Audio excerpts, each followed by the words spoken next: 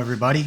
Greetings and salutations, and welcome to the next level with Sodaron, which I am the aforementioned Sodaron, the wizard of LOL Esports, here to bring you another episode and help take you to the next level. Are you ready, players, to reach the next level? Here today, I'm going to break down the 2024 LEC season finals. Upper round, Mad Lions Koi versus G2 Gaming. I've been working hard for you guys to give you better art and do a better production, so I'm slowly learning. Thank you to my followers like Pizza and Leon Kaziks, is it like Kaziks? And Callium and Kolsch. Thank you guys for always being there and supporting me. I appreciate it. You know, it's taken 2 years to get this thing off the ground, but I feel like we're finally gaining some momentum. So here we go. Now, as long as I didn't mess this up or there's some technical issues, I'm doing this VOD review thing. I don't even call them VOD reviews. I call them breakdowns. So this is my breakdown because I don't just sit and give my reactions and opinions to things. I'm trying to do some type of analytical work because I would like to work with a G2 someday or a Mad Lions or a Team Heretics. My goal and dream is to work with a LEC team. I don't think there's a possibility of working in NA. I could be wrong. Maybe I need to reach out to the challenger teams and below. I did find there's a new league that I started following on Twitch and Discord called the Budget LCS, which I think is hilarious because they're starting to do their own LCS, and you can be any rank player, you can coach, and so maybe I need to find a team out there in the Budget LCS to coach with because people tell me I need experience, but I worked with GAM back in 2022. I worked with the analytical coach, Coach Han-K. Really didn't get to talk to the head coach because he didn't really speak English. Did talk to the owner. And I did a little stream update earlier today, so where we played Jungle Samira, and I was just testing this stuff out.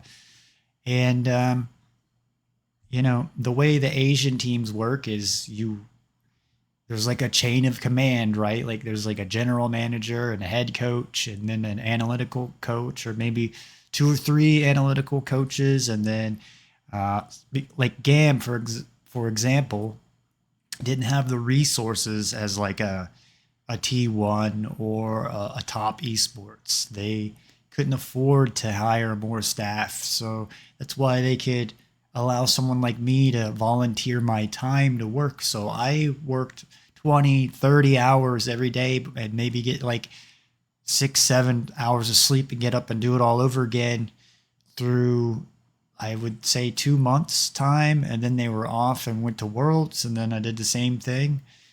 And then when I first started at the end of season 2 into season 3, I've always been coaching players. I had a team of random solo queue players that I met, and I played AD or jungle or mid or top or support. That's some of my reason with like my ranking and stuff like that is I spent so much time, and you guys that are older or younger don't understand that back in like season 3, how many games you had to grind just to unlock the runes, right? Like I already have probably way more experience than you from playing the game. Just where on my main account, I went and unlocked every rune set you could possibly have. I had almost every single champion you could possibly have except 3 or 4 not locked. That took all this time to unlock. Didn't buy them. And then I made a second account and did the same thing. And then I made a third account and did the same thing. And then I made a 4th account and I did the same thing. And then I made a 5th account. So I've spent so much time just back in the day learning the champions and playing different roles and mid and whatever. Fizz, Orianna, LeBlanc, Lulu. Could play them all. Let me think of one. Skarner, I didn't really play because he was kind of useless back then. Other than that, can't really think of any champion I didn't Trying to think of like the champions I didn't have or play. Galio was one that wasn't worth the time to unlock. Um, who else? Oh no, I can't really think. So, like, I would grind games and unlock all of them. I didn't go buy RP. It didn't really matter to me what rank you are. It's more about how many games you put in. The ranking does matter, but I read the story. I think before I started playing normal games, and then I played a lot of normal games before I played rank. And my problem was some mental problems where I needed medicine to stabilize my mood because I am the type of person that I want to win every game, and I had a ridiculous win rate. It didn't matter if it was ranked or normal or whatever I played, but I was trying to say I played a lot of bot games back in the day. Like I played about 1,500 bot games before I went in and started playing normals. And then I played like probably 1,500 normal games before I started ranking. So what, 3,000 games right there that I played back in season 3 just starting out. So, and then I watched LCS, and then I got heavily into LCK, and I watched LEC. LPL you couldn't find back then. So it wasn't until later on that you could watch LPL. So it transitioned for me where I was watching LCS, where stopped watching that, started watching the LPL. But I think I have more time than anyone I know of watching all of the LCK games, and I'm always taking notes of the drafts so I can stay up on the meta. There's some notes that I'm not taking like I did back when I was working with GAM, where I would write all the dragon timings and see, well, what teams are taking the dragons or why. And I kind of did a study back in that season. What was it? It was 2022, so was it season 12? We're on 14 now. It was back when DRX. GAM went into the group of death and had to play against the team that won the championship. So I don't know like how I wouldn't have experience coaching. I've coached many players on the NA ladder, spent a lot of just volunteering my times and never got paid. Even now, I've reached out to teams. I'm not looking for money to start out coaching. I'm trying to, like I worked with GAM, I'm trying to volunteer my time to work with like a Mad Lions or a G2, where I don't know why it wouldn't, like why you wouldn't allow someone in. I mean, maybe you're afraid of data being leaked of scrims and stuff like that, but I think you have bigger issues to worry than that. But like, why not have somebody come in and work and volunteer for free? I think G2 does that, and they've helped some people out in their program. But that's some of the reason why I'm doing these VODs, because I want someone like on a G2, maybe the coaching staff or the players, like a Yike or a Broken Blade, to watch this when you're bored at night. I know your brains are burned out from scrimming all day and you don't really have the time to sit and watch LCK games. And if you watch my channel, I'm normally breaking down LCK games. It's just like I like G2 and I would like to get some type of LEC job. And I've reached out to teams and they want me to have some ERL experience. So maybe I need to go look in ERL and try to find a team to work with where I can volunteer my time. I'm not looking for a paycheck, right? Like to me, it'll pay off in the long run because I'm trying to build my brand, the name Sodaron. So if I worked with a team even, or like I worked with GAM, it should give me some type of credit where I was working on GAM and my name Sodaron gets out there. Now, unfortunately, the only little bit of credit was the owner was supposed to send me a jersey and they were in New York City. Also, I was supposed to go to New York City and meet with the owner and meet GAM, and I didn't because New York City is 9 hours away from me. And I would have had to drive there. And I've been to New York, and I had family in Jersey City where I stayed outside of New York City, so I know how it is to get in and out. But it costs like $50 just to get in and out of New York City, so I didn't know where I would park and all of that and stay in New York. So it was just like, unless you're flying in, it wasn't worth flying into me. So I would have had to. I think it was going to be about $3,000 for me to go work with GAM, and how's that's not worth $3,000 to me. And I'm not a rich person. I really don't have $3,000 to throw around. I'd rather spend $3,000 on a better computer rig. So I saved my money and I didn't go. It may have got me a job with another team or something and been worth my time and investment. But I have where I used to talk with him and I saved screenshots, but I don't care. I'm not that type of person to go blackmail somebody.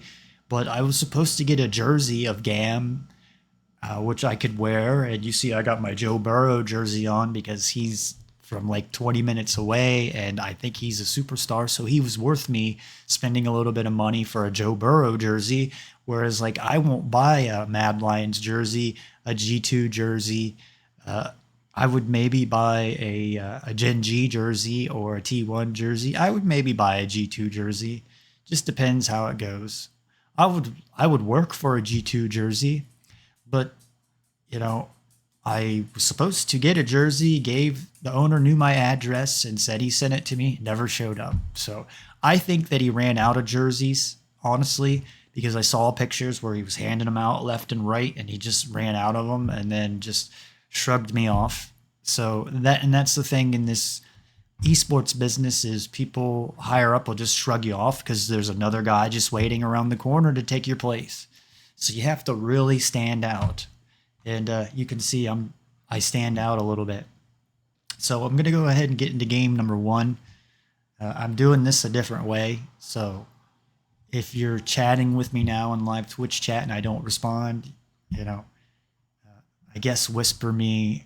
I've got a Discord. Get at me on X. Follow me. You see my links down there. You find ways. Write comments on my YouTube videos. I'll get back to you when I get time. So we're going into game number 1 here. And here's the next page, which I guess I should have showed. This is the next level with Sodaron. I messed this page up a little bit here, but we're not going to worry about it. But I want you to follow me at twitch.tv Sodaron. I have a goal where I'm trying to reach 50 followers because it will greatly help my brand.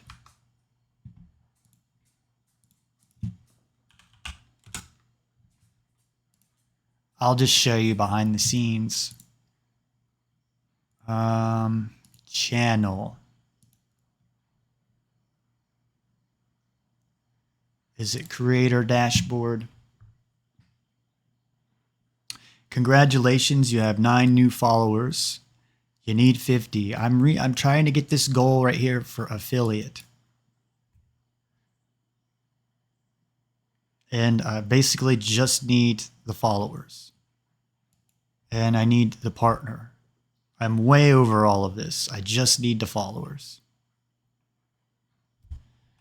Once you do that, they start helping you. There may be something here that I'm missing that you got to have like 75 viewers of this. So I could be a partner right now if I just had the viewership. So I got to have like 75 viewers watching this. My problem is I get the viewers, but not live. So I'll get the viewing on my Twitch VODs, but I don't get the live. So, and I'm going to start streaming the game, so that should allow where I'm getting the viewers. But I would like to be a Twitch affiliate and a partner because you also get a lot of bonuses. I guess I'm closer to the affiliate. And I'm pretty close to the partner. So I really need, once I get the affiliate, which I need the 50 followers, I must have dropped one or something.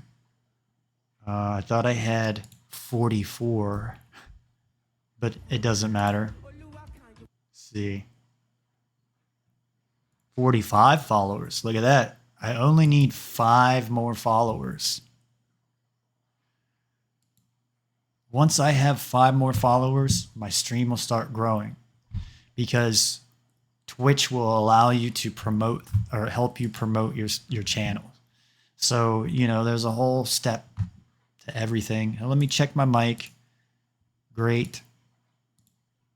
Check this. Great. We're doing this a new way now. So let's go ahead and get into game number 1. Oh, what was I talking about?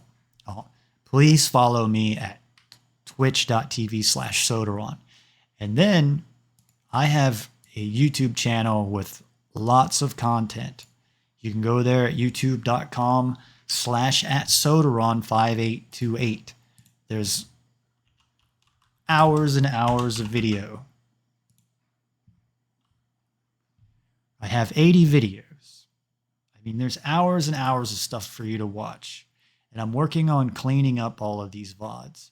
Like, here's my Nidalee master. You can master Nidalee if you just watch what I tell you to do here, and you just keep practicing that way. You'll master Nidalee, trust me. Don't listen to what some people want to come on here and try to downgrade you and start arguments. It doesn't matter how much LP somebody has. That's like trying to say that your hair color is not red, so you're bad at something. I have more time than you'd ever. Look at the amount of time that I was showing you on Twitch. So there's that. So the first thing I want to get into with this that I think is important of game number 1, I think it was only like a 25-minute game. And we had Smolder. And I was thinking about showing the game, but I didn't. But I watched a game the other day. It's some of the reason why I'm behind on this VOD, because I've been watching the LPL and I was watching JDG versus Ninjas in Pajamas, and it was a really good series. There's a series I want to watch now. So that's why I'm doing this VOD a different way, because it allows me to take breaks and do stuff in between. And so Rookie got Smolder stacks the quickest we've ever seen. Rookie got Smolder stacks. Got to get 225 stacks on Smolder. He got them at 20 minutes and 50 seconds, or 55 seconds roughly. He's over the number, which gives you the execute like you get on the Dragon Soul, which is like at 6% health, somebody gets executed, which I talk over and over about how strong the Dragon Soul is. So this is like getting it at 20 minutes and 55 seconds, except you only get it on one carry. So this is the fastest we've seen this. Now this is important information in game number 1, because G2 like closed this game out like we want to see. We want to see G2. We want to see G2 close their games out, especially against bad teams like Mad Lions and BDS and Fnatic. I don't think Fnatic's a bad team. I don't even know if Mad Lions are a bad team or not. Like, some of the teams could be trolling and waiting till the end of the season to really perform at their peaks. Like, they might be just kind of grinding it out all season, riding it out, and then this last month and next month when you boot camp for Worlds, start really grinding. So hopefully G2 really start grinding here soon. But this is important because G2 closed this game out that we're going to see. But you see, I'm showing you a little bit. I'll even I'll put that on social media later. But G2 need to be aware of this, because Rookie, for example, can do this. He can get Smolder stacks in 21 minutes. So they close this game out in like 25 minutes. You have Smolder. So they know G2 have a window that they have to get this game closed out, because you got to get it closed out before Smolder gets his stacks. So that's one of the things going on here. Another thing is we get Lulu top, which I couldn't find really any stats on Lulu top. So, but I'm a big fan of Lulu in the solo lane. I played a lot of her mid.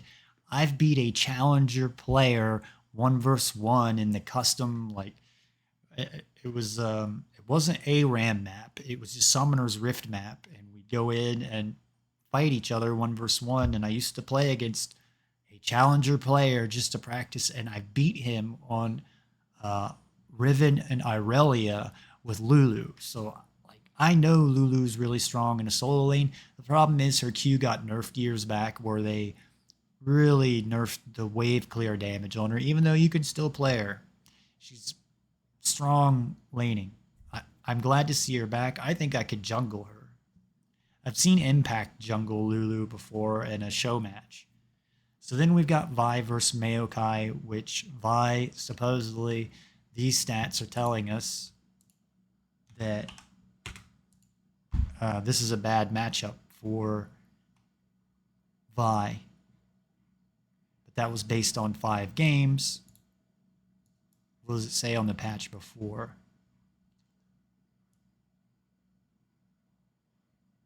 I don't see Maokai. So I got to dig even longer. See, the more I dig, it takes more time. So don't really have any teams aren't playing Maokai and solo queue. So then we've got Ezreal versus Azir. Again, I didn't have any stats on this. I found one game back in patch 14.13. So Mad Lions are playing off meta stuff to really throw a curveball. If I don't take really any value out of this series, we're hoping that G2 is experimenting. Now, one of my problems with G2 is the same day, right before this, I was watching Coach Hankey, who I worked with, who is a coach on Vikings now with SOFM, play against GAM, and I was watching the series, and the GAM players were playing Aurora and picking Aurora in the VCS a week ago. This is very alarming, and I made social media comments about this, that G2 needed to be playing Aurora and Rumble. They need to be practicing this champion, and this is very alarming that Caps isn't practicing this and Broken Blade is not practicing this, because the LPL teams have been playing Aurora top almost every game, or mid. It's flex top or mid. Or the LCK teams have been playing Aurora top or mid the last week or two, and even the VCS teams. So G2's getting behind on the meta. Maybe they didn't want to show it, but it's very alarming. They needed this practice with Aurora in this match, so it's very alarming. So let's go ahead and get into this game. 100% agree. I think Mickey is, to put it maybe not so nicely, been running it a little bit, especially when you experience Nair Wax. I guess I need sorry for the ads, guys, but I mean, if you can't wait 5 seconds, I don't know what to tell you. Nice slide here, the comeback kings of Europe. But I think so into the draft. Now I know that some of the reason I showed you this too, I was gonna say hopefully I may need to start pulling my webcam up again, but I have it set where I'm doing LCK VOD reviews and it's like perfect for that. So I know that you're missing these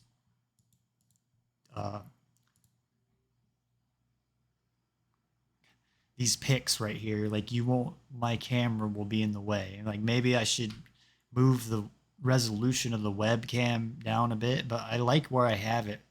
So it's Kennen and Vi, and I give you the notes you can watch along with. So you won't see these picks are here, but that's all right. So, and I'll just talk about it or say it out loud, but again, my draft thing, how I want you to look at it 1. I may have done this backwards on my slide now that I think about it. May have to redo that. You're going to get rid of Misfortune to kick us off. It was G2 who played that mostly during summer. We saw yesterday a pick that's been adopted by the entirety of the LEC. Alongside that, another AD carry removed from our picks and bans. The Ashe is sitting on the bench alongside her Talia. Not Talia. I actually messed this up on my slide. But that's all right. Not really that big of a deal. So I was going to say Aurora, Corki, Rumble is still up, but there goes the Aurora. 1, So Corki is still available for Caps if he wants to take it. B1 is pretty strong as well. Ivan, 1, is a duo that we've seen rise up. I imagine Mad Lions Corki could prioritize that too, but also your AP so it's like a priority thing. Classic tanks are available as well. It's kind of alarming that G2's banning Aurora and that it's their 3rd priority. At least it should be your top ban here. I don't know what the Talia thing is. I'm guessing that Elyoya likes to play Talia jungle as a pocket pick, and it could get flexed to Friskowie. I haven't watched much of Mad Lions this season, so I don't know that much about him. Poppy's like a good ban, I guess, against Mickey X because it looks like he's been very successful on it. Unfortunately, we don't see Ike play Poppy. I think he should practice Poppy because T1 and Gen G pull that out as a pocket pick. And I still think T1 will make it to Worlds. I think Gen G are going to make it to Worlds. So then you got Misfortune and Ashe against Hansama, which Ashe has been like a top ban. Looking back at my notes, like match 79 of Nongshim versus DK, I'm sure Ashe was probably a ban on here. You know, yeah, Ashe, Poppy. Poppy's a ban on there. Ezreal. Lilia seems like one of the most played junglers right now. Up. We don't really know Mo and to be a Rumble player. And honestly, I wasn't super impressed with G2's Rumble when we think back to even Summer. 3. So we'll see if that's even going to be the priority. Once they look to lock in something 4. like So I want you to think of the draft. Trying to show you to as Broken Blade chugs his coffee. Ezreal going to be hovered here as well, still really strong. Dropped off a little bit in Priorities. LCK because the base damage nerfs, I think, is like 5% less damage. I've been seeing Amumu in the LPL, so I think we're going to start seeing him. Strong duo early game and prioritize very often as well, but looks like they're going to build up a poke composition now with the Maokai as well as the Ezreal. I think Maokai is one of the strong, you know, it's either you get Maokai or Vi from Yike, or we did see some brand from Yike. Would really like to see Yike play Nidalee. We already saw it a lot from Hansama following the buffs. There's some alarming things I see, and I know that others in the community that do this type of stuff see that is alarming about G2 right now. So we get Kalista. I would rather you get Renata Glass and Kalista. I don't really know why the rel. I would like to see Mickey X be able to play Renata Glass. There's some really good, like Leona's probably stronger. Maybe G2's testing some new things in this, but I don't think you're gonna out meta the LPL and LCK teams, and we want G2 to win Worlds. We want them in the at least the top 4. So a Corki ban against Caps. We've seen on my stream and my content, we've seen some crazy games from Caps playing Corki. One thing is I don't think that Caps even played a AD champion in this series, this match. They're going to ban away the tank pick into the Kennen, which kind of ignores the pick, but I think Jace is something that... So we're getting some Kennen practice out of Broken Blade, which is good.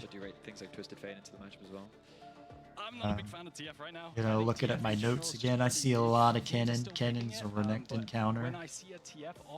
I remember Naguri saying that, damn Wakia, that really Kennen's considered a tank, like he's tanky. So he's a ranged tank. I'm also like, maybe Varus top, maybe, but Looking yeah, back makes at a my lot of sense. notes. So now, what Mad Lions do you expect the top lane pick to At come other through? games. Because you know that you can get yourselves what in Take theory should notes be a on counter. every They could do draft something that I relatively watch. safe, like an Ornn, maybe. If We they get a want to double Jace down on the ban. front line, they can then round their draft out with something Now like I know Azir, some like of you a very want solid me front to back with to their go sort of really Azir. in depth out there, or to talk about like the lane pressure that you would get from playing a Jace into something.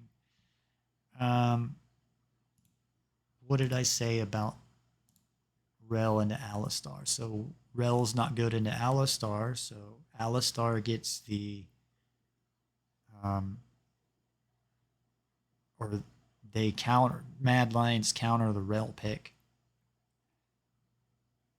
So this is like one game that says Kallista's good into Smolder, so that is a good reason.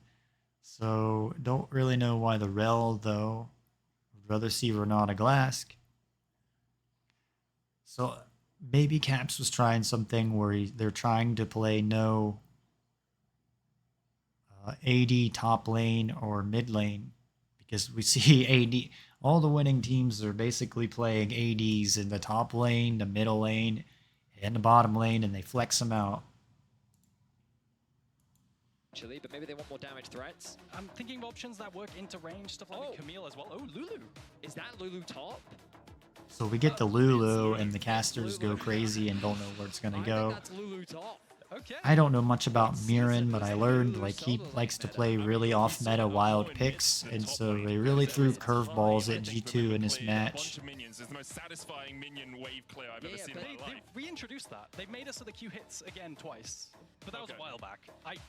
But they Get remember Vi. that was AP Lulu. On hit Lulu was also a thing Oh, it in top was. lane. Yeah. And you'd go things like We Rage get a Blade and all Zir. that random Yeah. stuff.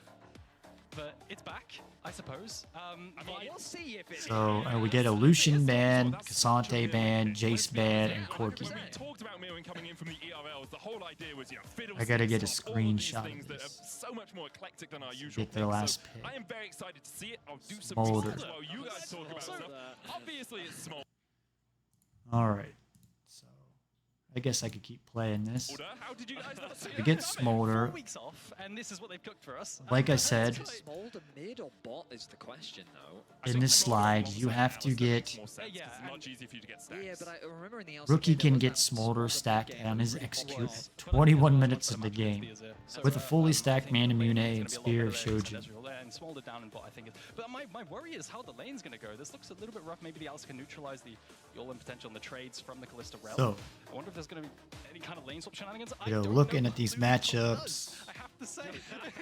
I think it's going to take a while for the Mad Lions team to scale up with the Ezreal and the Smolder, where So, I have some data. G2 Last time have we saw in a major an region early was LCS skirmishing team. 2022 Oh, it's from pretty recent. Puni. It was Immortals versus TSM. Last time we saw it, the LEC, it was Vitality versus Mad Lions. Shigenda played it when 0-0-12. G2, the continuation of a run that has been happening over the last 8 months. Looking at the early Vision To game, their name, they're looking to add the LEC Champions Trophy along. this is what I call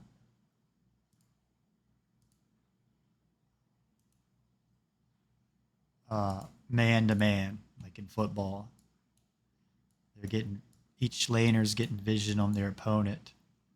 I don't see any crazy play where, like we see in the LCK, where I feel like the LCC teams, LCS teams are really lazy in the first couple minutes. They need to be getting some deep vision. Come in here and get some type of vision. When I coached the vision stuff or did my coaching on GAM or analytical work or whatever you want to call it, you go back and watch GAM, they would get some type of board on the enemy buff every single game, and I fought for that every time. Everything I turned in, fought with Han K, that how important it is to get some type of vision on the enemy side of the map. It doesn't necessarily have to be the enemy buff, but if you go back and watch the GAM games in the summer of 22, they get vision on the enemy buff every single game. And they work together like in a 3-man group or a 5-man group. and it was very successful for them. alongside So it. this is kind of lazy to me. And when you start playing Asian teams, they don't mess around the first minute. They go and come up here and put a ward. Like the support will run up here, and top lane Sayer on blue side come up here, put a ward right here, go back, get a sweeper lit. So this is kind of lazy on G2's part, in my opinion. They will be off. Because they're starting with the sweeper lanes. So the bottom lane is going to be down on vision starting out. Instead of having like 2 wards where you can play safe and maybe have 1 ward in the side or in the lane brush here and put another ward up here somewhere. Or I see Broken Blade does some lazy warding, I think, where he'll just put a ward here instead of. I'd like to see him, if like in this game here, I'd like to see Broken Blade come up here and put a ward at the Krugs.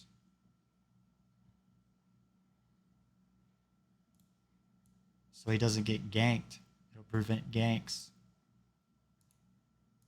Third seed, which is why MDK just winning this series wouldn't guarantee them a spot in Worlds for the 5th So Mickey gets vision of Alvaro, Alistar. a row. Looking across the map, in terms of runes, I don't know why Caps is recalling. nothing too surprising. However, my eyes do go up towards the top lane, and Aragon, you're a top lane aficionado. Can you break down this match? Yes, Yike is going to start his blue buff on Vi. And it's just, I think Kennen outranges, but Lulu might get the push early. She's I really don't impressive. exactly know why. It seems like the red side's an easier start on with junglers right now. Maybe it's because he wants to go up top and prevent some type of gank on Broken Blade. Use the W to polymorph so that they literally can't trade back. Alternatively, he could just start Q and go for faster wave clear because Kennen's wave clear isn't the strongest in the early. Mickey X is hanging out there a lot. We'd see more of an approach So he's got the that's sweeper lens, and really it did no good for him in this game. They had plenty of time to go put a ward up here, come back, switch the sweeper lens out, or I don't know, put a ward for Caps up here, or put some type of ward up in here. At least get one here. They got 3 men on the bottom side of Mad Lions, where you've only got 2 men down here. So Mad Lions have bottom pressure, and G2 have top lane pressure. Now, on the matchup, Caps will always have pressure in the mid lane because, well, he's Caps. We've seen Larson can be there with Caps, and who else? Larson, are there other mid laners? Can't pushes think. with a ward potentially so that the ranged top laners can duke it out Humanoid. using the bushes that they have So control. I Yike also starts thought his maybe blue there'd be a buff level with 1 angle no with the priority leash. from the Ezreal mid I would into- like. This is where I make slides, and I can't even make you a slide because there's no early vision. No early vision. I mean, the trinket comes back at like what, 2 minutes, 3 minutes? to invading Raptors as the Maokai, because that's something you can do, especially into a weak level 1 of a Vi, but looks like they're going to go the quieter approach and just off the full. So Alioi is going to have a good start here, be ahead, I guess, of Yike, but it's going to put the Mad Lions bottom lane behind a little bit. It's not going to really make that much difference, but it may, like if you're doing the level 1 all in and Supa's got barrier, so that may happen, but it may put you behind on the momentum and pressure doing the leash like that, to where it'll give G2 some type of advantage if they all in. Trading aggressively onto Broken Blade. Looking at the CSing, I don't see any Priorities kind of going the way advantage. that we expected. Mid going in favor of. So we've got a ward here from, sorry, trying to figure out whose ward this is. Smolder's ward. So Smolder puts vision in this brush.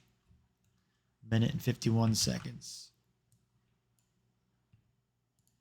So I don't see any vision out of G2 yet, which is alarming.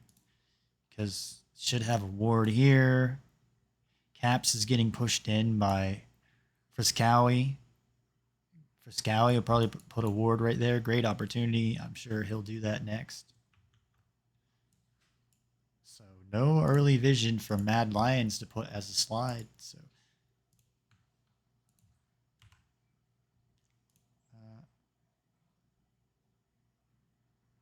you know, G2 will need to close this game out before Smolder gets his stacks.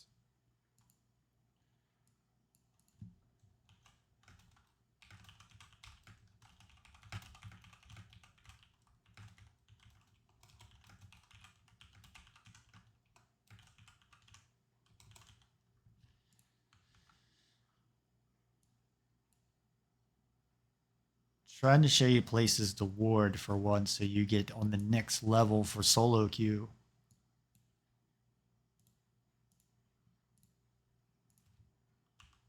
Scowy very early on, getting that fast push, forcing Caps underneath the tower. Meanwhile, the The sweeper did no good there. Not the strongest. There's okay, they've got the ward out. This is going to have a bit of a field day. They're looking to try and get that early. So this will allow G2 to pressure Supa, and you know, I say this on my stream, my content. It's all about map vision and vision control. That's how you make your plays around the map. So this ward got cleared out. Now G2 should have map pressure, but at the same time, we have Alioya here, so this might be some type of setup for G2 where they think they're going to pressure, you know, you're overextended over this line I talk about all the time, that if you're over this line, you're on, like over here's blue side of the map, and this is red side of the map. The line goes all the way up the river like this.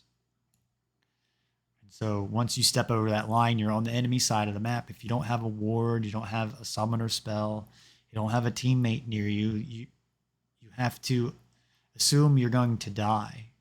Unless you see all 5 of the enemy team on the mini-map, then yeah, I guess you're all right. There's always pros and cons. So G2 sweep out this ward here, and I guess they think they have pressure.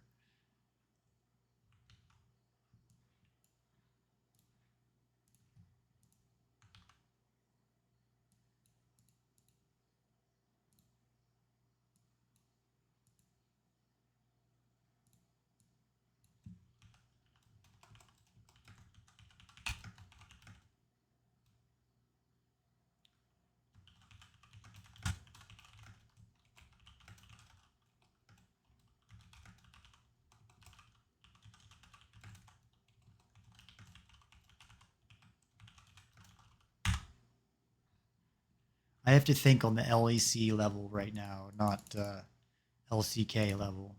So my brain's having to rethink.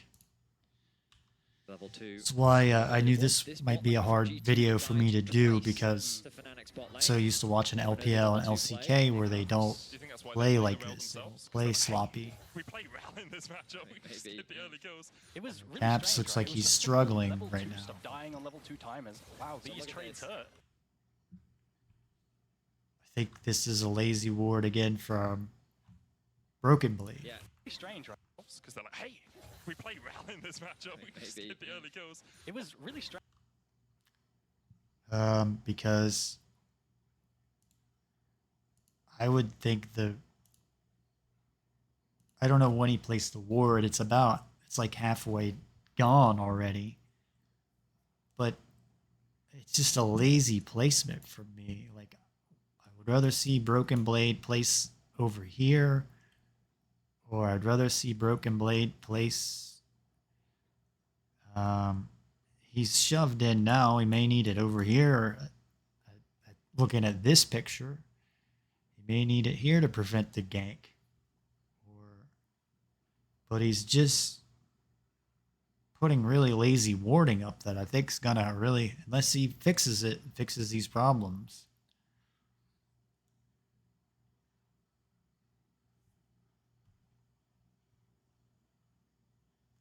So I don't know what to title this, like lazy warding.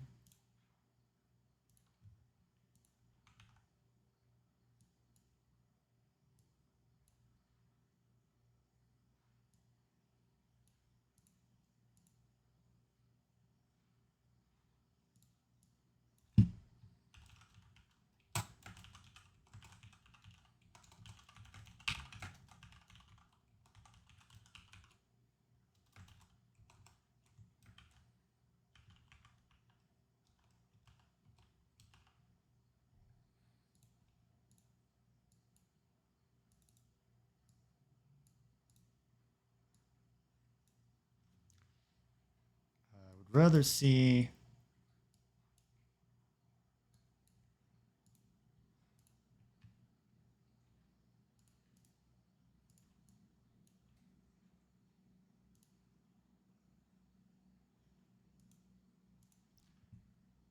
see the ward over here, or even here, or maybe on down the river more, or have it over in here. He has Yike right here, so obviously he doesn't need it here and will prevent the dive, but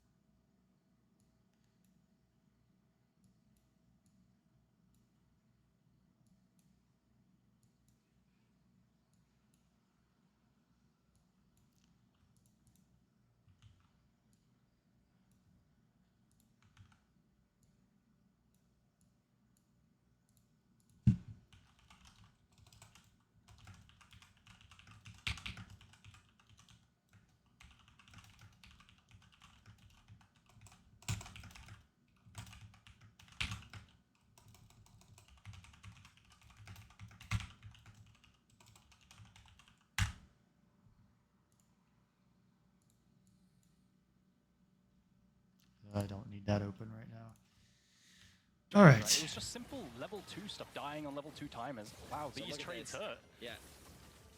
So I believe, yeah, Millen can just keep trading like that. So again, too, if you're new here, what you're playing for is 10 CS per minute.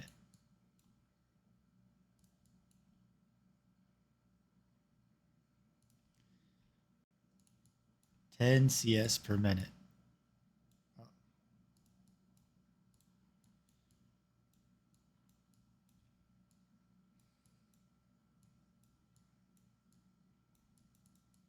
Which equates to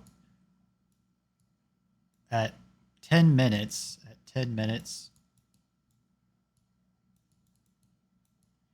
you should have 100 CS.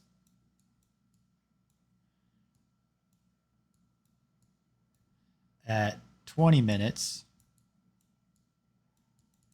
you should have 200 CS. That's what you're playing for. That's what you're trying to learn in solo queue if you want to reach the next level. That's what you need to be working on, or work on it in practice tool. You can work on the laning and last hitting and learn to get 200 CS at 20 minutes. Even if you're gold ranked, platinum ranked, whatever. Tighten up your laning. So that's what you're working on, what the players are shooting for or should be. Looks like, I was gonna say, it looks like a bad resolution there. So Aloya, it's kind of like might be a bad play from Aloya really, because he just straight up walks right over here to dive Broken Blade. Broken Blade put a really lazy ward. You see, we're watching Aloya. He's just straight up going right over here for this dive. And Yike's already down here, going to the bottom lane. And there's Their vision's really bad in this game. The Comet, I assume that Muin is going to go for more of an AP build, but we'll see. I also think So like I was showing in the slide before, Broken Blade's going to pay for the lazy ward and get dove. They're looking for a dive. The chunk. So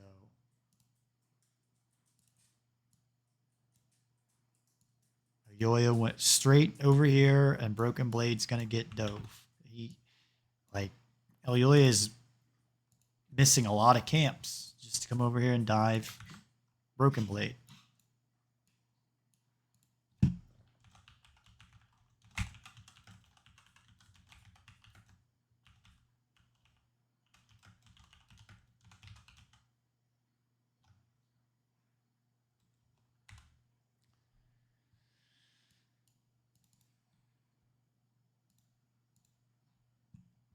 Broken Blade gets dove. Yoya skips camps. Okay, that doesn't look too bad.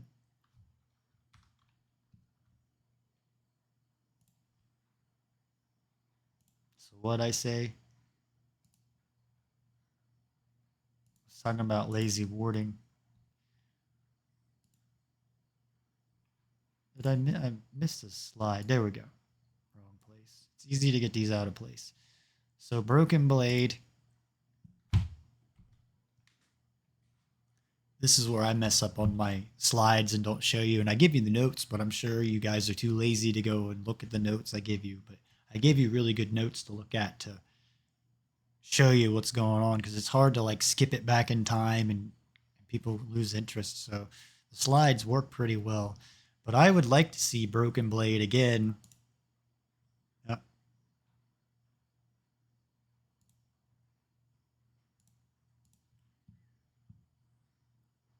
He should have walked over here at some point and put a ward here or over here. Or if Caps had a ward here, they would know. Like, there's another thing. Caps didn't have a deep ward. So that also causes Broken Blade to get dove.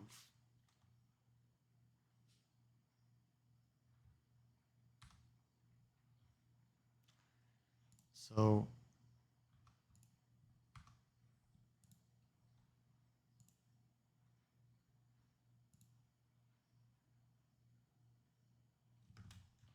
also Caps has no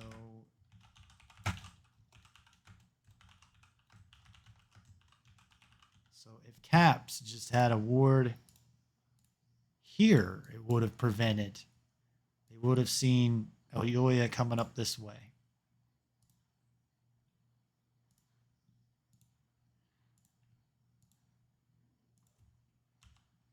On to Broken Blade. Broken Blade has the ball. I know, JD. I'm hungry, man. Broken Blade under the tower, rooted up, and The then Broken Blade gets killed already. The big chunks from the trade early on in the lane phase. Merwin is laughing because he's like, my Lulu works. And Broken Blade uses his teleport, and it's also a bad timing because he's only got a rejuvenation pot, so he's going to need to back it sometime and get an item upgrade. Lulu's already got her seal, Dark Seal, and her Tome, so pretty big lead now. You have to go back and look what's going on here. And here have the level advantage, got a stacked wave. I think we can dive and execute it flawlessly. Well done, nice trades from Friscow. So I think Yike skipped a ward here. Like Yike went around the ward. The level advantage, got a stacked wave. I think we can dive and execute it flawlessly. No. Well done, nice trades from Friscow. Yeah, I don't think they saw Yike, so that was really good pathing from Yike here. I don't think this ward, he went right through here, so I don't think this ward spotted Supa and Alvaro, so this was like a bad ward for Mad Lions, and good pathing on Yike. Really good pathing.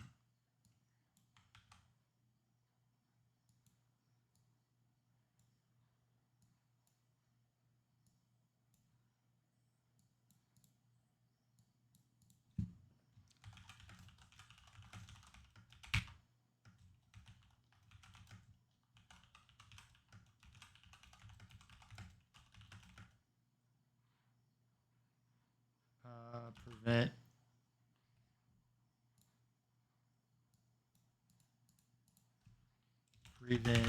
ward spotting.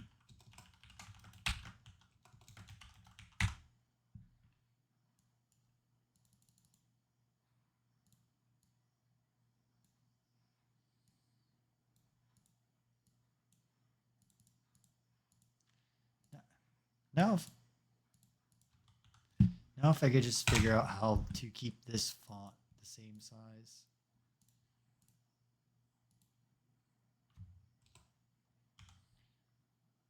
Are you serious?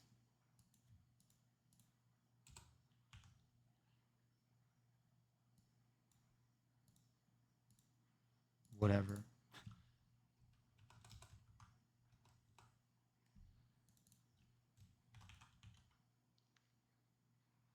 I don't know why it's doing that. Let's see. This gets frustrating sometimes doing all these slides. That's not what I wanted.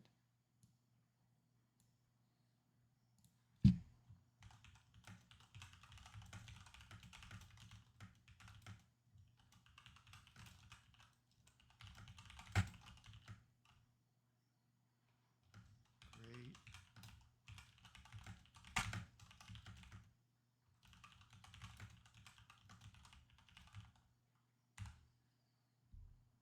There we go.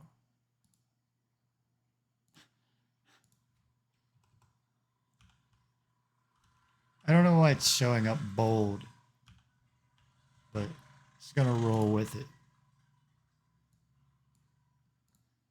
It's like that's showing up bold for some reason, but oh well.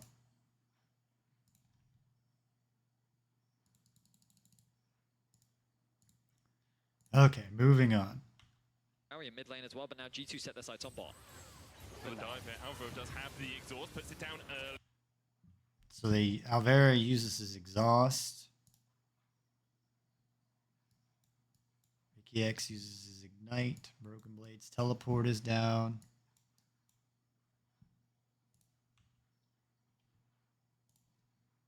Mickey flashes away, he's taking the tower. Alvaro will fall first. Yike has to flash away as well and almost dies. 100 HP. Smolder did a lot of In damage. the end, Super unable to chase any further. Yike gets the Excellent scuttle dive crab from here. G2 They here, die. fortunately, G2 for dives. Super, he's going to stay alive. G2's bottom lane. I see that.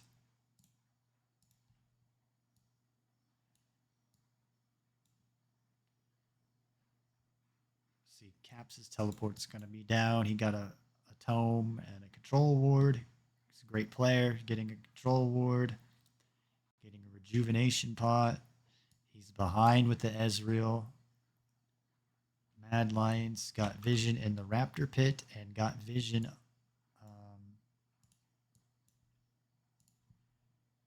at the jungle. I will just call it the jungle topside entrance of Mad Lion or of G2.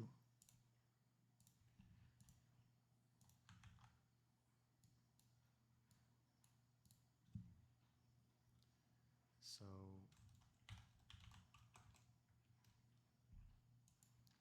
I don't know why that. I want that to be smaller every time, so I don't have to reset that MK.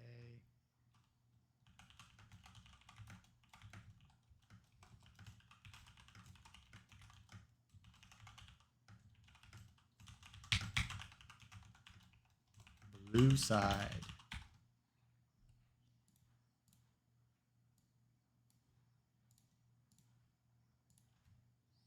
Farm this wave would have been a disaster if they died in terms of super for a support potentially, because then he wins the wave as well. So best case scenario really. See, and G2 have a ward here, and they're gonna get the scuttle crab. So the longer we go in the game, we're gonna stop worrying about the vision as much. But as I say in my streams, I'm running out of gas, starting to get kind of tired. As I say in my streams, you have to make plays around vision. The vision's the most important thing.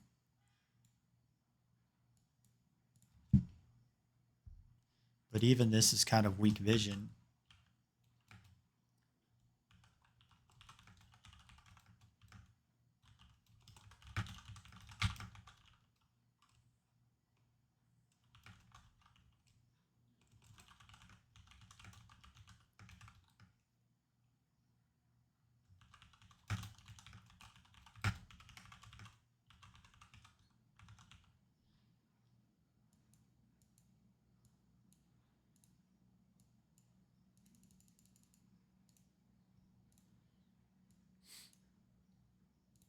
You think this is a lot of work? Try working with Gam that fight all the time. On this dive for MDK. I mean, already a marked improvement from what we saw from G2 in the final. And they make mistakes, and they even know they make mistakes, and they're like, ha ha ha, but that's ECS playstyle. Given that he was only level 2, and good utilization of the exhaust to make that. So Broken Blade's where you shouldn't be, because he doesn't have... He's over the line, like I talk about. He needs to have a ward here. Down here. The Void Grubs are up in 2 minutes. G2 should be able to get the Void Grubs at 5 minutes. Now, Yike probably needs to get a long sword, get a Ruby Crystal. Dive as awkward as possible. Still, though, as you rightly said, G2 pulling away with. But Broken Blade's just asking to get ganked again. He's overextended. He has no vision.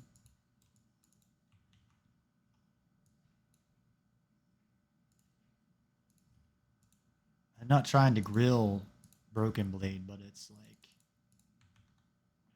we have to, I guess.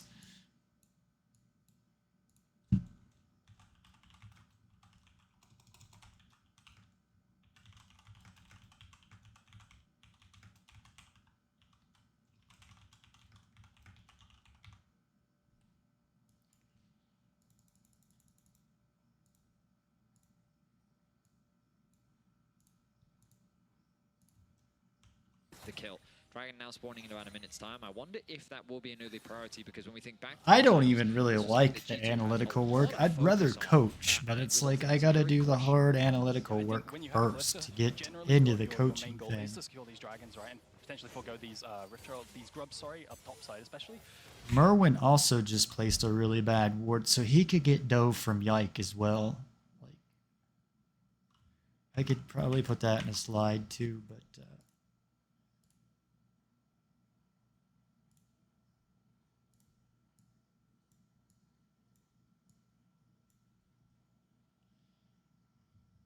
so Merwin, and I do see that Broken Blade put a ward here, but I guess that's a lazy ward.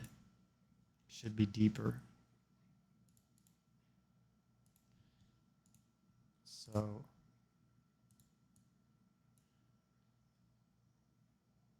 it looks like he's got like a ward here, like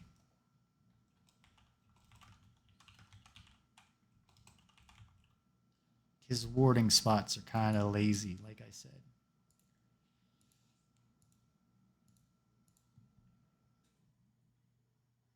So what was the next?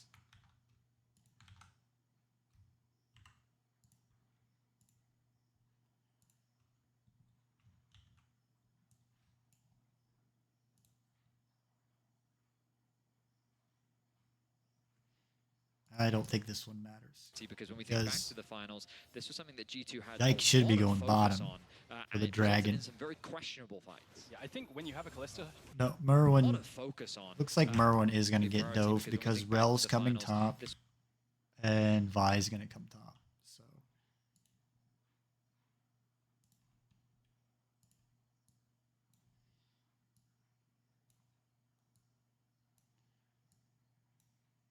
So I think Merwin is going to get dove.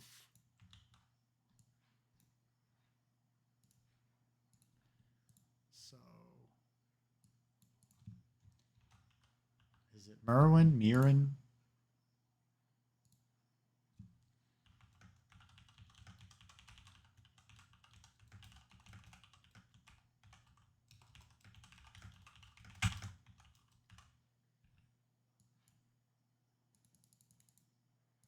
I don't know. G2 really don't need to go up here and worry about Broken Blade. Just let him, keep pounding away the bottom lane. Jeez, help Caps. He's struggling with the AP and AD matchup. Give Caps a break for once. I feel like G2 like worry about Broken Blade dying in the top lane a lot, and they could be making bigger plays around the map. Yeah, I think when you have a Callista, So generally like your got main 3 goal is to long steal these swords, dragon which is turrets kind of and potentially weird. forgo these, these Usually you grubs, get sorry, a upside ruby especially. crystal and a long However, sword though, on you your do have first an back Ezreal and a you have control parity on ward. topside as well, so I think you could potentially contest both. So like he needs the control ward for the dragon or control ward to help Broken Blade up here or to get Void Grubs. So that's another thing that's kind of weird. Why Yikes on 3 long swords? Have this wave bouncing back towards him. The LCK players, when they play Vi, they recall at 4 minutes and they get Ruby Crystal, Longsword, and Control Ward. Now you do, Callista does give you extra vision bottom lane. So the bottom lane vision should be okay. Like smited that. You can see the advantage Probably didn't need to smite that crab. Based on that early lane priority. MDK doing a good job. But it looks like he went over, the Raptors were gone, so he decided to go somewhere else. They have their sights on the dragon, of course. They can't really afford to start it right now, given the Merwin didn't get dove like I thought he would. Had a huge stacked wave, and there were so many pings coming down. Maybe to look to play on it, maybe a dive on. I don't know why Rel went back. You can see I was talking, so I really didn't pay attention. I don't know why Mickey X went top and then went back. Should have like made a play if you're gonna waste 30 seconds to run to the top lane. He didn't put a ward down. Just walk around the corner. It's a little bit of danger. Has no wards in that top side jungle, so decides instead of going for that little bit of extra damage, get the reset. You're on a better timer to come back out onto the map. I will say, coming into this game, something we wondered about. Mad Lions put a ward here behind the control ward behind the dragon pit. So Mad Lions looks like they're trying to prevent the dragon being taken here. I don't know why teams want to dive so much. I know in LPL and I know working with VCS team, they said you dive at every game. You dive at 4 or 5 minutes. If they can convert it into anything though, is Elyor yet? Now I do think the diving in the bottom lanes to prevent the dragon. So G2 is going to take the dragon here, and Mad Lions are going to take the Void Grubs. The dragon is going to be cross-mapped on the bot side, so ultimately a relatively even game here so far in the early game. Hans has had a freeze down in bot lane. At the very least now it's slow pushing out, but the wave state's been pretty bad down in bot side for Super for a long time, and that's accumulating into about 20 CS lead.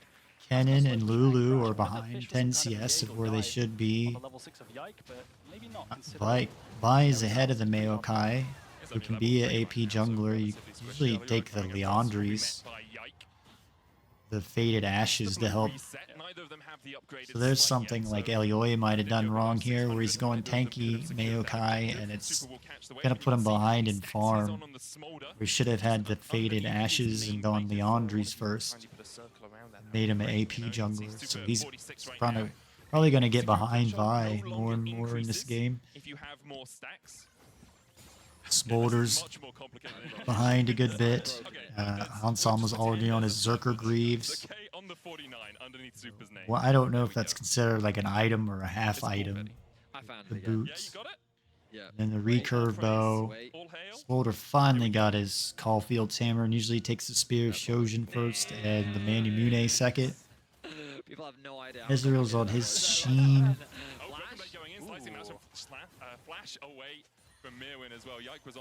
This is where I may need to talk more about Vision, but I'm kind of burned out from this game talking about Vision already. Yeah, you can see Yike desperately trying to force a play with his ultimate off cooldown, then wanting to clear after whilst it's on cooldown. And so this Scuttle Crab too allows you to have some type of pressure in the top lane. May hurt Broken Blade though, now that Mad Lion's got the Void Grubs, because it'll probably help Merwin as you mentioned, this already, matchup, about a 20 CS his lane lead. pressure. Alongside that kill, it's almost 800 gold right now for Hans Void Sama. Grub seemed to help a bad Leads it a little matchup bit by win. Midwin's lead in the top lane, and Frescowi's about 100 gold in mid. So the teams are even in terms of total I don't know gold, if but Lulu's a in cannon terms of counter where or it is, what. there's a big discrepancy on the map. So I was gonna There's say one that game I looked I'm at in my impressed with stats Broken slide. Blade being able to keep up in farm, given how much action At least G2 is have there, a and then ward really here of the showing us it's Raptors, just and they been can one of the spot big out men. So, Oyoya. -1.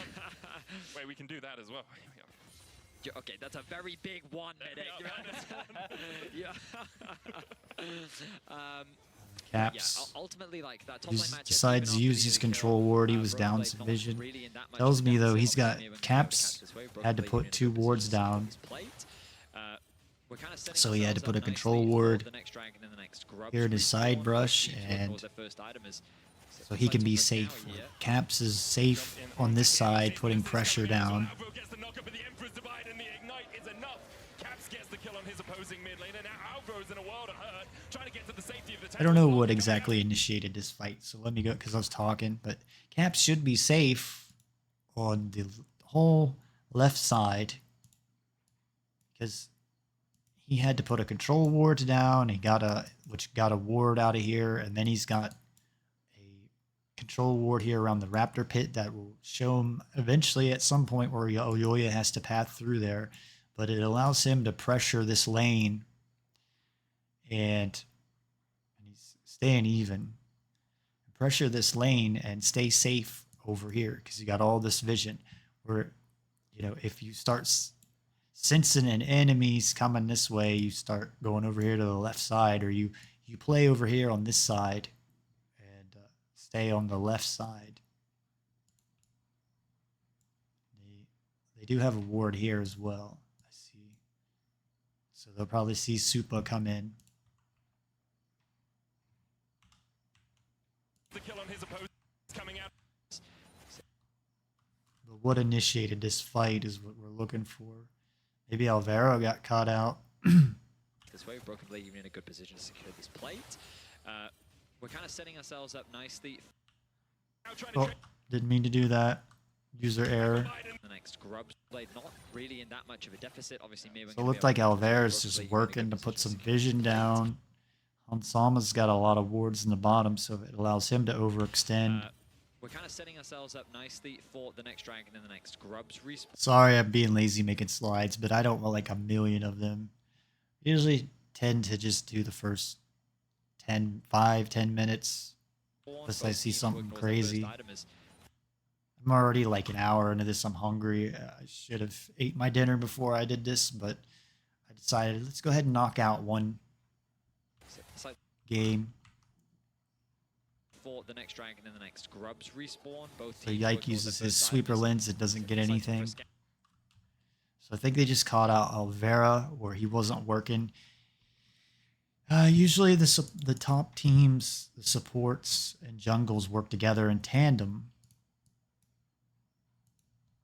So Oyoya and Alvaro are kind of misfiring here, and Alvera gets caught out, put a ward down, it looks like. So that allows Mickey X and I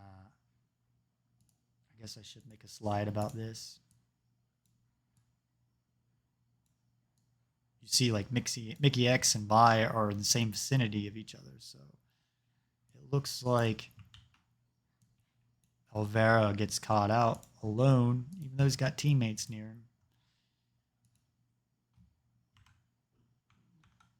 My dog's snoring right now. I can tell you dogs dream because my dog will like wag his tail when he's asleep or kind of whine or bark a little bit. So they do dream.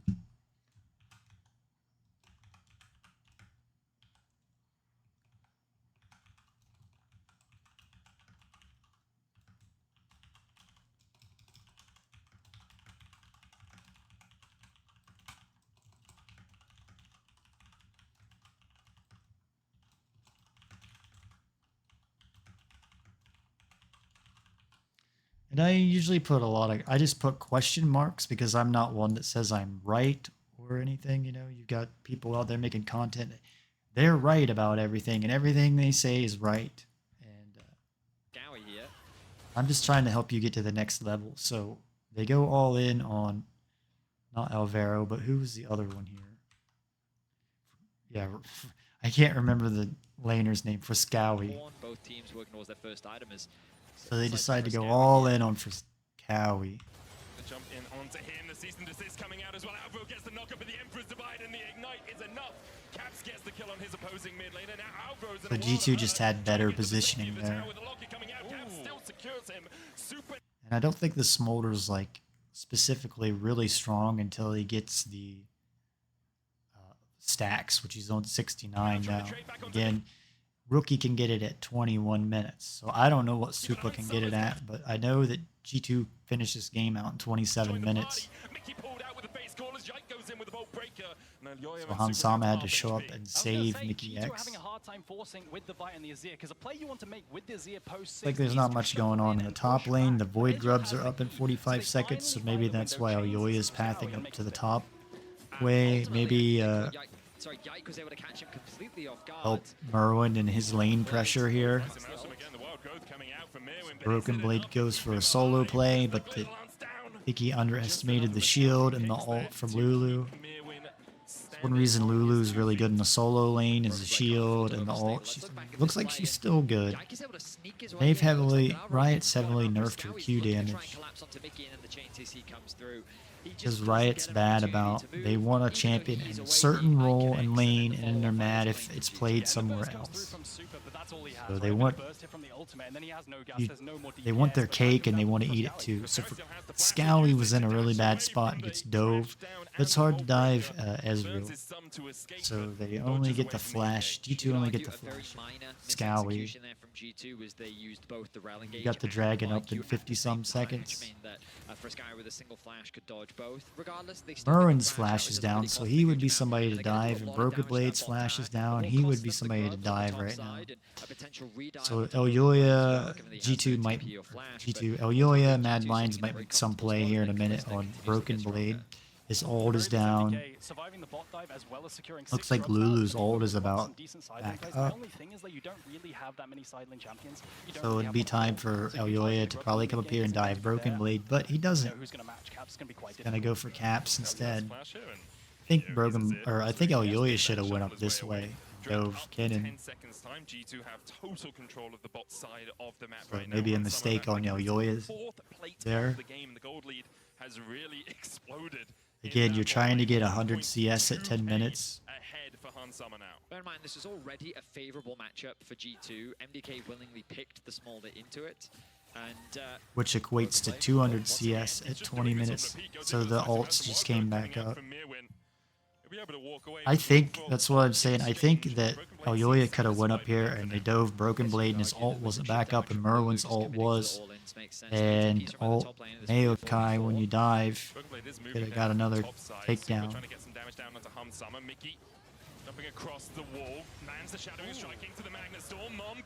I don't think there was anything really to rewind there. Like, Mad Lions just got outnumbered in this fight.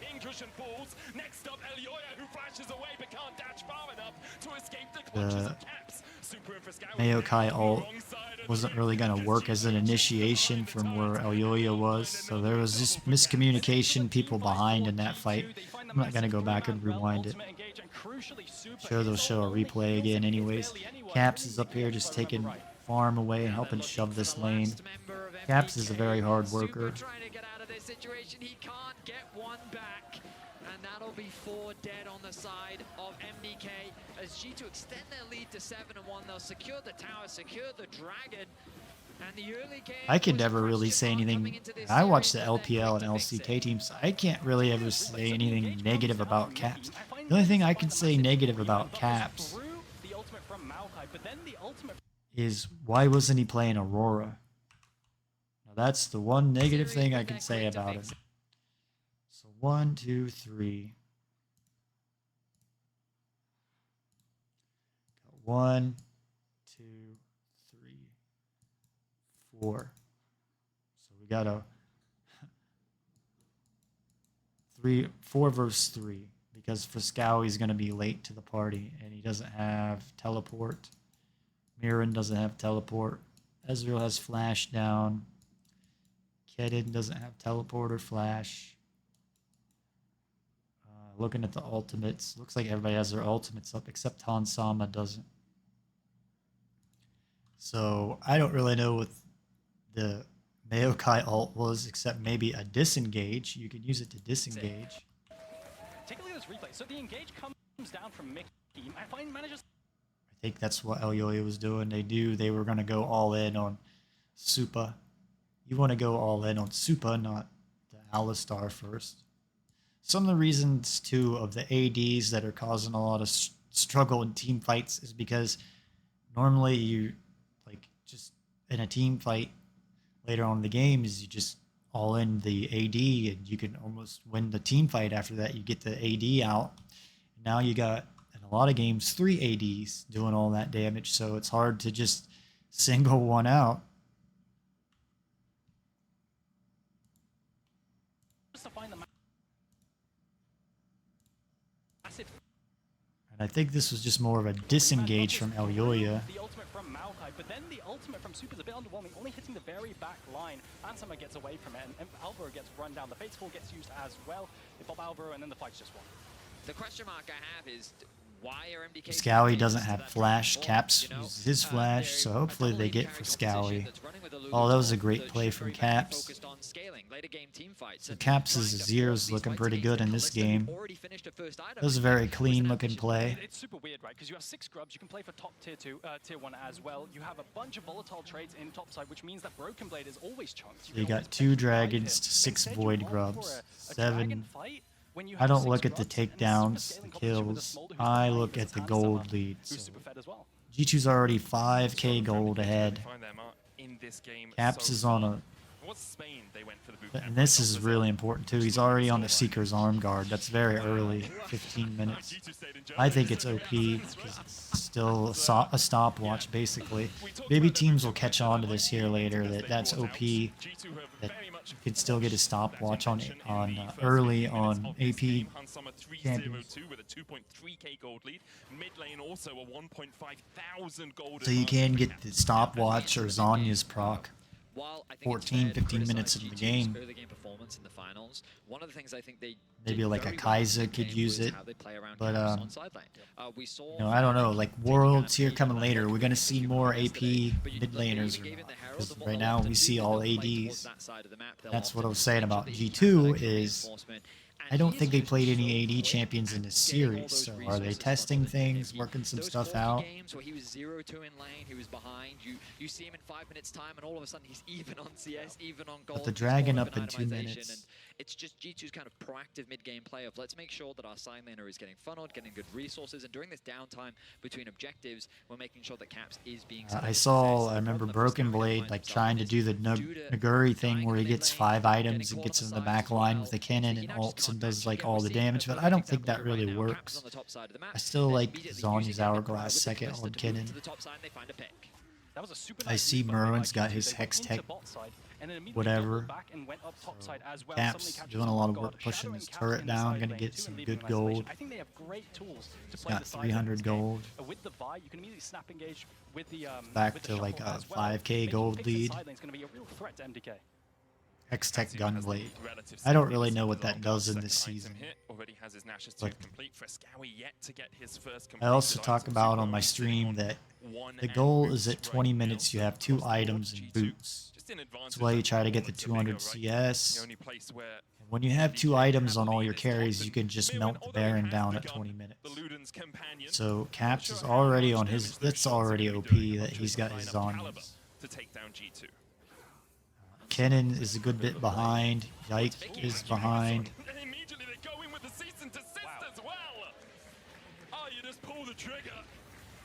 It's like Friscowi's gonna come in here and get Dove as well. Should be their prize for now. Shadowing Strike lands onto Alvaro. He's locked back, but has the safety of a second turret to retreat to. The Q You flash get was your so 2 fast, items at instantly 20 putting minutes finding is the victim into target. Smolder instantly, and now the carry's just And on you the can white take risk, Baron hasn't down, been clear either, so and they at could that just free hit time the you tower should here. have There's really nothing MDK can do. close to I mean, this 4 really is a dragons, statement get the game Dragon so Soul, far and from close it G2, out 17 20, minutes 25 in. minutes. Oh, ulti. Back he went in with a twisted advance and has to flash to get out of that predicament. Zero But G2 ult doing a lot of kicking a quick work. away to the grave. They send him back Ren in. doing a lot of Merlin work. being jumped on with the slicing maelstrom here by Broken Blade. Can try and trade back in. But even with the Luden's companion, he doesn't really have the damage to work through the health So bar for of Scow, he's Merlin. on his I Trinity really thought Force. they'd play towards top more this game. With He's a little Smolder bit down, behind. they I really see have no LPL and option. You get LCK Grubs, and players play already close have their offense. Man It and seems like, Mune avoiding the and Lulu's volatile trades, but they Trinity just have Force them. around They've got no 18 really minutes or so. isolation, and the trades down the Ruler, bot side, the teamfights down the bot side, it feels like desperation Rookie, because I've they are seen. so slow to scale at this point in the game. I mean, look back at this engage. The snap engage from Mickey completely catches Super off guard. Supa And gets the caught follow-up out. He from Yike didn't as well, have just leaving flash. no room to be able to flash Barrier away. didn't do And then anything. MDK is just doing what they can to try and defend the tower, but they don't have the wave clear, and then the follow through comes from G2. Ezreal's a I champion like just has no cleanse clear in at all. most You see Elioya, he situations gets more than I kidnapped like here by barrier. the Azir shuffle. Well played by Caps. Barrier helps you win the laning threatening to get phase the tower as well, early, super nice. but But then Elioya, you it need feels the like cleanse frustration later because on he in can't do team anything to fights. stop the So auto attack. I think the Ultimately, this cleanse is composition from usually a MDK better is- option.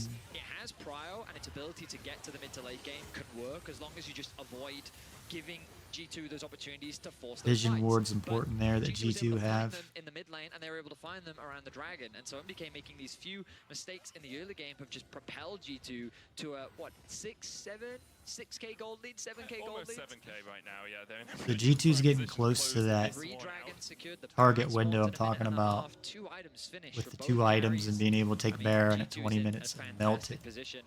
And credit to Mickey. Then the Baron Definitely dies in someone like who received a lot of criticism. 45 If you think back to seconds. the checklist that the analyst desk had, you know, the early games have not been super stellar based on the finals. Mickey was So they're someone close who to was getting that. caught pretty consistently during the finals. And Not so Mickey much for 0-0 Mad right? Lions. Their early Got game 35k was- gold to And, 28k gold. So as I said 6k earlier, gold a lead real or so. statement game from G2. Now, full, sorry, go ahead. No, you go ahead, man. So full My bot side bad, control like now 7 or adds up super 8k. simple for Yike. He can do absolutely anything he wants because the G2's instant just, arm this is how we want to layering see on top of G2 Rel play is every like game. We the don't tier want to 2 as see well. 50-minute long It's games just where such they a make all dire kinds of game mistakes. state because now And they Elioya made is gonna be mistakes down too. early in this game. G2 pushing on 2 sides of the map. Riffo does get a charge in the top lane. Caps looking for that tier 2. Meanwhile, G2 just clearing the wave here in the bot side. Pressuring and They taking could away probably jungle camps. close this game Still out by a like wave 20 from or any 25 possible minutes, farm but it MDK. goes on to Saw them 27 looking, minutes. for a fanatic So they're push, doing, looking you're to taking try all and the sneak farm in, away see from how some of them Elioya, extended, but Mad G2 Lions, and you're are just being choking pressured them with out just so they waiting, can't get any continuing the pressure. Drake resources. up in 3 minutes will be Chem Soul for them. Not the most impactful soul, we say that basically every time, but just to remind you, doesn't do too much apart from Caps is taking a turret preface down with, for the Elder Drake. it Nature's really Mask wasn't, coming out from that Elioya. was a Can really set the aggressive back. play Out from of range, Caps. not I quite. mean, True Shot Barrage is gonna hit the tower. this could maybe cost him later when he's playing like this. So I don't know what vision that is. Is that a rune that he's taking? The Far Sight Ward.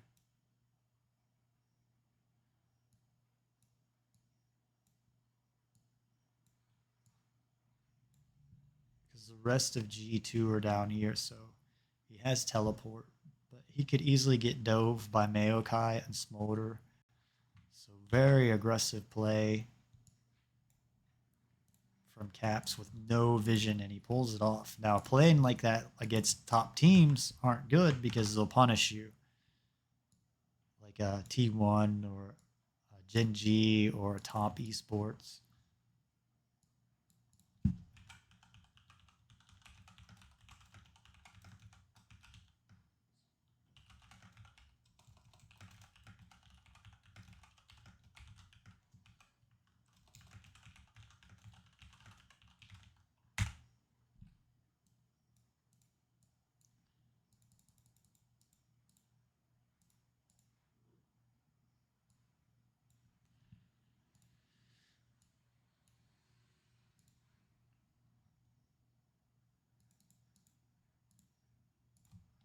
Much apart from preface for the Elder Drake. He's gonna get Just grasping ulted. Now out this from is gonna Elioya. waste Still has the Elioya's flash. Now he ult. get out of range, not quite. True Shot Barrage is gonna hit. The tower goes down, as you say. Twisted. He does have Zonya's here. He had ult. He has Zonya's. But Watsama doesn't have teleport. Broken Blade doesn't have teleport. But this, like, maybe Broken Blade can teleport up here right now and save Caps. That looks like what's going on.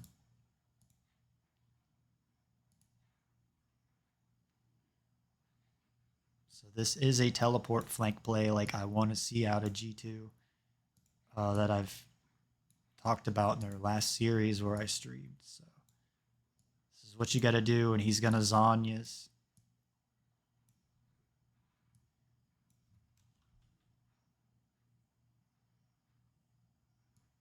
Broken Blade to the rescue.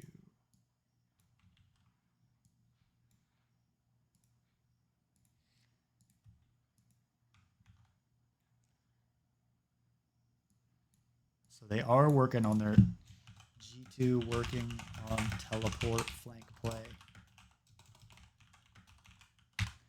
So I see improvement there out of G2 since the last time I saw them play. It was really bad. I don't know if it's going to save Caps. Back TP behind and another TP to follow from MDK. Broken Blade and Mirwin will trade towards the top side of the back. Bite flash forward from Fescawi. Mystic shot. One hits. He needs another, but he can't quite find his Caps. Dodges to the safety. Guess it's just Caps doing Caps things right there. Mystic shot is not enough. The collapse is happening, as you say. He also has teleport, so he can come back up here. Merwin's going to have to go back, and he's out of mana and going to heal. Fescawi stays around. No flash, no mana, no hope in hell of surviving this one. Elioya is trying to base in the bush, Caps in the is, enemy teleport jungle. mid. We'll see Fescawi down, but is Elioya Should going allow... to escape? The big question Is that the everyone's Faker TP skin? called out. Should allow G2 take Baron. Even through the locket, he dashes back in with a twisted advance, and then he falls. Caps looking for more as MDK are on the retreat. And now they can turn their attention to the Baron. The idea from MDK is to catch Caps on a side lane, but he's just... So looking at the items, two items. Now it may not melt like I was talking about in like 30, 45 seconds. Well, I guess they don't have all the damage. They got the rend. And I get the idea. I don't know why they backed off that. I guess. Yes, they have it. And now that they're overextended, it's easy. I wasn't looking at the timers. And at 21 minutes, they're looking Caps to secure is the just first going Baron back of to the game. help And I get the idea. save the mid Try lane. to find a pick, stall the game out, but I think you had an easier So option you see, waiting they're potentially not for melting on the it edge because runner. Zyke doesn't have his Find the two next items dragon. yet. Feels like Hansama they put does, the and healing. trigger up in top side, and it's kudos to Caps, right? He dodges absolutely everything. Still was He's able the to take the cooldown Baron now. in a minute. A lot of people are Stall, afraid in picking up solo Elioya, queue turns to into an take action. the Baron. 11-1. It's frustrating being on a random solo queue team where your teammates won't take the Baron, and you're like, guys, we could just close this game out. Let's just take the Baron, and they won't, and then they drag the game out another 20 minutes, and then you lose. In the finals, at least in the early games against Fnatic before turning it around in the mid, but here this has been domination from basically start to finish. Alistar gets the Scryer's Bloom. It's going to show vision on Rel. And mid. But G2 played well around their bot lane, and now the story isn't really G2, they're just working together. You got to get the vision on the enemy side of the map. They're not just randomly taking kills. They're, like they're getting vision to make plays. You make your plays. Like if you were G2 in this situation, you should know that Ezreal's flash is down, so he's gonna, anytime he's in a fight, you want to take him out first. Then Smolder. Smolder has barrier and flash, so you'd be better off taking Ezreal out first and just melting him because he can't flash out of the fight. He's a supporting act to the main. Plus Smolder. Also, I guess I'll make a slide about this just to show you how much that I talk about timings. I got to word this correctly. The timings that I talk about, how the LCK and LPL teams are just faster. They can close the game out in 20 minutes against bad teams. Rookie can get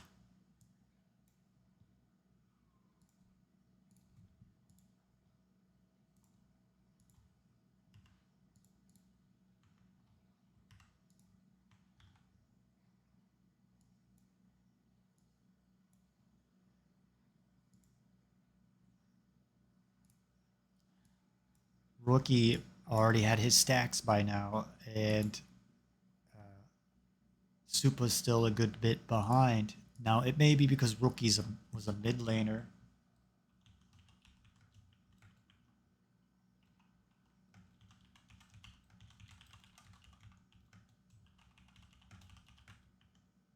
Is it 200? I forget the exact.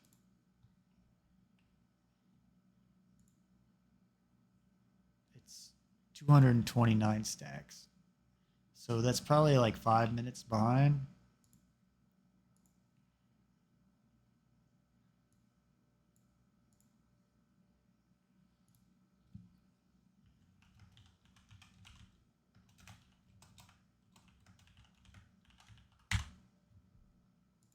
So you have to put the throttle down and close this game out quickly so Smolder doesn't get caps so far.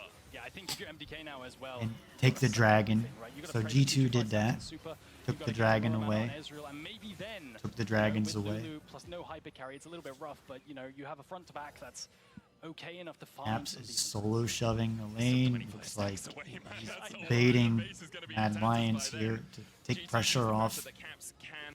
Mad Lions totally forget about this turret and go all for Caps. Like, it was funny watching all of them move over this way. Like, get me, get me. I mean, Caps can skedaddle on out of there. So this allows G2 to take his turret down for free.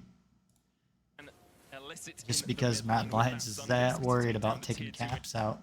Maybe they know Caps doesn't have flash, but he's going to have Zhonya's. MDK trying to work Be the their way guy between the two towers probably to take defend out the mid and first. Hib already and at take half HP in Hansama the out tower at first. least. G2 next Because wave is Caps about has 20 the seconds away, Zhonya's so hourglass. MDK can just answer mid here. G2 don't have another wave to support in bot, which means that MDK will have the chance to clear mid and then work their way back towards the bot lane. G2 playing very calculated here, not overextending their pressure. Yesterday we saw Fnatic playing on all 3 lanes. G2 recognizing the strength of their composition, saying we don't need to do that. Let's just play through 2. Don't give MDK an opportunity to find a fight. We know we're that much stronger. They want to leverage the last... Not really much to say here. It's a game where the G2's Dragon Soul is available, head. but their I mean, sights they, are on the base. both teams have made mistakes, so they're not perfect. I'd like to see G2 close this game out in 25 minutes. I think it was 27 minutes. You're worrying about this Smolder getting the 225 stacks. Slowly, he's getting close. Again, like 5 minutes behind Rookie. MDK, they have 2 tools to stop a siege. And maybe because Rookie was mid lane. Alistar's got his Warmogs, and I haven't seen Mickey X-Men taking Warmogs, so I don't know if this is like on purpose.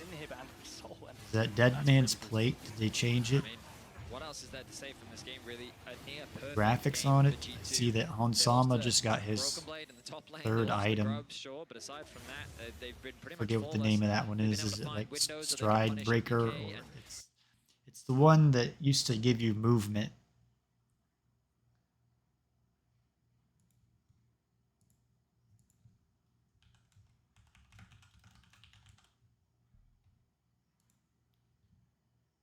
There should be a...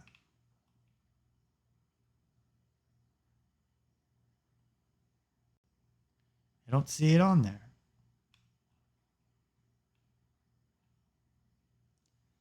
Gale Force, that's it. Is that like a new Gale Force?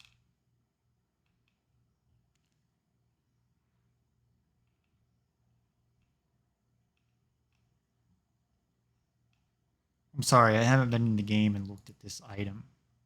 Like, it looks like the Gale Force to me. Like, maybe it's an updated version. the big fight that really, I think, swung this game was that I need to Dragon look at fight, that the second next time I Dragon of the stream game. stuff, The bot so side, MDK tried to contest Merwin's it, got his and G2 Cosmic very Drive quickly capitalized on on that. his They 2 took out the items. already ahead Broken Blade Kalista, takes the and really cheap it's hard to say Void whether the Staff. Lulu was a I'd good rather pick or see not, the because we haven't Zhonya's. really seen its But he does have Caps with the perfect Zhonya's. use. Caps This with game really Zhonya's. hasn't been about top lane at all. Leandri's now It's and a matchup. needlessly Maybe when it makes sense, like, I large think Lulu can be a mod, so good Caps answer, is going to but do unreal ultimately in damage this in a game, team it's on fight. very little. watching the scoreline of Broken Blade in a moment. The season I think maybe people say that G2 looked really bad in this series. Maybe G2 were trolling a bit G2 now pushing in the top side with that Chemsol because they look pretty clean in this game. Like Caps' Azirs looked really clean in this game. Made some pretty good plays getting the carries out of the back line with, you know, like Faker's famous Azir. Like Caps has looked like that in this game. I'm a big fan of Caps. I don't see him do anything really negative. Or don't even throw the word really. Don't see anything negative about Caps. The only bad thing I can say about him going into this is why is he not playing Aurora? Unless they're afraid to show Aurora, but that's the big mistake that G2 made in this. Like I said at the beginning of this, I watched the VCS right before the LEC broadcast, and they were playing Aurora top and mid. Why are they banning it blue side? At least allow Mad Lions to waste a ban. But it could be that they're trying to level up. That's my hope, is that G2's trying to level up in this series and work some problems out they're going to need to fix against Gen G and top esports. Because they kind of got smacked around at World Cup, and I think it sent a message to G2 that they can't get away playing sloppy. You know, we saw sloppy warding out of Broken Blade. That's why I'm making these VODs. I'm hoping, you know, him or somebody connected or something. Please fix these warding mistakes. The top laner on G2's, I think they're lazy. He could take a little bit more time and get a deeper ward. And it'll prevent these early dives, and it'll allow G2 to put pressure elsewhere around the map. Get an early dragon, get an early void grub. The last vestige of hope quickly being extinguished here by Caps, who just shreds through Super. Twisted advance forward, but there's the Zhonya's to buy a second. Mickey diving in as well, and the slicing Maelstrom finds the backline. G2 are done. So there's game number 1, guys, in the books. Only 4 more to go. Their Caps just made a cool play. Caps is godlike. Caps is still alive, Betty. You can say hang on all you want, but MDK can't. G2.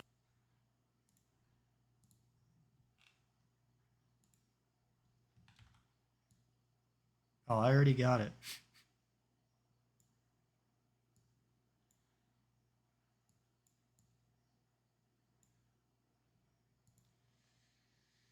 So that's that. So game 2. They don't show the end game. They don't show the end game like the stats, or at least I couldn't see it.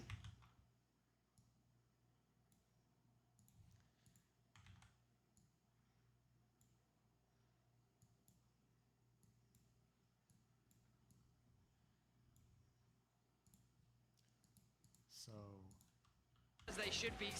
Picture this. You're sitting at home alone watching these stupid ads at YouTube.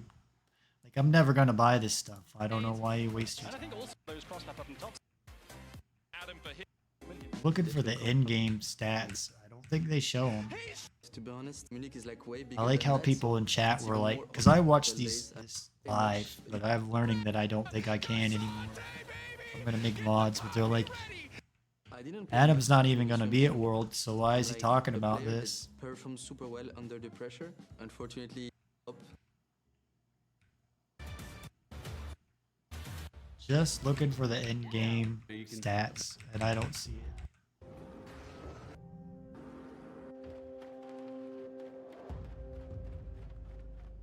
So that's it for game 1, guys.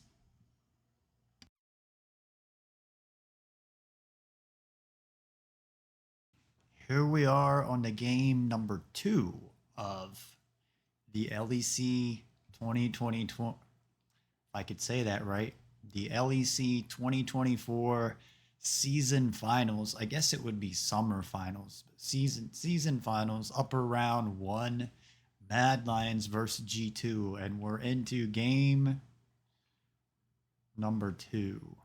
I'm a noob with the slides on some of it. So we're in the game number 2. Again, I put this numbering because it's how I look at the drafts. You see, like, I try to look where teams might get some type of synergy in groupings, where maybe there's some synergy here with Ari and Vi that G2 like, or there's some synergy here with Kaiza and Rakan.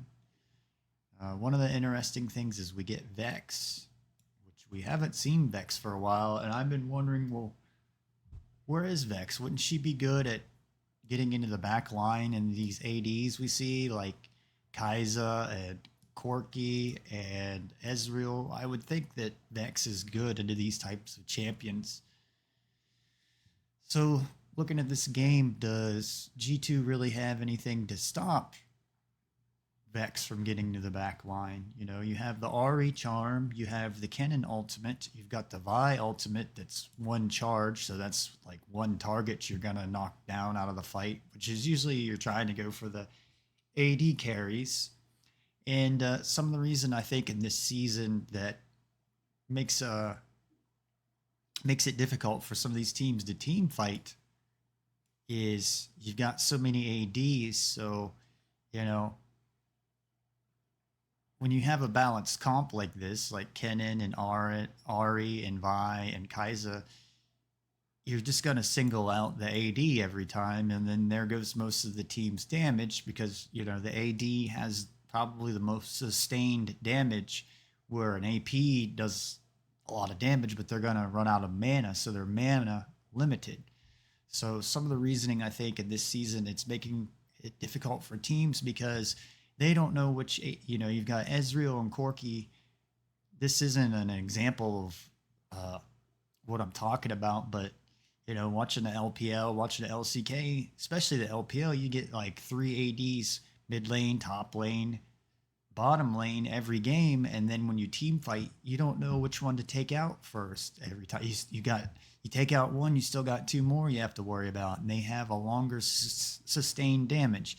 Now it looks like on the next patch, 14.16, it looks like they may be nerfing the power of the ADs a good bit because they've nerfed some of the items. But I don't know. You'll just, like, Blade of the Rune King, I see. Rookie runs on Tristana and Zeri. And it looks like the Blade of the Rune King is nerfed on patch 14.16, so we may not see that. It'll probably go back to the Infinity Edge you'll see on every AD carry. So looking at the matchups, this was about all the information I could find because Mad Lions keep taking some weird picks here that you can't really find stats on. Like, I think there was only 1 game I could find here of Vex versus Ari, which it says Ari wins 100% of the time, but that's from 1 game. It says that Kennen, this wasn't top lane. I think I had to get the mid lane the mid lane Corki, but Kennen versus Corki, it says Kennen wins against Corki 37% of the time. So Corki looks like a Kennen counter. I only found 1 game here, but it's well known that Morgana is the Vi hard counter. You just root her, and then, or you can, I don't know for Black Shield. I would say her Black Shield must stop Vi's ultimate. But I don't know. I'd have to pay more attention to that. There's so many little intricacies to where these patches change, where an ability back in the day may block something and then it doesn't, and Riot's changed it. So I think that it would block her ultimate knockup, but so you can root her though, so she's out of the fight. So Morgana's pretty well known for being a Vi counter. So then we have Kai'Sa into Ezreal. This is a bad lane. So this is a bad matchup for G2 in this game, the Kai'Sa into Ezreal. So they may need to focus, or probably need to be in the bottom lane a lot. But then again, the Kennen lane's a bad matchup as well. So he's going to have to help Broken Blade a lot up top. And then maybe the matchup in the mid lane, the Ahri should be okay into the Vex. And then you have the Rakan against Leona. Rakan is good into Leona. Looks like it says Rakan wins against Leona 52% of the time, and it was a good amount of games. So you kind of have a balanced bottom lane here where the AD is a bad matchup, but the support is a good matchup, and same for Mad Lion's side. So Yike might need to go top lane a lot to help Broken Blade in this game. So let's go ahead and get into the game.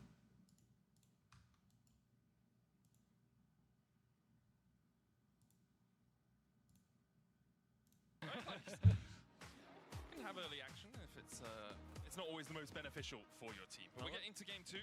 So here we are in game 2. Again, I trying to come up with a way to show you how I looked at the draft. So this is the way I came up with. I write the notes, or I write them in a notebook. I showed on my stream.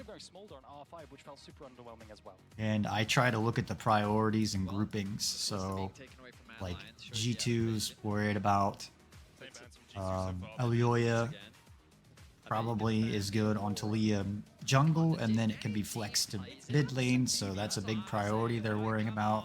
They're worried about Super Zeri, and also Zeri can be flexed again to mid lane and top lane, so the flex picks have a much higher value, which Mad Lions ended up using in this series. That I'm sure you're watching this now, you know what the results are, but I don't want to spoil it for you. So this was what was alarming to me. And I also saw a tweet out from the LEC commissioner last night that Aurora is going to be banned this weekend, or globally banned, that there's a chrono break bug on her. So I don't know, looking at the Monte Cristo perspective, that is this... Now, I'm going to take the commissioner's word. He even replied back to me when I made a comment. So I'm going to take the side of the commissioner. And I said... You know, well, hopefully this will have better games this weekend because teams aren't prepared for Aurora. Now, back in game 1, you know, I was very critical of G2 of why aren't they playing Aurora. So now, is this some type of an excuse? Let me look here. I'm not AFK. I'm just, sometimes I don't have 2 screens, so I hide some of my social media stuff, for example.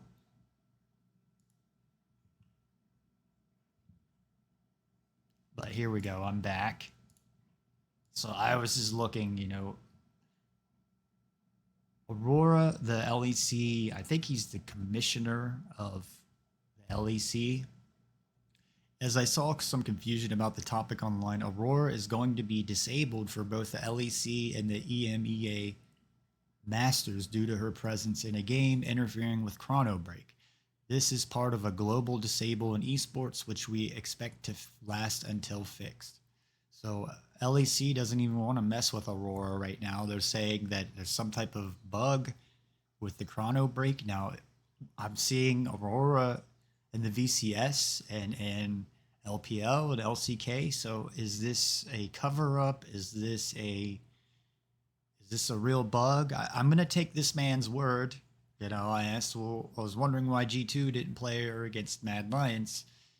The global disable came in after the match. Now, maybe this was something that G2 was aware of. I'm taking the side of G2 and the LEC instead of putting them down.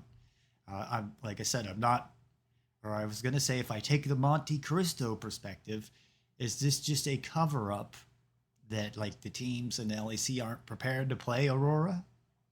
They were pretty far behind on like patch 14.1 or 14.14 and 14.15. So they've been like a patch behind or a month behind over the LEC, which may really cost the LEC teams when they get to Worlds, because the LPL and the LCK, the Asian teams or the Eastern teams, they might be ahead just in the meta already, and LEC is going to be behind. So I just thought I would bring that out. that was some new information I gained ever since last night, because I've been really critical. Well, why isn't Caps playing Aurora? Why isn't Caps playing, or Broken Blade playing Aurora?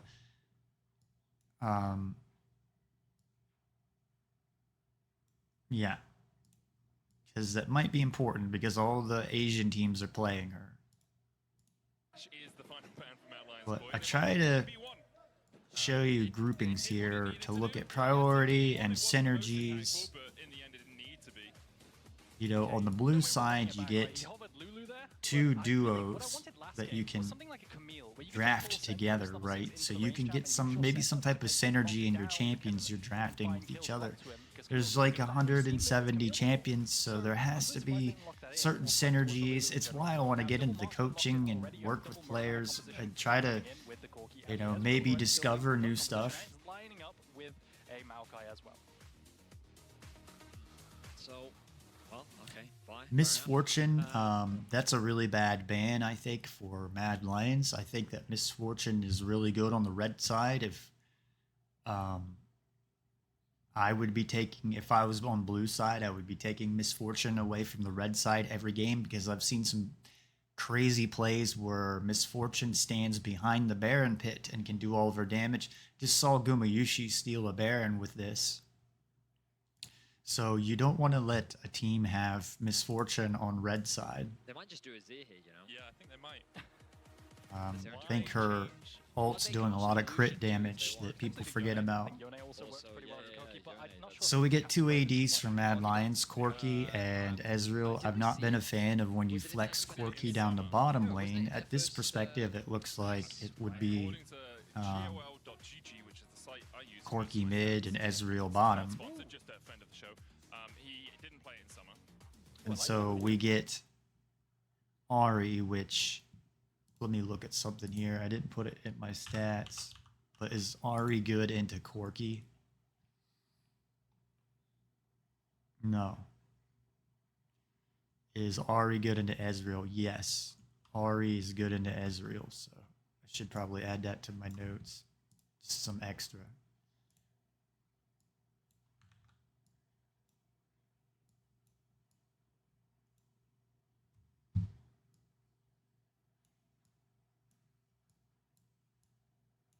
So that probably a reason why they picked, not the whole reason, but some of the reason why they pick Ahri right here. She's good into Ezreal. You never really see Ahri anymore, but it's been really, you know, and it could be an Ezreal mid, it could be an Ezreal or a Corki mid. It looks like Ezreal's starting to fall off a little bit. Seems like a month ago he was the strongest bottom laner, and now he's starting to fall off a bit. They just nerfed his Q. Even though I see in the LCK that Q damage hasn't really mattered later on in the game. Matters a little bit. So we get the Morgana pick like I'm talking about. Oh, I got ahead of myself. The ban. So Poppy seems like kind of a permanent ban against Mickey X. I'd like to see Yike play Poppy so then you could flex her.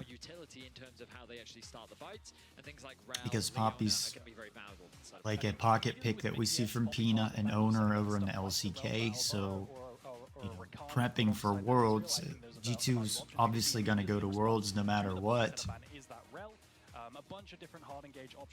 So we get Rel. Guessing Rel's good into Corki and Ezreal.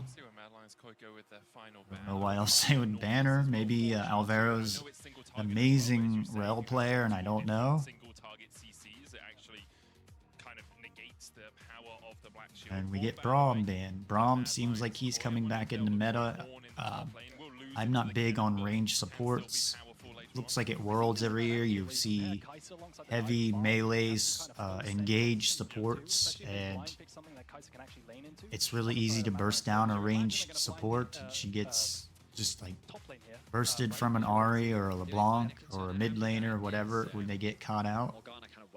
Or just the team can focus and burst down a range support pretty easily. So we get Leona. This is the type of frontline engage that we were very much expecting. The fact that G2 chose to ban away the Xayah does seems like Leona's probably the best support you can play right now, or Alistar. Corki's the mid lane. very, very strong once they get Warmogs. They're super tanky. Or Zayat? They've nerfed the Warmogs, but it's still really good. Okay, rising in priority from It's not as strong like at 20 minutes where you can face check a brush and then But maybe that's the read, right? take a bunch of burst damage and then run around and heal up in 20 or 30 seconds and not have to recall. Mitigating any kind of engage, but I do think with these kind of compositions, So I'm guessing, you know, the Rakan, Kai's pretty good. Rakan's a counter. We got the stats for Leona. So it's more dive. It's more jump in. Now is Corki top? That's the question. Is it Corki top into cannon? Camille could work. You know, I think this is a tough matchup for Yike because he's playing into somebody that has a lot more like veteran experience. So I think he can, like Alyoya in this series, can maybe do some tricks to take advantage of Yike. And I'm not putting Yike down, just he needs more experience against top players is all I'm saying.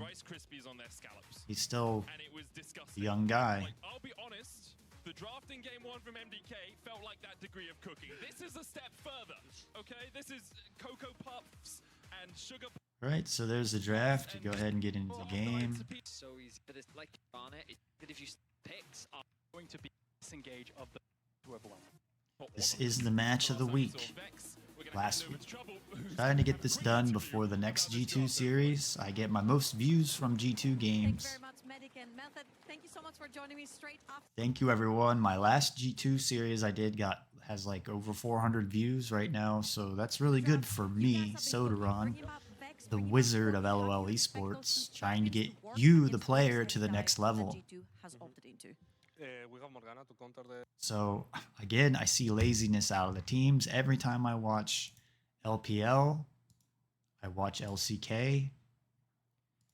I think the LEC teams, from my perspective where I'm looking right now, are wasting a lot of time where the support takes his trinket ward, goes up the top lane, and plants a ward up here so the top laner can have a much safer laning phase to help Merwin and help Broken Blade. I don't see that in this game. I see Leona over here in mid. Hopefully they get a ward right here. But they have plenty of time to go up here, put a ward, go back, recall, get a sweeper lens. You see that Mad Lions is already going to be down a ward because they don't have the trinket ward at this point. So this will be like a tough laning phase for Kennen and probably a tough laning phase for Murren. They could have some extra vision. Also, this sweeper lens might hurt the bottom lane of Alvaro and Supo, where they could have some extra vision. If you have the sweeper lens early, you got to know where the enemy ward is to sweep it out, or you're just wasting a ward that you could have. And again, I talk about here on the next level is you make your plays around vision, scouting out the enemy. Supa gets vision on Hansama, gets a little poke on him.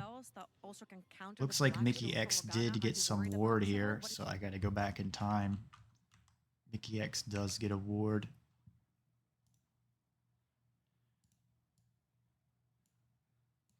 Might have been better to get it top lane. But this will prevent Alyoya from coming in and getting some type of invade. Might also get vision on,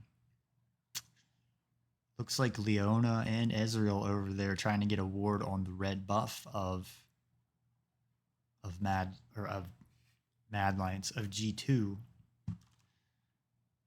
So Mickey X does get some early vision.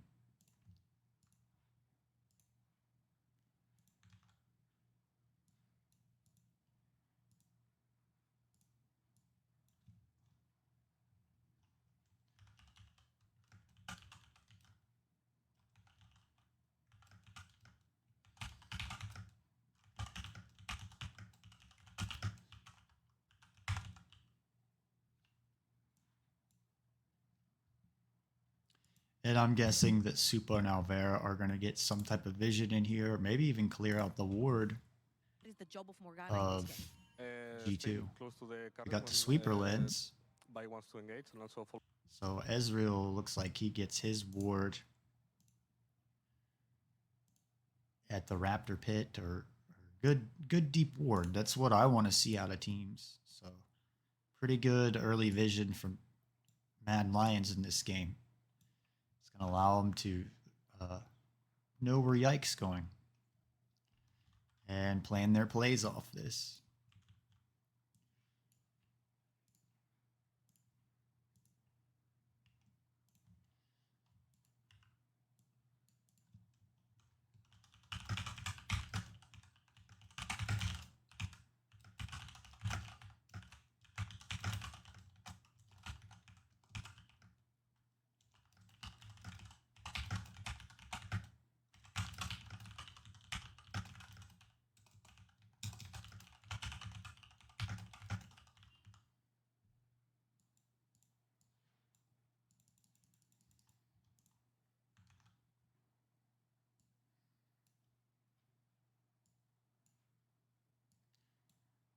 I might start doing this live when I'm watching the games, and then I'll have the slides done and save time. So I'm learning how to get more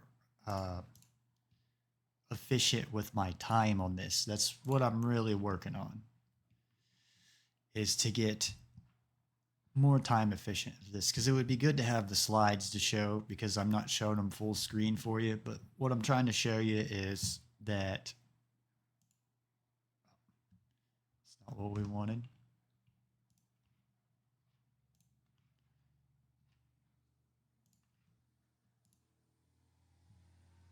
Just tried to show you that Ezreal Leona pathed over here and got a ward right here. Now maybe I should have blown the mini map up a little bit more, but I don't want to spend all day doing this. I have time to do things as well. Also, Supa has the barrier and Hansama has the cleanse, so this tells me that Ezreal and Leona are going to try to play very aggressive. They got a lane down here. They're probably trying to go for the level 1 to 2 all in, where if you're in bottom lane, you can get a big advantage over the enemy bottom laner by if you and your support can get level 2 and the enemy is level 1, then you can just basically all end them and win the trade and get a takedown or a kill from either one of them and help snowball the lane. That's some of the reason for taking the barrier, but later on in the game, it may cost you for not having the barrier, and the cleanse is more helpful when you're team fighting.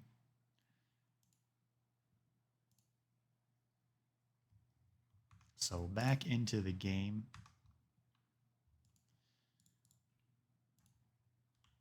Follow up to Leona engage, or Vex engage in case. I'm wondering if I have a second screen, if you could switch back and forth from the slides. And I expect we control better the position on the flanks, so Kennen cannot access to the backline. So at least G2 have this ward here that should spot this out. So this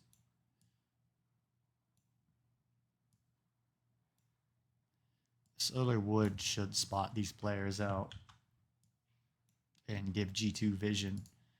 You know, we can't see everything.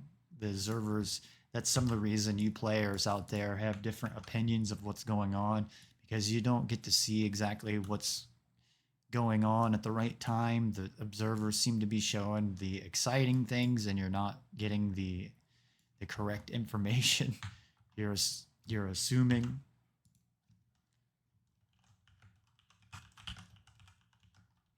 Should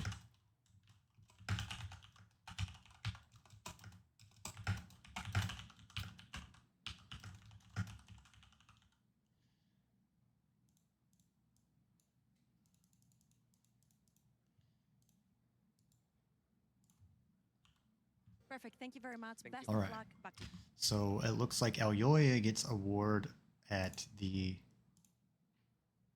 Raptor pit.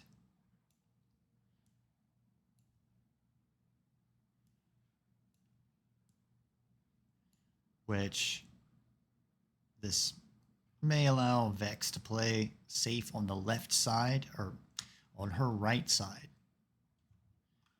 This will prevent Yike from coming in and taking the Raptor pits, invading the enemy jungle.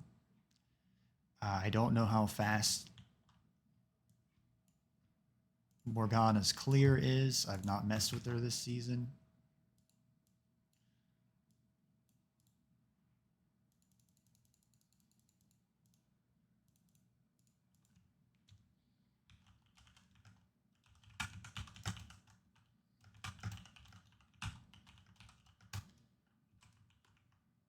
I like to put the timing so you all can eventually get brainwashed where you're in the game and you'll know the timings of where you should be and where you should place things if you want to get to the next level.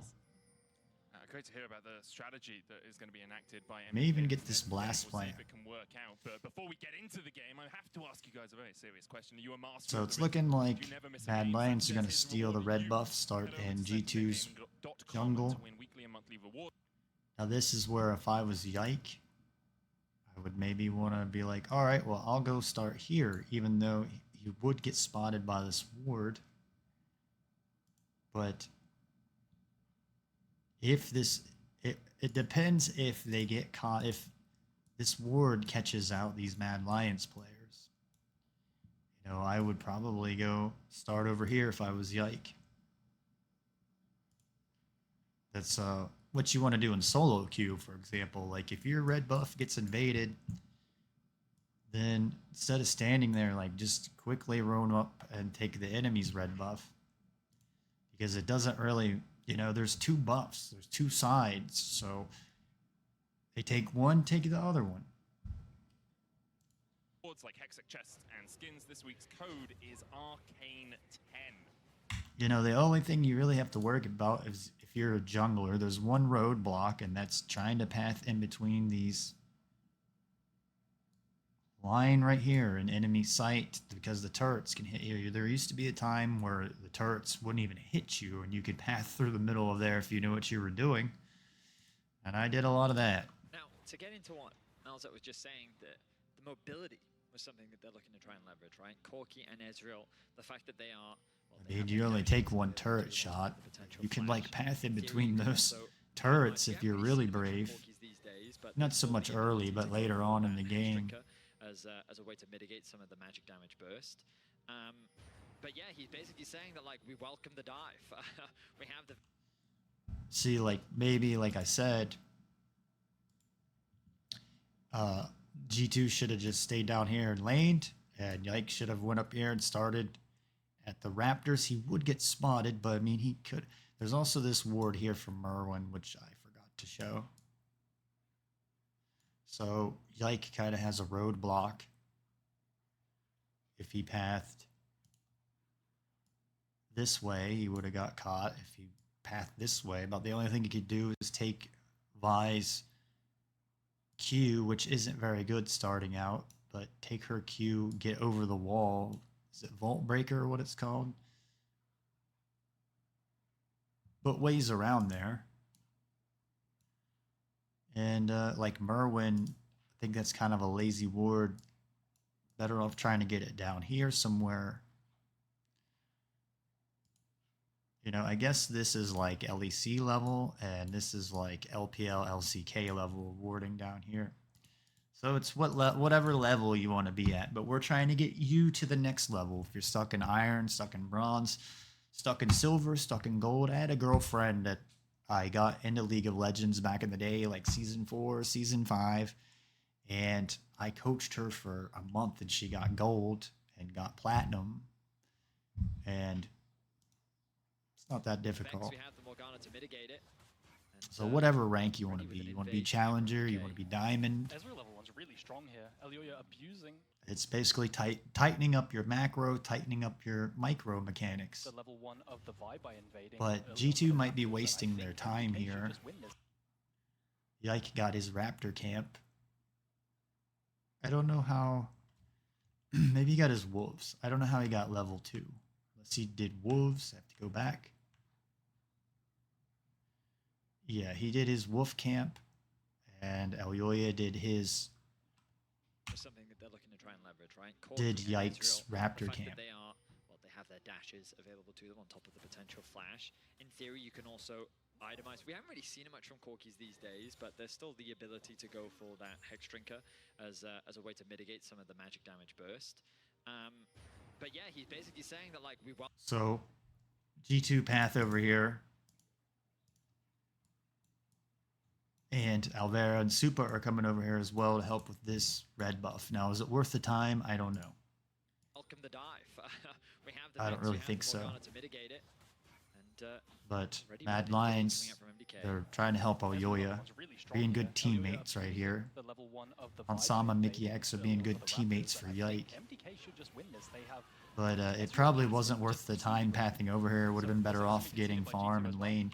Because also, Mickey X and Hansama, Super, and Alvaro are level 1, and it's going to be up to like whoever can get level, whatever tandem duo can get level 2 first, and then all in. Now, G2 can't really all in because Ezreal has barrier. LCK won in the LPL, both lost. And one in my solo queue games. One in your solo queue games. The last time we saw it. So again, is this a good warding spot for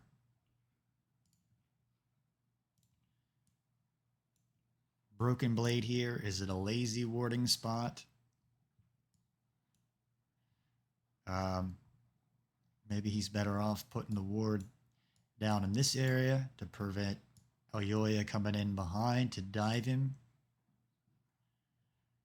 Maybe, you know, can he get over here to place the ward?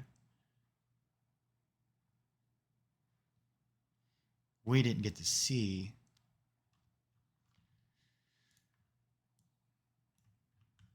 So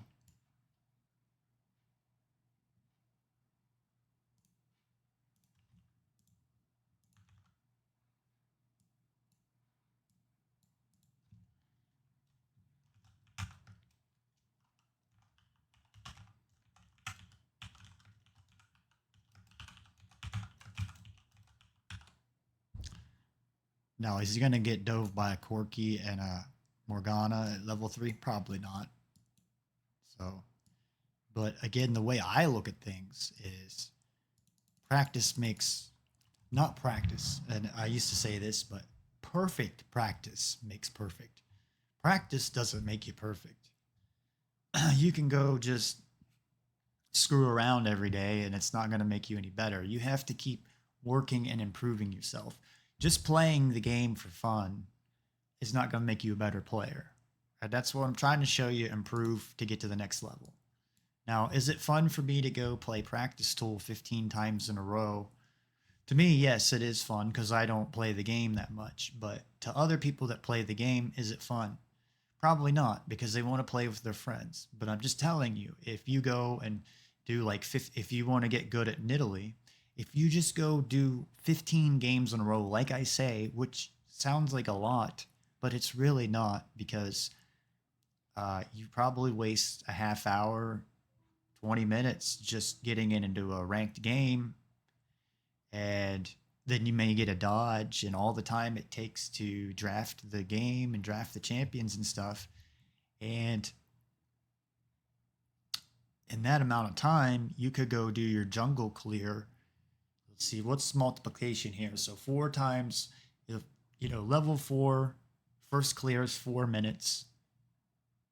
And so to clear both sides of the jungle gets you level 4. Should take like 4 minutes. Should get below that. So also that's what you'll learn in the practice tool, which you get faster at your clears, like 10 seconds here, 5 seconds here. It really starts to pay off when you're playing ranked games and winning. So you go play the practice tool 15 times in a row. Just do it while you're bored, instead of looking at Twitter, instead of reading Reddit and social media, posting dumb comments, you know, short little bursts of 4 minutes practicing your jungle clear, and then you can walk away, do something else, come back again, do it, come back, or you could do it a couple times in a row. It adds up. After a couple of days, you'll have 15 games there, or you can do it in one day. It probably only take you a couple hours. Maybe less than that. I mean, I can't really, I'd have to get out a calculator. I'm not the best mathematician in the world, but say the jungle clear, 4 minutes times 15 is 60 minutes, so that's only an hour. It would only take you an hour of your time. Now, give and take, we'll say an hour and 15 minutes, because some of the reasons you're doing the practice tool is you can warp to the first camp, which takes away 30 seconds of walking, and because a lot of you get bored really quickly, and then also you can fast forward the game by 30 seconds. So, the jungle camps start at 1 minute 28 seconds. So you can fast forward it. You're going to lose a couple seconds if you want to fast forward it to 1 minute and 30 seconds. I usually fast forwarded it where I fast forward it twice and it's around like 1 minute 15 seconds. So I only have to wait there for, 18 seconds or so. And you're going to save a lot of time. You're going to get better quicker. And then you get good at that. You can start mastering, working on another champion you want to work on. Like Lee Sin is another one. So that's just a little bit of a solo queue rant for you. But I'm trying to ask, are these lazy wards from Broken Blade and Merwin? I think when they start playing LPL teams, that they're going to have a hard time because they don't put deep enough wards. Like Merwin should have came down here and got a ward down here, and Broken Blade should have put a ward down here, because at some point Morgana's going to come over here and probably do these camps and then dive him. But this ward's not going to allow that. Now he's trying to prevent Morgana coming up here and out of this brush, but I don't really see those types of ganks.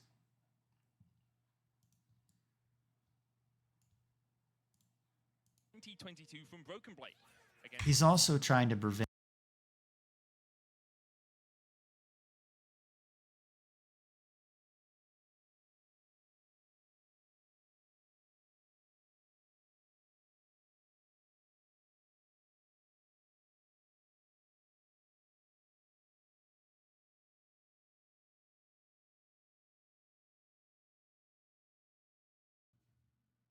So here we go into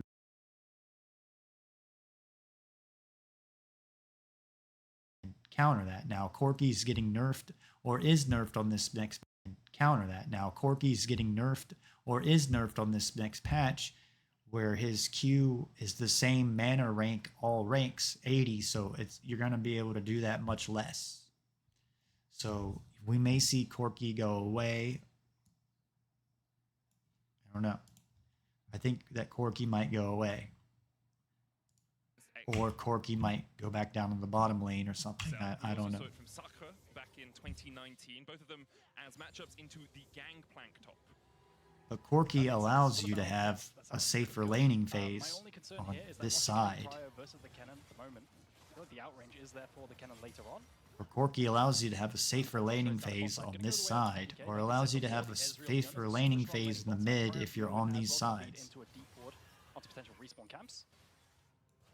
See, this is where like Merwin could have placed a ward down in here. At least he backed off and came down here and got some information where Yike is. I don't think they'll get Dove now, because now Yike has vision on Merwin and Mad Lions. So, Merwin did a good job there spotting out where Yike is. If you're a top laner like Merwin, he just showed you an example. You want to, when you're waiting on your lane to reset, you want to come down here and put a ward down here and get some vision in this. So good move from Merwin. Get a bit of a heal, gain some information. He will spot out. I don't think we'll see smart decision making from Elyoya come over here and dive now. 2v2 strength and the fast clear speed of Morgana to both steal away the Raptors. Nobody got the level 2 all in like I was talking about. The Leona and Ezreal look like they're winning the lane matchup in the bottom lane. Yeah, it's triple lane pride like you're saying, and that's really problematic for. Here comes Elyoya going towards the, you don't have any objectives up yet. You don't have the Void Grubs. You don't have the Dragon up yet. So we're going to get a fight over the Scuttle Crab, which, like I said, there should be a stat where Yike messed that up. So there's a little mistake Yike made. There was 1 damage left on this. 1. Push Vi out here. I mean, it depends. Is he going to secure it with this 7. Okay. So as Elyoya here? Is you just push Vi out here? I mean, it depends. Is he going to secure it with... So this may cost G2. When you're talking about this highest level of play. So poor Yike is off by 7 damage on this Scuttle Crab. This could be a game changer.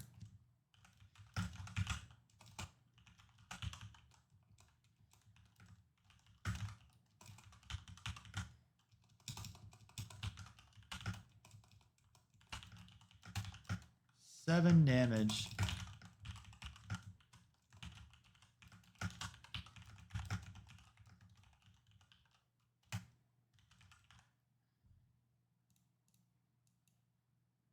I start having fun once I get into this. Hard part I have about streaming and doing this stuff is I'm like, I don't want to do it. It's too much work.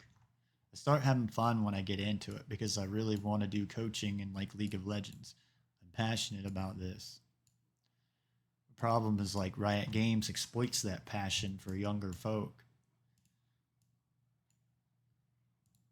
That's all I'll say about that topic. Like the prophet Forrest Gump says. Like, that's all I'll say about that.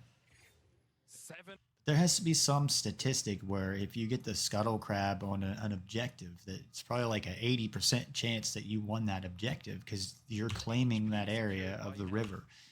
Also, like this says like, well, Mad Lions own this section of the river. You know, if G2 come and get this, they own this side. They own this part of the river. You know, and I talk about this line all the time, but that doesn't really matter here. This is just who owns the river. Because then if you're a jungler, you can't path through here. You have to change your pathing up because the vision's going to catch you. So you have to go up, change your whole route and take more time. Like Mirren right here, it looks like Yike's going up to make some type of gank on Mirwin, but they know where Yike is. So they know where he is, so it's kind of a waste of time for Yike in this position. It's going to be a double scuttle. Okay, he's not. He's trying to get out of vision. So Yike does place a ward here that will help Broken Blade lane. Kind of a lazy ward on Yike as well for me because he face checked into this brush and put a ward here, which is kind of counterproductive. I would have rather seen Yike put the ward over here deeper.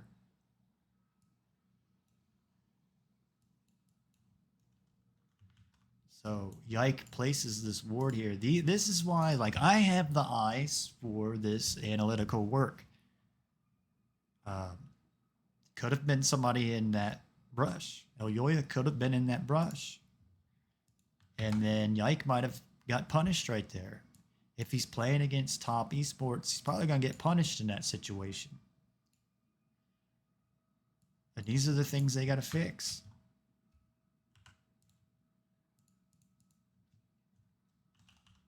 So Yike.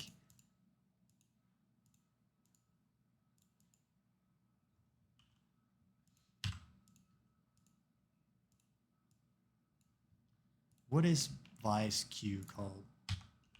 Is it Vault Breaker? Vault Breaker. So like Vault Breakers.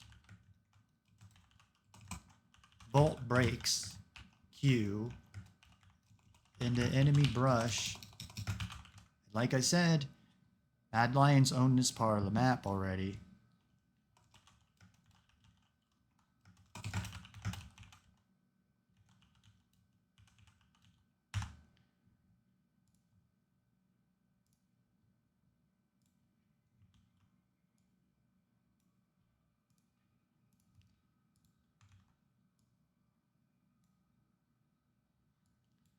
I would rather see Yike place the wards deeper. They need to fix this.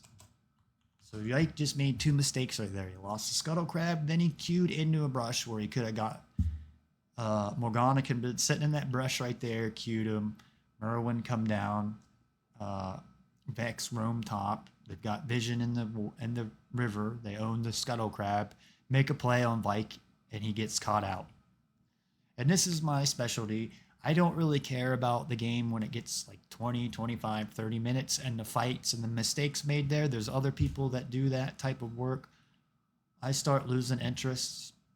My thing is tightening up the first 20 minutes. I think the teams, if they would tighten up the first just 10 minutes, it would change how they play against the LPL teams and the LCK teams, or 20 minutes, because those teams are trying to play a perfect game the first 20 minutes.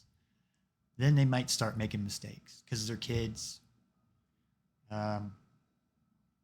Over in LPL and LCK, they are kids. They're 17. I heard a story about I wondered why JDG hasn't been playing Flandre all season, and then why I thought that. Well, I wondered why Flandre hasn't been around, and then I hear a story that he's probably younger than 17.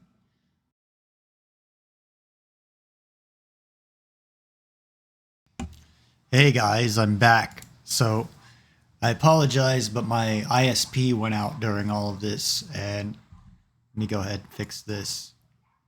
And this may be some of the worries in this VOD where the audio might be different because I'm learning how to balance it out. Like maybe the first game is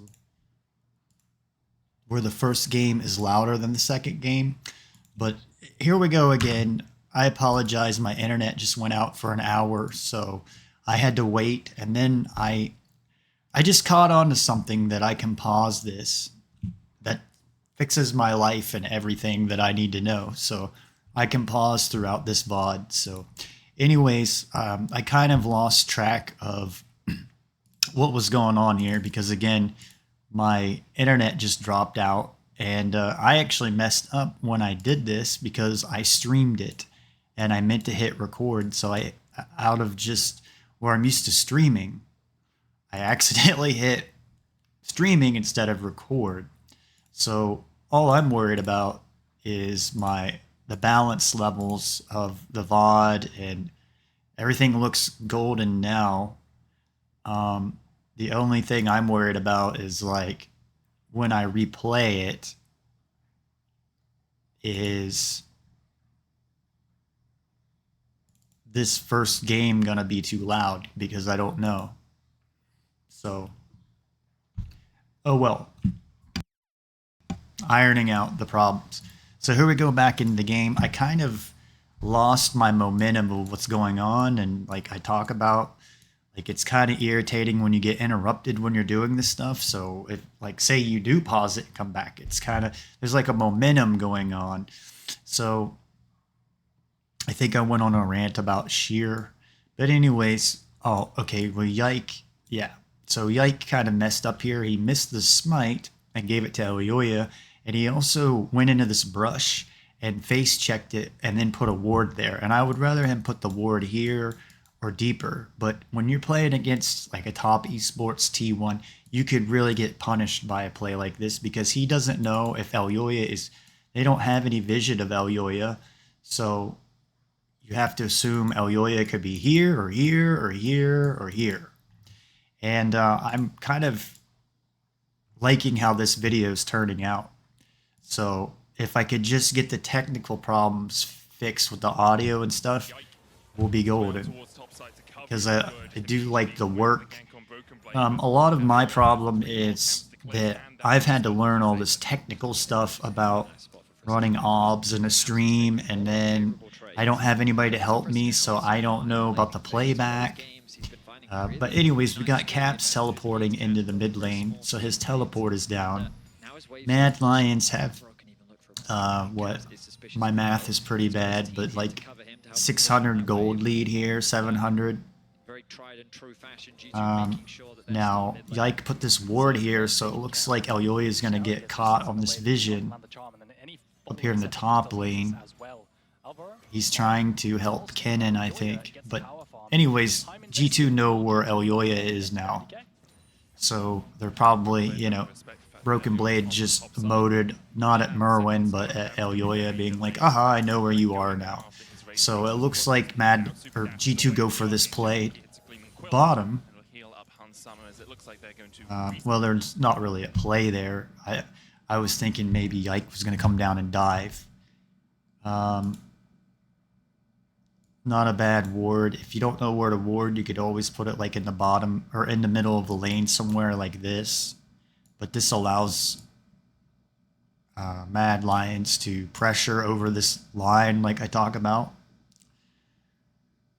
I don't know why they have two wards here like this, but they're trying to prevent the dive from G2. Now, Yike could path through here. They just spotted Elyoya, so Elyoya recalled. He's coming to the bottom lane. It's time for Dragon.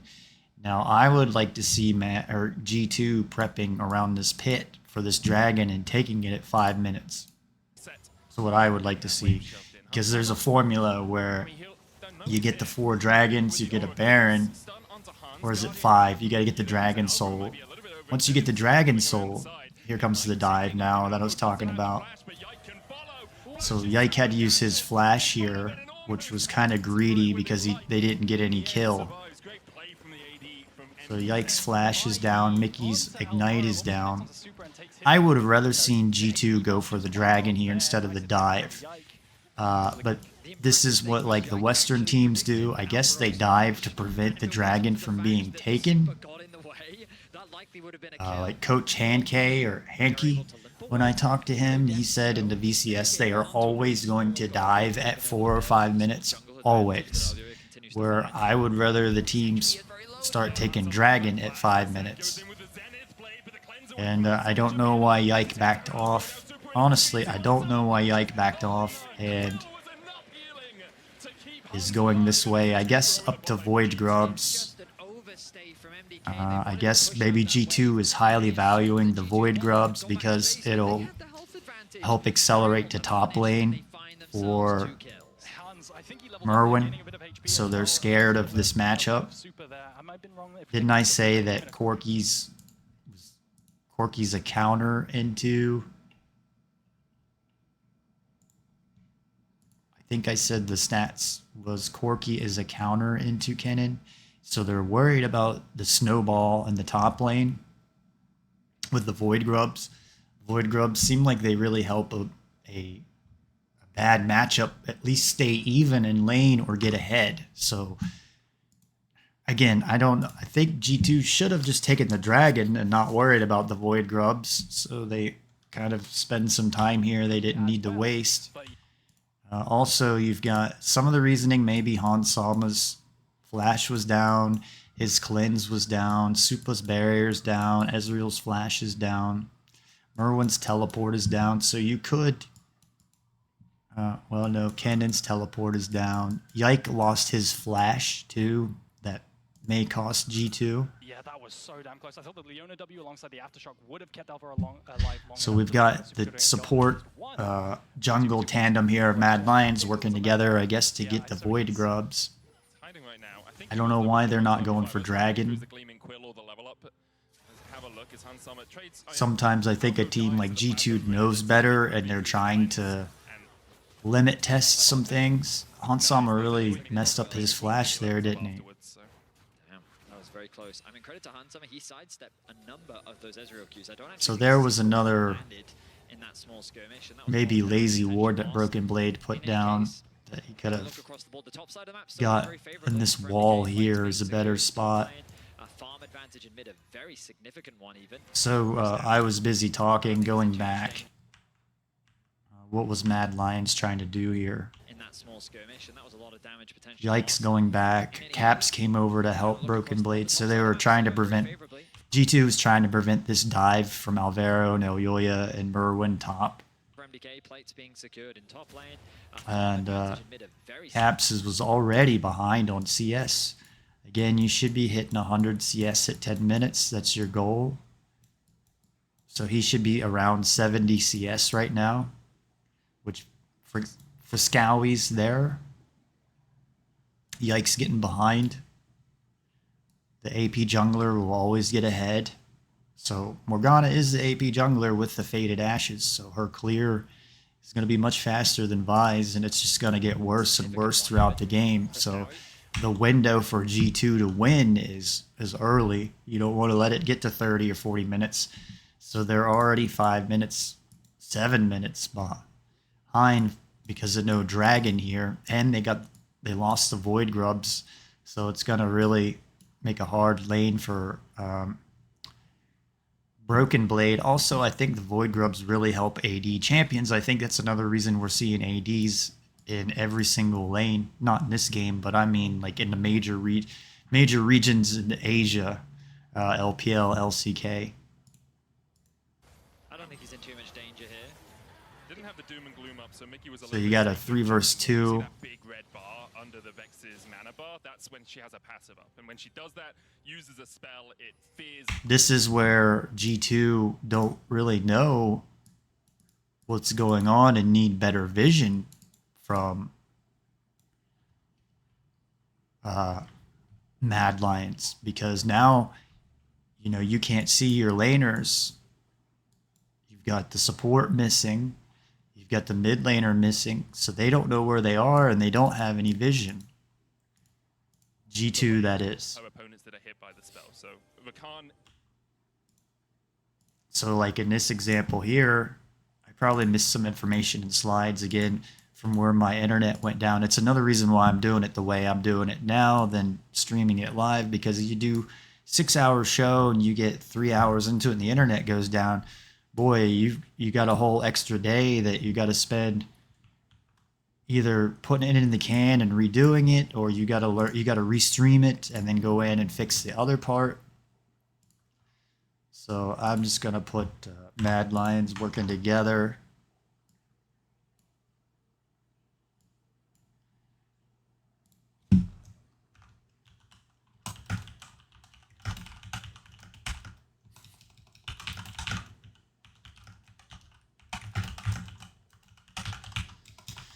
Don't really see any good vision from G2 in this game. Where's their vision?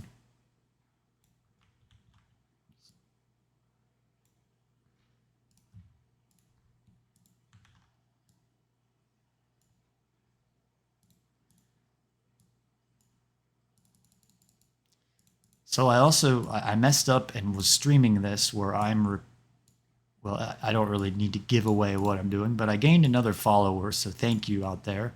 I'm now at 46 followers and need 4 more of you, and I can be Twitch affiliate, which will really help grow the stream. Does really struggle with dealing with the Vex as the game goes on, as we see. So Mickey X gets a award in that brush. And I think this is really where He didn't face check it. He would have got probably taken down if he did. when they have a pairing of a jungle and So- support who facilitate each other really well. And in this case, they have lots. See, who put the control ward down? Was it Rakan or Yike? It was Yike.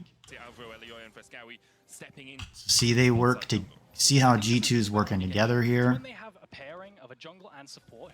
Mickey X is telling Yike, there's a ward here, please get rid of it. Again, go back and watch my game, or the last LCK stream I did, where I go and show you this show that they got going on in the LCK, and it has No Faye, the coach that was on the Rocks Tigers, V5 with Rookie. He's well known. He's one of the best coaches that we've seen over the years. And he says, you make your plays around vision. And that's all I preach on here is vision, scouting out the enemy. So you see how important this is.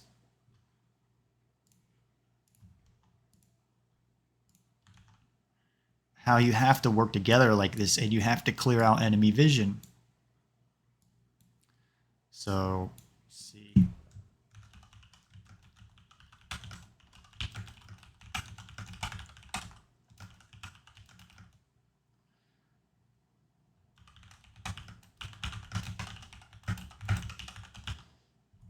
You know, you want to play in the dark You want your enemies to be in the dark, but you don't want to play in the dark. You want to play with all the lights on. When you're over in the enemy jungle, if you're G2, you want all the lights over there. But you want to keep your enemy in the dark. So we've got the support jungle tandems working together here in this game. Looks like Mad Lions are going for the dragon. I don't know why so late, because they had plenty of opportunity before to go for this. It may be where, I don't know, but maybe Morgana's weak until she gets her Faded Ashes or level 6. But the junglers I play, you can start dragon at 5 minutes at level 4. Nidalee, Lee Sin, Vi. I think that Yike is just getting out jungled and played in this game. So he doesn't know where to go. There's miscommunication on G2. There's frustration. They don't know about they've never played against the Corki top, probably. Like, this is the first time. Maybe they've seen it in scrims. They've probably not played against Vex in a long time. And the bot side, they didn't respect the possibility that Huntama would stick around, and that's cost them some few kills. But in the grand scheme of things, so looking at the lanes, as we enter or get closer, G2's getting behind. They have a gold lead. They don't have Void Grubs, and I value the objectives more than anything, so this dragon probably makes up a gold difference. These 3 Void Grubs make up a gold difference, even though it's 13.9k to 13.5k. But Caps is getting behind to Vex, 84 to 70. Vi's getting behind to Morgana. Broken Blade staying even, and with the Void Grubs, he's doing pretty well in the top lane. And the bottom lanes are pretty even. Now here's the big difference, is Mickey X is on his support item already, because Alvaro's been roaming around a lot to put wards down, but now G2's going to have a lot more wards because you got the support item. So we see that now. So Mickey X gets his item first, and it should allow G2 to get much more vision on the map, have an advantage over Mad Lions at this point. So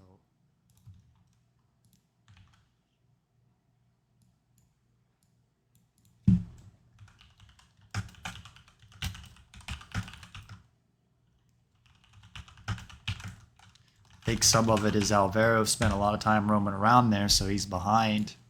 So it's an advantage that G2 could take advantage of right here.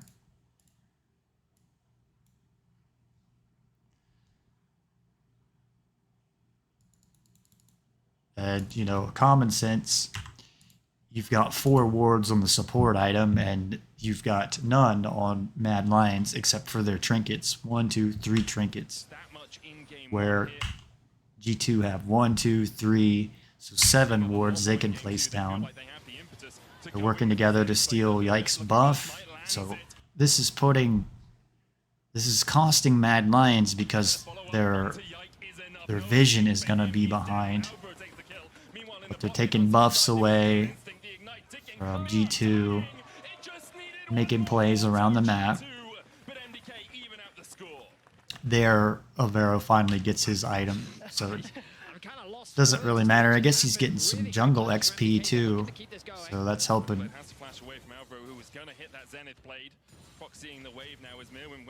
So the Eluya Alvaro jungle tandem is looking, jungle support tandem is looking better than the Yike Mickey X support tandem in this game. Now we see Mickey X top lane with, or the top side of the jungle with Yike right now. Oh no, this was the dive, right? So I think Hans could have just walked up an auto one more extra time, but he thought the ignite was going to finish. He just doesn't go for it. I don't know if that play was really worth it.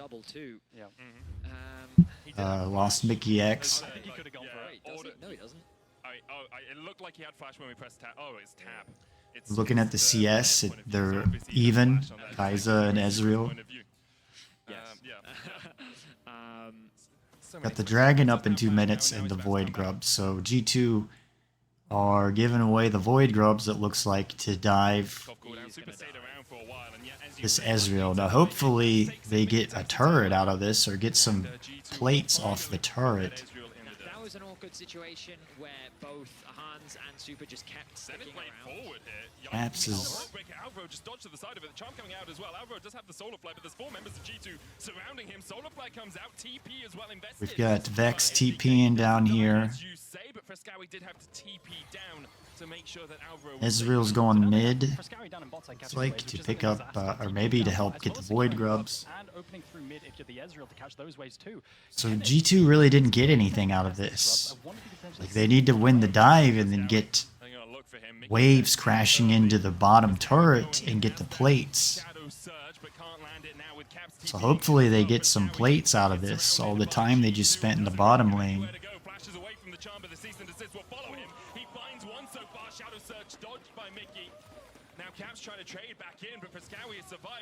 Got the Hextech Gunblade on Vex already, where Caps doesn't have his first item. It looks like he got some gold here, so he might be getting close to his first item. He's on his boots already. I don't know if you consider boots a full item or like a half a item. And also this is the time Mad Lion's got the top turret already. Again, the Void Grubs really help an AD champion get the turret down much quicker. Helps the AP champions too, but I would assume that it helps the AD champions even more because they're the ones that can chip the turrets down.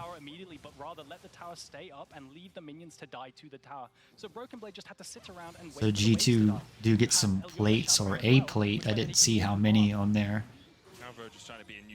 But it's the time where if you're a bottom laner and you say that I win my game, or I win my lane, but I lose game because I have horrible teammates. Well, it's probably because you win your lane and maybe get the first turret down, and then you extend. Like if you're the bottom laner, like I'm talking about, I'll get back to the game, what's going on in a minute. But like if you're in the top, let's just say you're laning here and you got this turret down and you're the bottom laner I'm talking about. And then you get this turret down, so you keep going on up down here, and then you lose all the time. It's because you need to be in the mid lane once you get the turret down. You rotate into the mid lane once the first turret's down. So that's why we see the mid laners, Hansama and Supa, in the mid lane right now. Away from Hansama. Dark Binding eaten by Mickey. True Shot Barrage coming out as well. The Soul Shackles almost. So Mickey looks like he gets ulted from Morgana. Yike, just running away and can't do anything. You got the push from the Void Grubs too, help pushing the plates down. Got a big wave from Mad Lions. Caps dashes back across the wall. A nice little skirmish from MDK where they leverage numbers advantage to find. Yikes had his flash down for a while now. Broken Blades flashes down. And so Mad Lions are just getting everything. You get the dragon for free, so they'll have 2. They know that G2 put this priority on trying to attack the bot side of the map. The bot side of the map has done a good job of weathering that storm. I kind of lost my focus in this game once the internet went out and I had to take a break. Elioya just messed up there. He messed up his smite. And it's a 1.1k goal lead. And now let's look back at how this play unfolded. So I think the engage comes down here onto So I guess that Leona queuing in on Rakan doesn't really work very well. So Bear gets the wrong target there. His Q's still not up. Underneath the tower right at the end, but I feel like Yike was predicting the Black Shield to fall off a moment before it did. He went back in with a Bolt Breaker and then... Is it her Q or E that lances forward? I think it's her... Maybe it's her E. I haven't played her in a while. I can't remember if it's her E. Yeah, her E, and the W's the stun. 100 gold. 12 out of the 15 plates from MDK. So she E's the wrong target. You don't want to... Rakans can get out of it. So Rift Herald is... It's like it's live. They had 3 pushing lanes, and look what they've been able to find off the back of it. It does help that G2 has made misplays. This game is... We've got... Mad Lions don't... I don't think they know Yike is right here in this brush waiting, but I don't think Yike knows that 4 people are going to come down and dive Caps right here. Yike, his flash is finally up. Broken Blade could probably teleport down here. Now Aoyoi doesn't have his flash. Merwin doesn't have his flash. Vex doesn't have her flash. So, got Vex ult, got Morgana ult, got Leona ult, got Ezreal ult, barrier. So I'm guessing they're getting dove, but they don't know Yike is down here. I don't.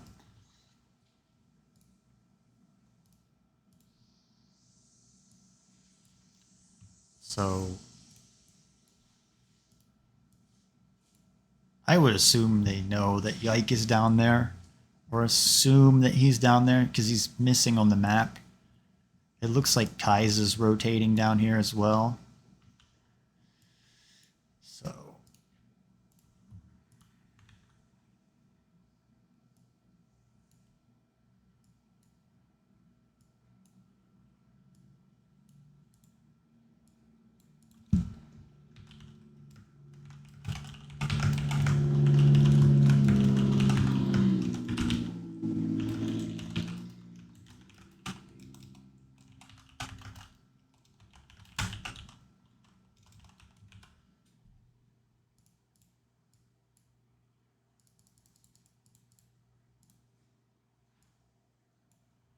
So Mad Lions, no vision on Yike diving Caps. Kai'Sa looks like she's coming down to help. Again, I make these slides because most of you probably have 2 monitors, and you can put the slides to go along with this. And there was no dive. Because of it, they decided to back away. Weren't sure who was reinforcing Caps in at the bottom lane. They probably also saw Yike as he came out of the bush. Alvaro here can trade with Mickey, but it's more to be a nuisance than anything else. Just try and gain control. So Caps is on his 1 item. Broken Blade's on his 1 item. All the laners are on their 1 item. This is the time you should have boots and 1 item. We got the teleport play coming in. Hansama's coming in. I don't think Mad Lions know Hansama's coming down. Let's see. Dragon's not up for a while, right? So why are they fighting at the Dragon Pit? It's usually when... okay, so... Alvaro initiates this with Flash.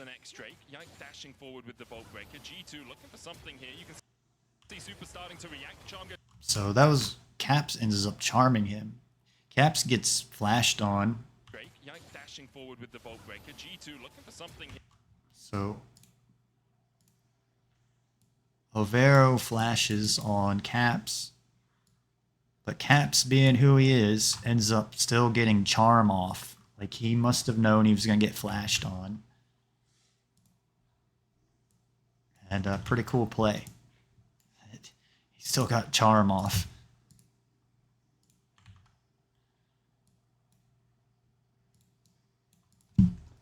Alvaro initiate fight with Flash, Caps.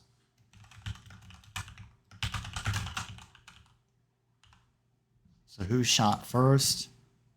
Mad Lions shot first. Caps was just defending. Here you can see Super starting to react. Then you've got teleports coming in. Mickey X is going to try to keep Ezreal away. Oh, not Ezreal, I mean Vex. Broken Blade's got ultimate. Merwin doesn't have flash. I don't really know what Corky's going to do in this team fight right here. He's probably just going to get owned.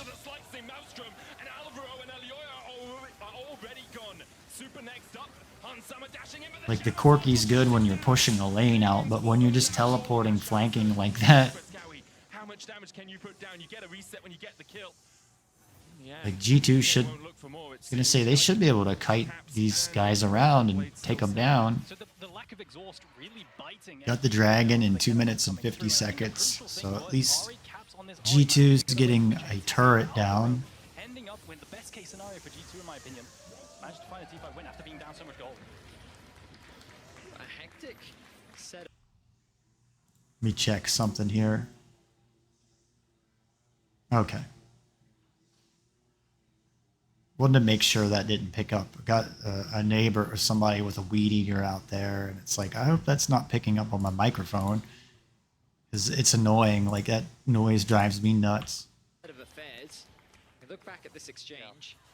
So Alvaro misses. He had an opportunity to E Mickey X, but misses it, so he has to flash. But it didn't matter because Rakan was the wrong guy anyway, so he did get the right guy. So the ultimate looks promising from the Ezreal, but the pick is. But I guess Cap's like either flashed or ulted out of that. No, he gets stunned. He just ulted out of it. So the ultimate looks promising from the Ezreal, but the pick has already come through. The Morgana drops, doesn't really get much value out of the ultimate.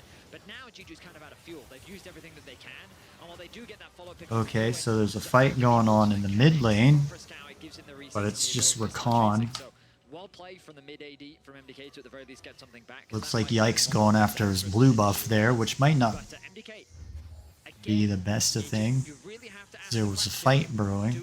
I feel like the younger players worry too much about the buffs. I did when I was younger as well. I don't really think that they were fighting over anything. Their map state was good. They had Then I learned I don't need to rely on them so much. but at least now they're back. What I'm just saying is there might have been an opportunity where they could have fought Alvaro or caught him out or Supa, and they were worried about getting the blue buff though. This is giving the Rift Herald over to Elyoya. Broken Blade is in a really bad spot with no flash, which is just asking to get ganked.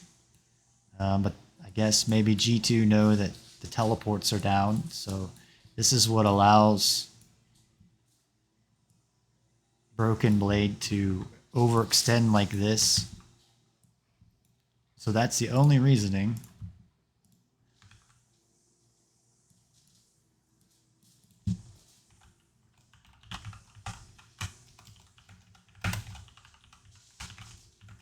With no flash.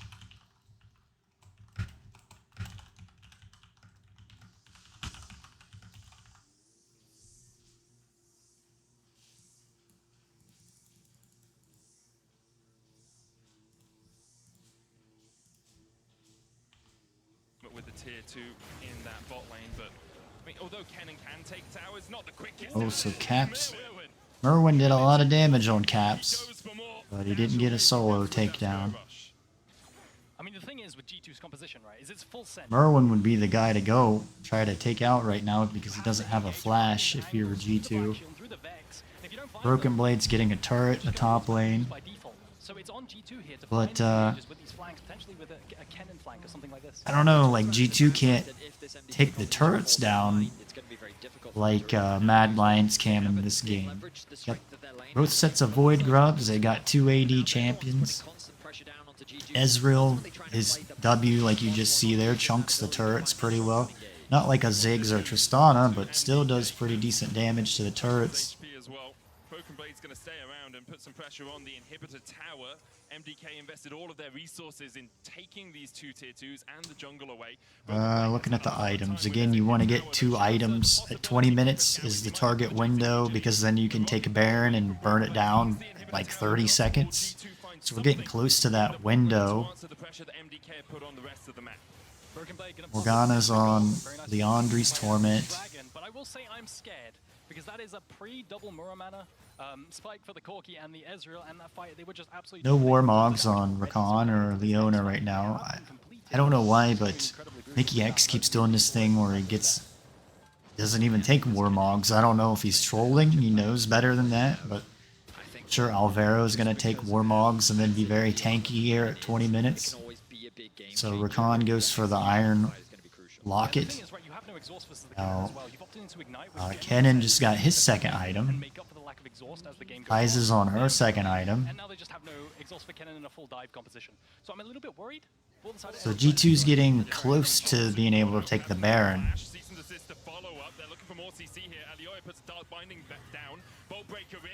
shield enough to keep Super safe from the knocker. So G2's also getting vision here in the top And now MDK are all at a risk. MDK jungle. Chased out, Caps going forward with the Spirit Rush, needs the charm, hits it. A double so far for Han Summer in the Now, fight. if Alpha G2 Rex loses this game, I don't know. can be anything but a flash across the wall. He manages to escape in the end. Shadow Surge hits only Han Summer. G2 find 2 in the top side. And we heard it from the interview. They have to play together. Scout didn't use this pass. I'm guessing like G2 have a better team fight comp, but it's just they're gonna get out shoved into the turret. The turrets are gonna get taken down. I think it's too ambitious to go for the Baron. They don't have the items to take Baron right now. Regardless, a single pick. Caps needs another item. Yike probably needs another item as well. Be the hero here with the Corky poke. Yeah, gonna push him off. Those rockets are gonna be too much there. Corky just got his Manumune stacked. To stall the Baron. It's going to be another tower for G2, but Leona's on her resilience from G2. Seeker's arm guard now. That will help disengage or engage. Force picks. They're going to be looking for plays. Remember how kind of out of the Looks game, like Vex right, just really got her bad 2 play. items. So we're looking like Mad Lions can take the Super Baron, to but capitalize on this small position. their Caps went The for good news the... MDK is they're sending themselves up the soul point, and G2 they're not going to be able to respond. why can't I think of that item's name? Doing right here, he was waiting in the bush just in case anyone I don't know, it'll come back to me. The one that the Dark Seal upgrades. Magi's Soul Stealer. There we go. Right, they're opting to give this dragon up So for sure. G2 can't even attempt to take this dragon away from Mad Lions, it looks like. So getting close to that window that I say you get the 4 dragons to get the soul, get the Baron at 20-25 minutes. You can easily close the game out. Continue to remain unkilled and find a few kills and assists himself. That will scale, obviously. The Broken Blade's doing a good job because he got this turret, he got this turret. Looks like he might get this turret. I don't think he'll get that. Merwin's pushing him off. The last time Friscow was in a side lane, he was able to at least trade 1-for-1 this time around. Scowie gets taken down. To be making these mistakes. MDK, we've seen so many good things from you this Not game. by, You can't afford to blunder now. And we heard from Melzer, right? You have to play together. Caps, right? It was Yike and Caps. So you can flex the black shield and make it so your carries cannot be CC'd. And then the DPS comes through and the engage is botched. This fight was a long time ago. It's not so great. Yike manages to flash nicely over this wall and separates, and Han Summer flies in, finishing off the kill, and it's just an MDK loss because they're so disconnected. And credit to Mickey utilizing that pocket of vision to catch Super out of position. And it's, I mean, you have to credit G2 for it. Like, I know that the perspective is always going to be MDK is throwing this game, but it's these small plays by Mickey. We saw it in game 1 with his flash, insta-stun on the Rel, onto, I believe it was Friscowie on the Ezreal, or actually it was on Super again. I think they actually just decided that Super is his target this game, and he's just going to try and shut him down. Mad Lions are close to that window. They should be able to take Baron down, minus Elyoya doesn't have his second item yet. Still needs the needlessly large rod. And as much as you say, it's not all MDK's mistakes, they have a track record of this. They're the only team to have beaten. He's sitting on a ward from G2. Very good ward from G2 here. They were 10,000 gold ahead at times. And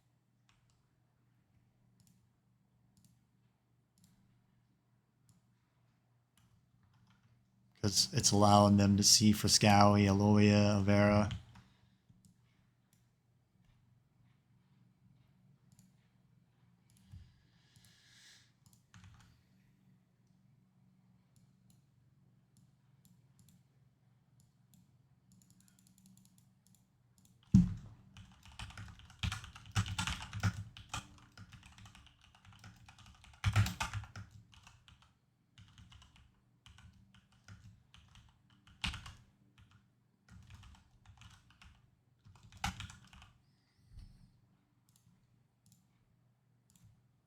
two-game series and lost the series 2-0. They were 10,000 gold ahead at times, and they were they were able to lose. They ended up. So now Merwin's on his 3 items. So like I think Mad Lions can easily take this Baron if they wanted to. Caps must be going Death Cap second item. He's on 2 needlessly large rods.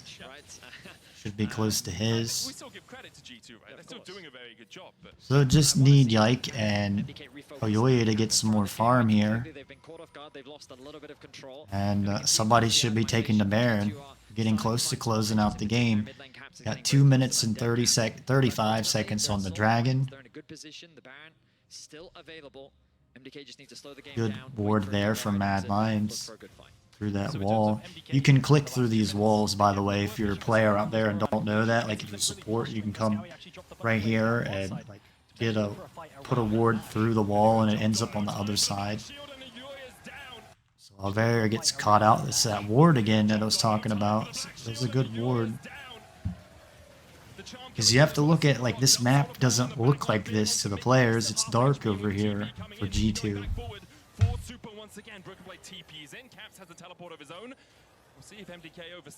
So good time for G2 to take the Baron if they can. I don't know if they can't see the itemization.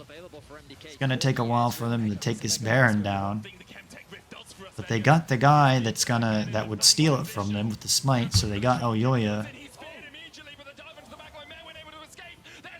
Yeah, I didn't think that G2 could even attempt the Baron right there. This Caps doesn't have... I don't really consider Magi as like a real item.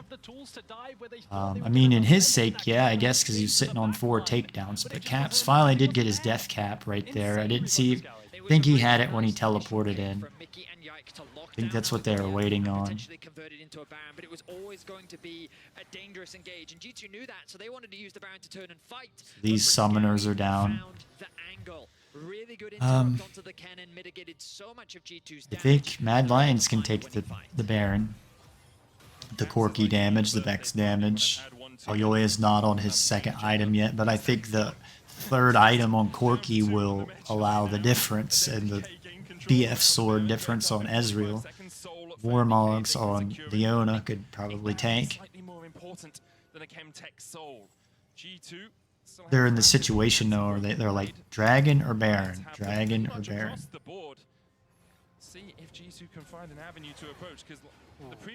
Yike just got his Sterix gauge, so he's on his second item.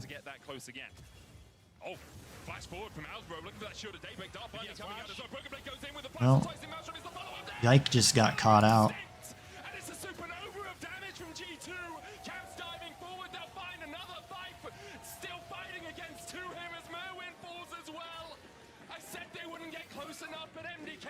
Also, G2 should be able to take Dragon away from Mad Lions. I don't know if they can get the Baron or not.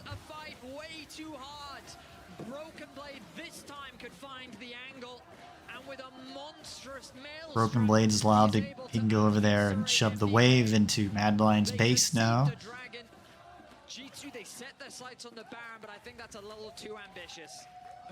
Match of the week. So it looked like Yike got caught out here. Was trying to sweep somebody was trying to sweep that ward out. Broken Blade gets a nice ultimate, but then has... I would rather have like the Zhonya's Hourglass second, honestly, on a Kennen, but for some reason all the pro teams, they like Kennen where he has 5 items and he just goes in the... Oh, he's got the Seeker's Arm Guard. I don't know if he had it in that fight, but he's got it now. At least get the Seeker's Arm Guard and then get the item. Maybe not finish the Zhonya's, but have it for some type of engage where you can Zhonya's, Stopwatch, whatever it's called, Stasis, and then ultimate and do all the damage while you're stasis. Morgana's got her 2 items now. Zhonya's make a big difference for Mad Lions in team fights now. Where is Yike going here? Is he finding some kind of long con flank or cheesing in the bush? So they do this from time to time, and often it's a push cheese. So he will wait there for a while. It's like, well, there's nothing else on the map. Broken Blade's pushing bot. He's going to have the TP up. Yeah. If Mirwin steps too far forward, we'll see someone... I don't know what Yike's doing here. He's just waiting in this brush. Maybe he thinks he can 1v1 Mirren. If Mirwin manages to overextend here, catching them off guard before the Black Shield comes down could be great. Yike's just going to wait there, but MDK wise to the threat, reacting with 3. Caps catches the wave. Alvaro and Elyoya were seen on that ward as they cleared it out. You know, it's I've had coaches explain this to me before, and it's not exclusive to GT. I don't know, this may be a fight where somebody loses Baron and then it gets closed out quickly. showcasing, no, we have the proper support, we're doing all the correct steps, and as you rightly said, it's not really much lost. It's very much Kai's is on her 3 items now, so big advantage over the Ezreal. that means that you're going to get caught. And that's why he's staying around even after MDK did the first few steps correctly, because if one person backs by themselves, then Yike can catch them out. If one person now is like, okay, So looking at the itemization, like, besides the Corki, Corki has a 2.5k gold difference over Kennen, so he got way ahead as I've been talking like the last 10 minutes.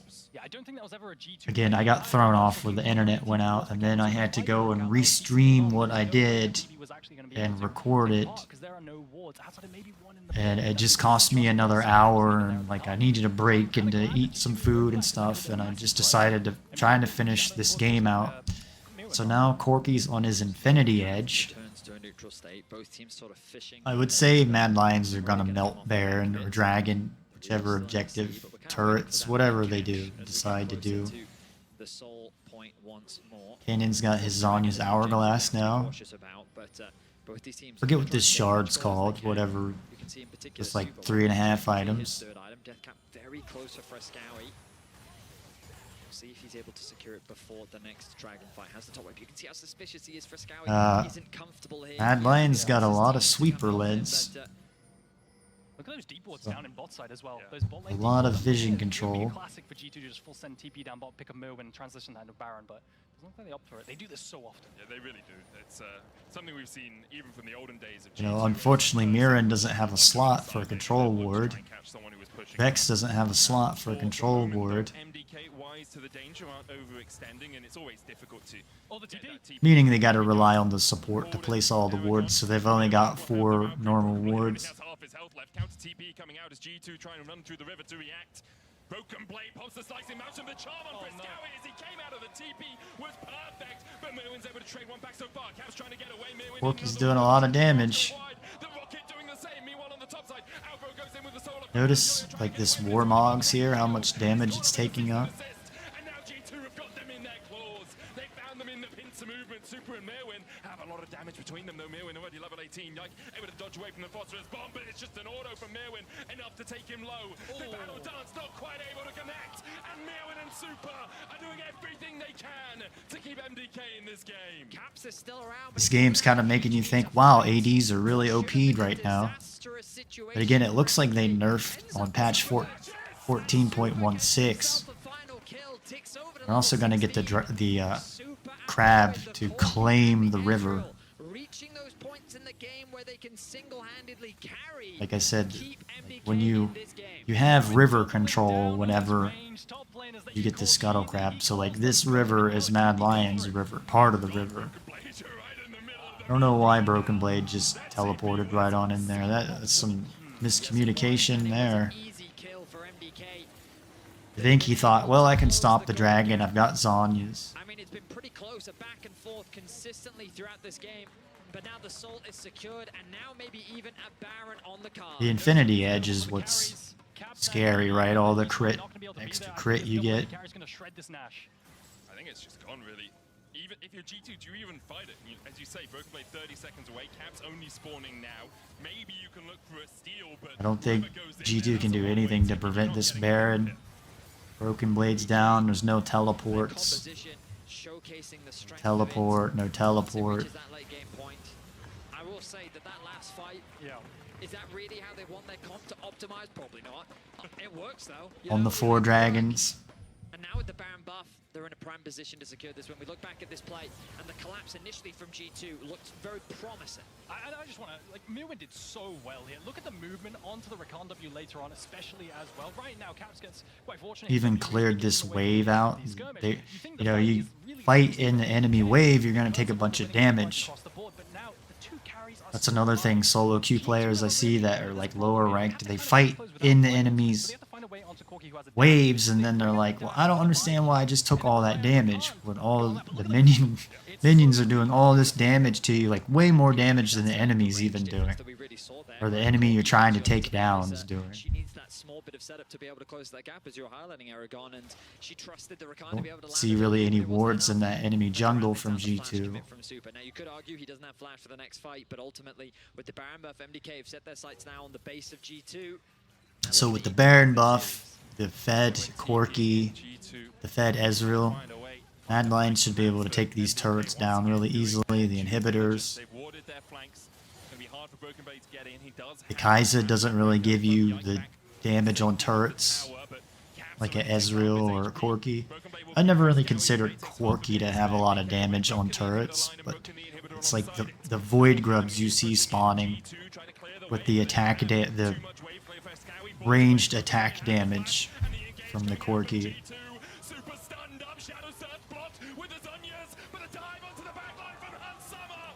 They're fighting into a buffed minion wave. Like I was talking about taking minion wave damage, that was an example right there. It's like G2's just kind of pressing buttons and going and don't... Let's see. Let me go back a little bit. I think I just fast forwarded it and not rewound it. I'm sorry. So Friscowy is up here by Broken Blade. Get my Friscowy's by Broken Blade. Ezreal's flash is down. Vex may be a counter to some of the ADs, like I said at the beginning of this VOD. She can get into the back line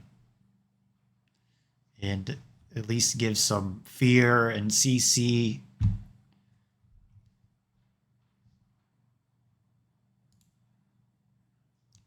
Where maybe G2 needed like a Leona to sit there and catch Vex when she goes into the back line. But he takes half of his HP. Broken Blade will keep Frescowy at bay, takes half of his, but MDK have already broken the inhibitor line and broken the inhibitor alongside it. Double cannon minions pushing in. G2 trying to clear the way, but they don't have too much. So is this a last-ditch effort here from G2? They're gambling and they're like, let's just go all in.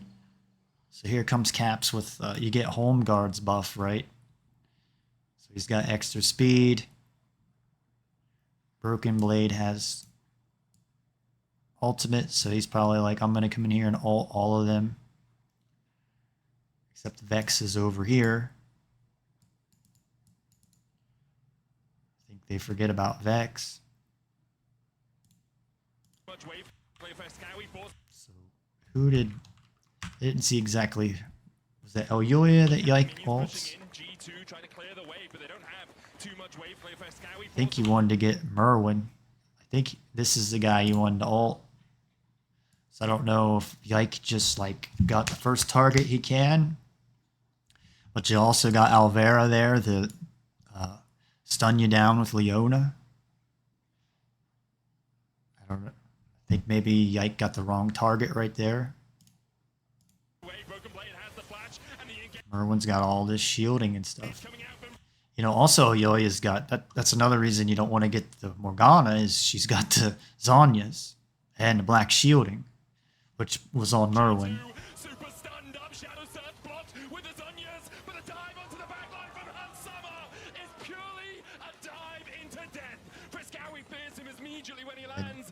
Zhonya's really didn't do anything for Caps there. They just kind of blew wind at him.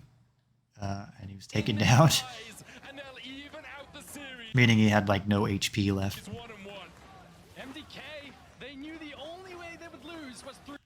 So there's game number 2 out of... We've got 5 to do.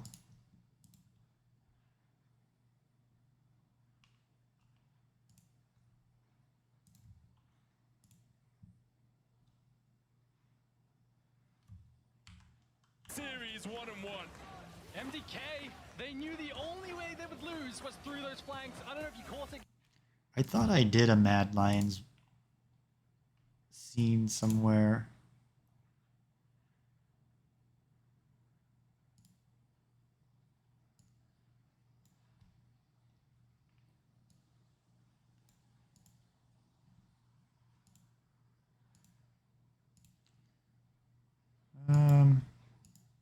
It's all right. I'll fix it.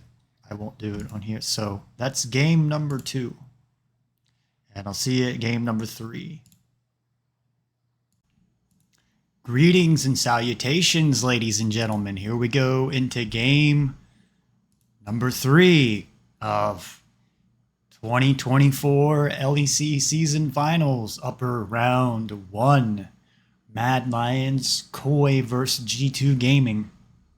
I'm guessing we're going to have a lot of games here if we're following G2. And, you know, a little bit about me is over the last couple years, I've got more and more involved with like the G2 social media stuff and become a fan of G2. So that's some of the reasons why I do these VODs. I started doing Mad Lions because I was talking to Mac, and then I ended up getting work with Gam, so I stopped talking to Mac. And then, you know, like a year later or so, he was busy, moved on to other teams, so I lost contact with him. Now the only way to talk to him is like DMing on X, and you have to subscribe, and I don't do that or pay for that. Thinking about subscribing and having the subscription on X, I think it would really help me with my social media. Having the little blue check mark, people would take me more serious. So I'm thinking about that. So going on to game number 3, draft.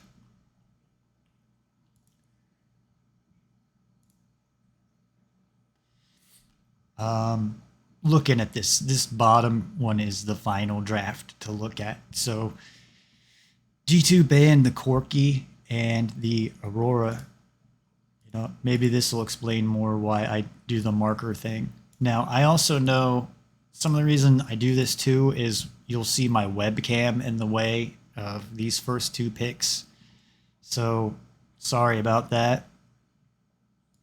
But again, you see like a priority that, well, they were scared of the Corki, so they first banned the Corki. Then their G2's worried about the Aurora. I don't know anything about Alvaro or Elyoya if he plays Poppy, or if Elyoya plays Poppy, or Elyoya plays Poppy. I think Poppy's a counter into Vi because you can just knock her out of the way. So maybe that's some of the reasoning. Braum Van. Looks like they're worried about, G2's worried about supports here because I think the Poppy might go to Alvaro. I don't know, because you see Mickey X play him. I would like to see Yike pick up Poppy because it's a flex pick that T1 play and Gen G might play, or Gen G HLE might play if they go to Worlds, which I think they will be a Worlds team. We get the Zeri and the Kennen, which I think Kennen is, I couldn't really find data, but I think that Kennen's good into Zeri. So yet again, we get the hard counter matchup of Vi versus Morgana. I can't really find any data on Annie versus Galio. We haven't seen Galio in quite a while. I really was a fan of Annie, so I'm glad to see her anytime she's played. Back when I first started playing, she was a support in the professional matches, but I always thought Annie was very strong. She's pretty easy to play. I've even tried jungling her lately because I think champions with pets are hilarious, like Yorick and Shaco and Annie and Ivern. It would be funny to have a whole entire team with pets, like a team with York top and Ivern jungle and Annie mid, and then Shaco support, and maybe like a Callisto would be the like kind of like a pet AD type champion. So I need to know more about Rel too, because she's one I've never owned or played. I know she can break shields. I think Galio gets a shield. But G2 first drafted the Rel. So first, this is again where you kind of look at priorities. Like why I put the numbers for you to look at. So their first priority was getting Rel. Now maybe G2 want practice on Rel. Maybe Mickey X doesn't play enough Rel. So we ended up, it goes like this, you know. They get 1, and then they get their first pick, which is like a duo. So they take 2 ADs away, and they already took Misfortune away and Ashe away and Callisto away, Azir.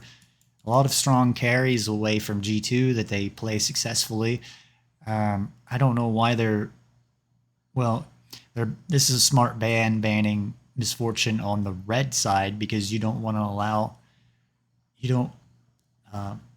well, let me think of that again. I guess that would be either a first pick that you want to take away, like maybe they were afraid of that. But if you're blue side, it kind of looks like you want to take Misfortune as your first pick if you're not going to ban her, because she's strong right now, but she can stand behind the Baron pit and steal a Baron. Just saw Gumayusi do that. So it's like a stronger red side pick, Misfortune. And that's some of the reasoning why I try to show you and put these numbers and stuff on here of priorities. The Ashe has seemed like one of the strongest ADs and can be flexed. Ashe is an Ezreal counter. Callista seems to be one of the strongest ADs right now. But I like to see her with Renata Glask. Azir's been a very successful champion for Caps. He's hard carried. It was the first game, right? That he can get. Azir's kind of a counter to the meta right now, because if you're playing the AD champions, he can get to the back line and pull them out. So I don't really know much about the Galio. I mean, I guess Rel can shield break stuff. So Galio has a shield, Nautilus has a shield, Morgana has a shield, but also Mad Lions drafted these 3 champions after Rel was banned. So that's one thing that's good about Rel that may hurt Mad Lions in this game, is Rel has some type of shield break. Morgana has a shield, Nautilus has a shield, and Galio has a shield. So that may really hurt Mad Lions in team fights. So, and I could go and pick out Rel and what is she strong against, or Ezreal, or Zeri, but I don't want to spend a million hours doing this. I've already put a lot of time into this VOD already. So Rel's not good into Ezreal. She's really strong into Zeri, 52% win rate.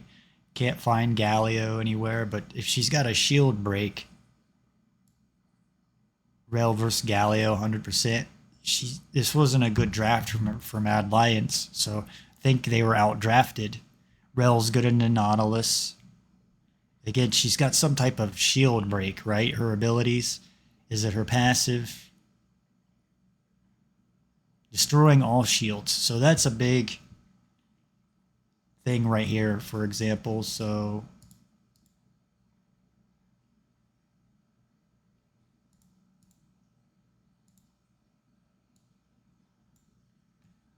I went ahead and saved some time here. I think I gotta add more.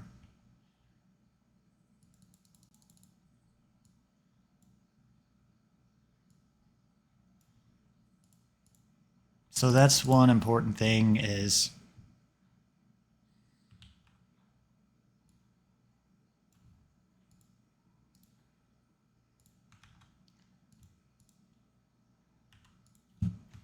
Rel counters champions with shields. And who has a shield?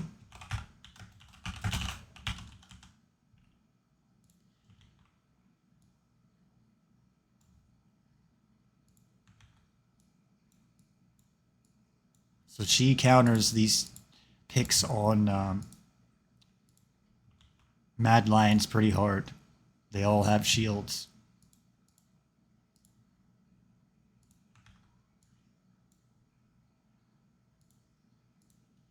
So all 3...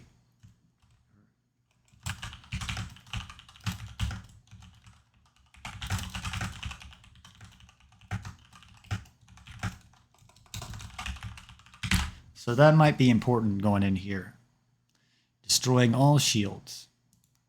So let's go ahead and get into this draft. I may or may not. Make sure my microphone didn't go down. I'm getting less dependent on this, so I know you guys don't really like this screen. So again, I am also aware I like my webcam where it is right now because I have it set up for the LCK VOD reviews I do. Like maybe I should move it over here because you guys can't exactly see what champions are being picked, but I already showed you. Corky's banned. Mine? That's true. I was gonna say Cannon, not Corky. My mind slipped there. But because the thing is, last game when you look at what the Cannon did, it did exactly. So blue side, they get duos. Like I'm gonna be real. If I'm You pick 2 at a time, where red side only gets 1, and then you get single counters. I don't endorse that, but 1, 2, 3, 4. Gotta get this VOD rolling. Can't spend 2 hours on this, and it looks like a long game. So I may not do a bunch of slides after 30 minutes or 40 minutes. Or I may have to take a break in a little bit in this game a couple times. So if you see me break, you know, it'll be right back. I've figured out a better way to do this VOD. So I'm happy. It's a lot of stress off my back. I know I could do. I'm never happy with the analysis I do on my content. And even back when I started a couple years ago is because it's taken me this long to learn how to use OBS, and it's a difficult program to learn how to use and master, and learning how to balance the sound out is very difficult. I don't spend money like other people to hire people to take care of those things like that. I've got a lot of people constantly after me to hire them for art and Twitch overlays. I can't see how that would really help me grow followers right now. Maybe later on, if you guys subscribe to my Twitch channel or even follow my Twitch channel, I can then take the money and upgrade it and give you better quality of what you want. Like, I'm trying to save and get a better PC, for example, with 2 monitors, or even just buy another monitor. So, but enough about me, we'll talk about the game. So you get Zeri and Ezra, you get 2 ADs that Mad Lions take away from G2, and they also banned 3 ADs, the Callista, the Misfortune, the Ashe. Again, alarming that Aurora was not played, but I told you in the first part of this that the LEC commissioner came out and said that she's globally banned this weekend, so she causes some type of chrono break. Now, I don't understand why in the other regions they're not banning her then. So I don't know if this is a cover-up. Again, I'm going to take the LEC commissioner's side because I showed you earlier he responded to me. So I like the guy. He took the time to talk with me, so I'll take his side. But it's going to put the LEC behind on the meta. You know, and you got the teams coming over to Europe at some point, which is a place I would love to visit. So they take away Azir, Mad Lions. You got the hard counter here of Morgana and Vi. Oh, let me look at the lane matchups. I didn't do that. So again, I couldn't really find good stats. Draven wins against Ezreal 0% of the time. So Draven's not good into Ezreal. I had people debate me this in solo or Twitch chat, I think like a weekend ago. Rel is good into Nautilus. So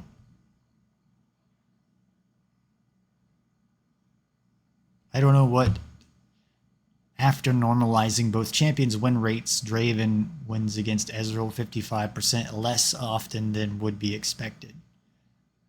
So I don't know really what that data means. I would think you could kite Draven around. He's like a low-range champion, and he has a little bit of movement speed, but Ezreal can just kite him around. So the Morgana Vi counter we've talked about. Morgana counters Vi. It's been well known. Started a couple years ago when, was it Wei is his name? That's on RNG. And I remember he was playing at the MSI and very successful. Look for Morgana to maybe come back into the meta too, because Vi was just buffed. So unless they nerf the Fated Ashes? Yeah, Fated Ashes. Unless they nerf this, you may see this Morgana a lot more. It's a cheap item that really helps the the AP champions farm. Annie into Galio, I don't really know anything about it. So apparently Galio is good into Annie. So I guess that looking at the draft, this was a last counter pick, the Galio. So Mad Lions could at least have a winning lane. Mad Lions quite great carries, great defense. Have to see how they round out this one. Will G2 actually get Kai'Sa for free on 4-5 again? Because I feel like it's by far the best pick for them with the Vi, with the Row, and it's actually good against Seri as well. So if Mad Lions doesn't ban it, I'd be very surprised. That's why I thought it would be like Kai'Sa Draven ban. I thought they'd focus more on the bot lane. So hopefully you can hear the casters. I have them pretty low in my headphones. I've got this turned up pretty loud. You're here to listen to me and watch me. That's why I'm not moving my webcam for one. We get the Braum ban. I think range supports are bad. They can get caught out, die very easily. The heavy engage melee champions are always up at Worlds when it goes to World Championships and MSIs.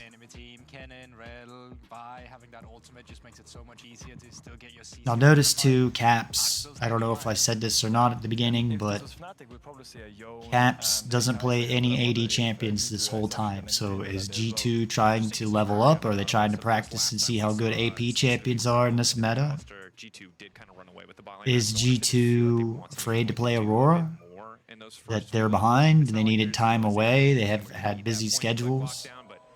So we get Draven, we get Hansama's famous Draven, which I don't know too much about, but I know a lot of fans love Hansama's Draven. Is he like undefeated or has a very high win rate? Maybe the Nautilus is good. Maybe Nautilus is a Draven counter. I'll have to look at it here in a second. So we end up getting Annie and then Mad Lions pick. See, what was I looking at? Draven. Yeah, I mean, it is something that you can get decent Nautilus. and it's definitely something we saw a lot over in the LPL coming back into their spring season, but I haven't really seen it a huge amount at the moment. Draven wins against Nautilus. Again, G2 have a better draft because they got the Rel that they first picked that can break the shield of Morgana, Galio, and Nautilus.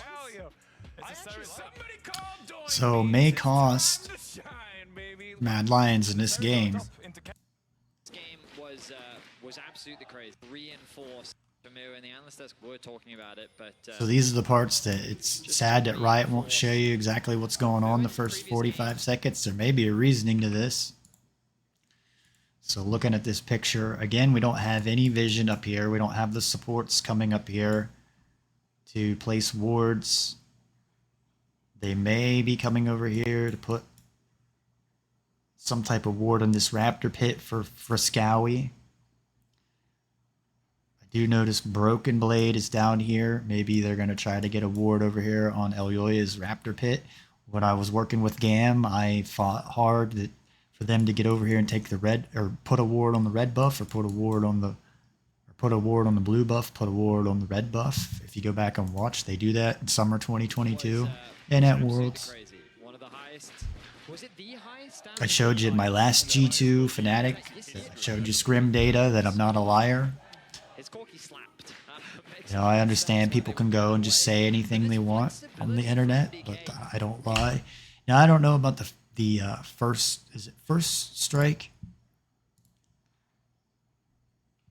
on Annie?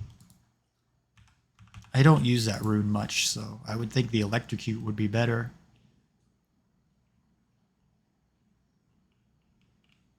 Rod of Ages. I don't think I remember Caps getting Rod of Ages. Malignance. Yeah, I would think Electrocute would be much better, but he goes for first strike, which is kind of odd. And I see Yike run first strike on Maokai, which is odd to me. I don't think it's going to work against better the LPL teams. This may cost... This is one of the first things I see, is this may cost Mad Lions later on that Merwin doesn't have teleport. Hold on. Make a better shot.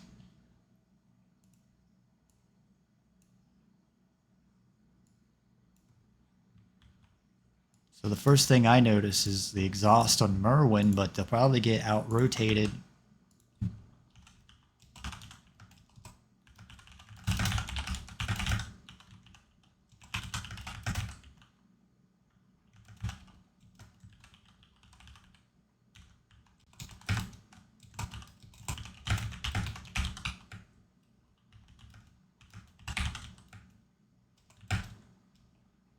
Getting out.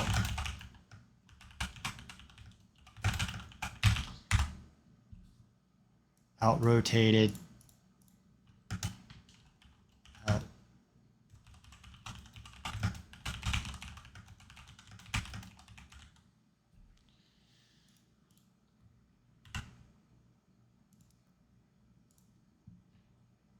Okay. So that may cost Merwin later on. They may need this. Basically. And then you contrast that to the side of G2 here, who is pretty much running back the same. So I don't know why the first strike on Annie. I would think maybe Electrocute's better, but I don't really sit here and debate runes for players. They've got their own reasoning and why they play things. So Aoya's got... Swatched out with the Annie instead of the R. now I can't think the name of that rune. It's causing me a blank. It'll come to me in a second. Phase Rush. There we go. Takes a second for your brain. I can't... and I'm older than a lot of you, so... don't think I'm stupid if I forget the word of something. It'll come back. You know, I'm probably thinking of other things like what I need to talk about next. It's hard to sit here and talk for 4, 5, 6 hours straight. So G2, I think I do pretty well at it. G2 place a ward. I don't know whose ward it is. It's what I'm trying to figure out. I'm guessing it would be Mickey X's ward. So I think that's a bad ward, though. There's also a ward down here. So Ezreal may get spotted out here by this ward in the brush. Trying to figure out, I don't know what this ward was about. Maybe I'll have to go back in time. This kind of tells you how the game's set up in the beginning. So let me go back and look at the mini-map. I'm looking at the mini-map. So that looks like Draven's ward. So... okay, Draven puts a ward here. I'm guessing Rel puts a ward there. They're worried about an invade on Yike, which happened in the last game, so that makes sense. There's better spots I think they could put this ward. So...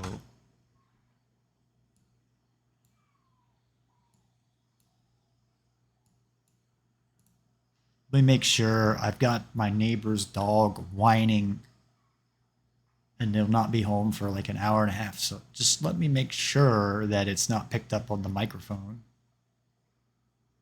I don't think it is, but okay. Which can be kind of frustrating when you're trying to focus and pay attention to what you're doing. But you just have to work through things. Feel bad for the dog. Neighbors are... take it out like once a day, so I take mine out multiple times a day. So I feel really bad for the dog. It actually like tries to run in. Sometimes I'll open my door and they'll be out on their porch, and they walk up and down my porch, which really frustrates me. I think that's very disrespectful. But anyways, their dog. Sometimes I'll open my door and go out, and the dog will like try to run in my house. So I guess maybe it's not being well taken care of. Mine's asleep on his couch, his throne.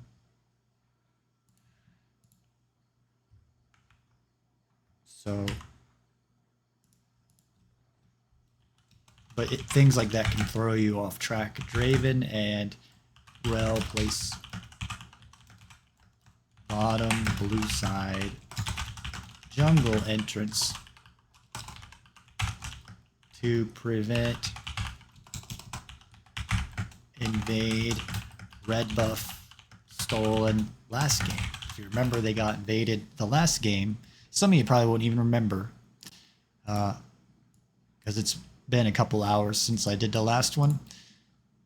But I remember that the last game was where Yike, I think he actually messed up and lost tempo, where he didn't know what to do in his situation. If you remember, I talked about Yike was in a similar position. A second, let me make a screenshot of this. Yike was in a position where they lost his red buff, and he should have just went up to Mad Lion's red buff, and he wasted time that he could have got leveled, and G2 could have just stayed in their bottom lane, and instead they tried to fight. So what I'm talking about is, like, in the last game, Yike path down here while his red buff was getting stolen, and G2 path over here, the bottom lane, and Mad Lions had 3 people down here, where I think Yike should have just went up here. There was a ward here, though, and maybe up through here, even here on top of the ward, and just take the I think the Raptors would have been gone, but Yike could have got the red buff. Mad Lions wouldn't have been able to do anything about it. Then he could have dove top lane.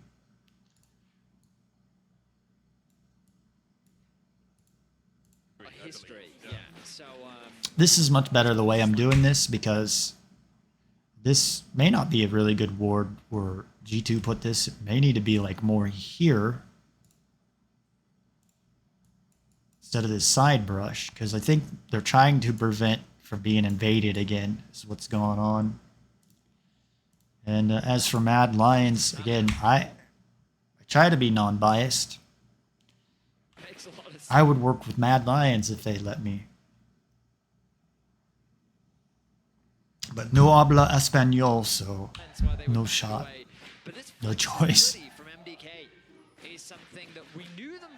So I guess Broken Blade's down here trying to prevent some type of invade as well, watching the blue buff. it disappeared, basically. You usually start at Raptors. I don't know why Yike starts down at the Wolves. The Raptors, from what I've seen, you can watch my content, I test it out. The Raptors are the most efficient first spot. With the Annie instead of the Ahri, and now the Draven instead of the Kai'Sa, you know, going back to a bit more comfort. Again, maybe G2's testing stuff in this game. Who knows? Or this whole series. Looks like we've got another invade here again, because I don't know if it's for vision, but you've got Supa pathing up here, so we've got Yike pathing up here. These guys are the quickest to pick up new things. And he's got her stun procced. And so to not see them want to prioritize that, especially on blue side, is surprising. And they decide to go back. Caps hovering around mid for Scowie. I think maybe right here was confusion, trying to confuse Yike is what was going on, because Yike still doesn't know what to do. I'd rather see Yike just start at the Raptors. Start here, here, here, then come around and go up here, then get the crab.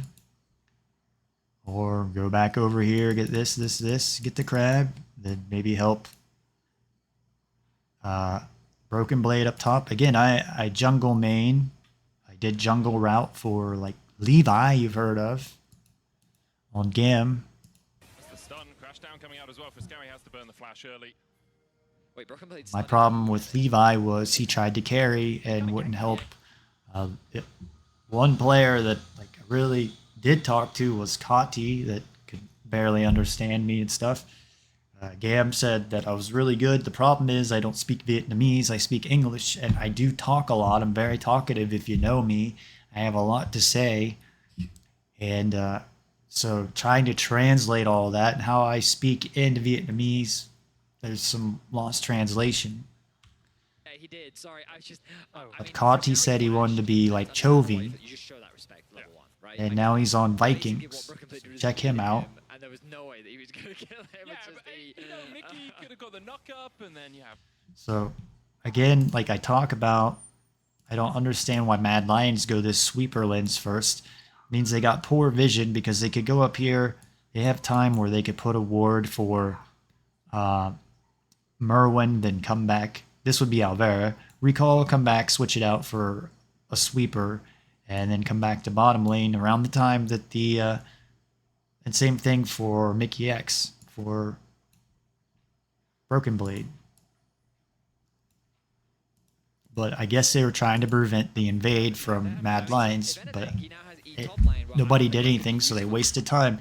Would have been better off here. Here again, I think this is a bad ward from Broken Blade. Now again, like I said the last game, he's ranged and Merwin's ranged. So if Merwin goes in this brush, maybe this is some of why Broken Blade's putting this ward here. So if Merwin goes in this brush, maybe I don't know that about Merwin, is he likes to play around with the brush. Broken Blade can auto him. That might be some of the reason he put the ward here, but I think it's a bad ward. So I'm giving you the reasoning why I think Broken Blade put it there, even though I call it a lazy ward.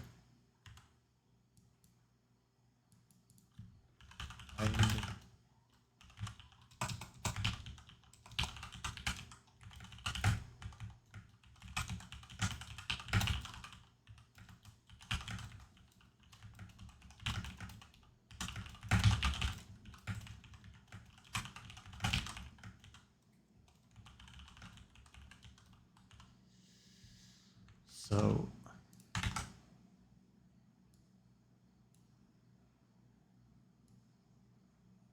do it like that.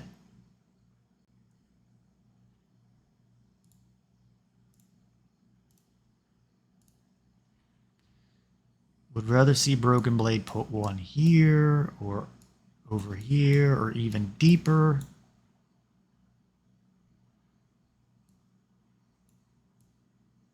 Again, maybe Merwin likes to hide in the brush. I don't know. I don't lane against him. I don't play against him.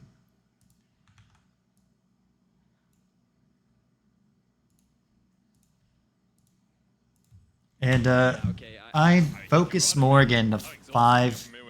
Merwin had to use his exhaust there.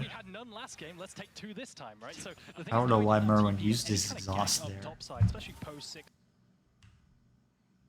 Why did he use his exhaust? If anything, he now has E top lane. He wasn't dead. Yeah, okay. I guess I wouldn't think that Broken Blade would be able to all in and take him down. So I don't know why Merwin used his exhaust there. Why did... That may cost Merwin because now this is where Yike can come up here and gank. That's what I would be doing.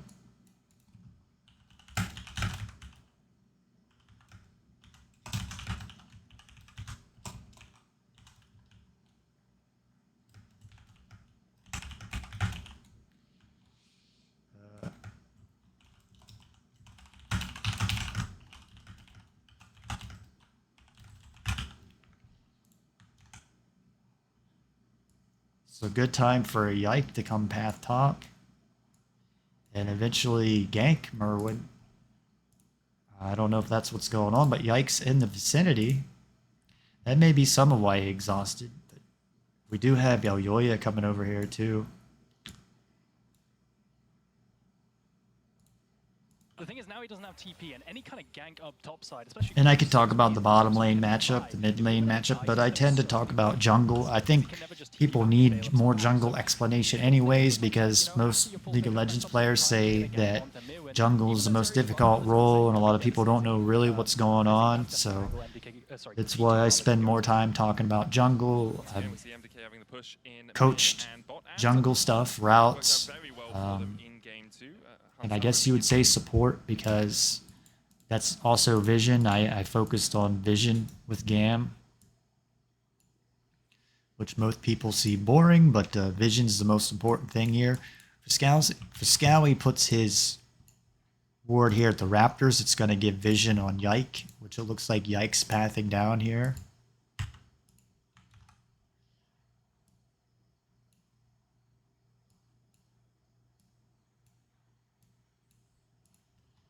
I may get lazy and just put Galio.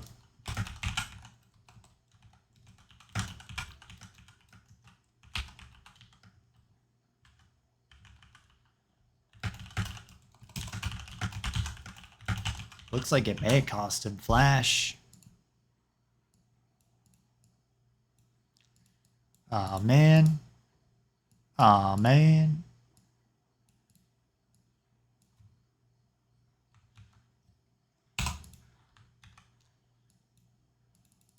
It's annoying that there's probably a way to set that font so it always goes what I want it to, but I don't even know how to do that. I never had time to learn all the stuff with slides. Like, I just started working with GAM and had to learn on the fly. Same with OBS. That's why, like, my content isn't where I want it to be, because I had to take all this time. Every time I'm streaming, I'm more or less learning how to stream and how it turns out. I don't have a brother or sister that can tell me, hey, or help me. You know, like Nymeria is really good, but he also has a brother that helps him. I don't have that. It's a one-man show. So Mirren places a ward. I think that's a lazy ward. I think a better spot would be here, here. So again, I'll do it this way. And once I get past like 5 minutes, I'm not going to do these slides as much on the vision. I don't even know how to spell it. Isn't there like a W in there? We'll just put Zeri.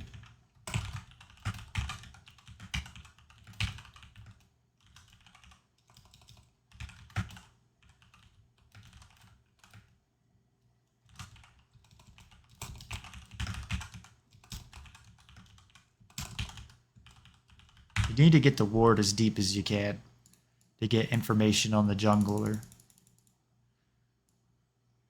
Placing it there is not going to really prevent much. Gives you a little bit of time and space. But,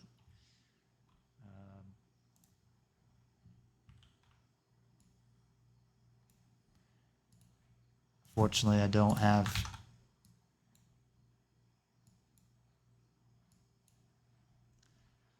a bigger picture to show you. A little bit deeper because, of course, Mickey was in mid. Maybe when it goes back now, so we'll just move on. I will say Fiscawi losing his flash early on. So, looking at the picture here,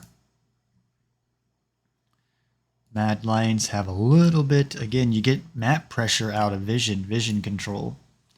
So this allows Zeri to pressure and push over the line that I talk about.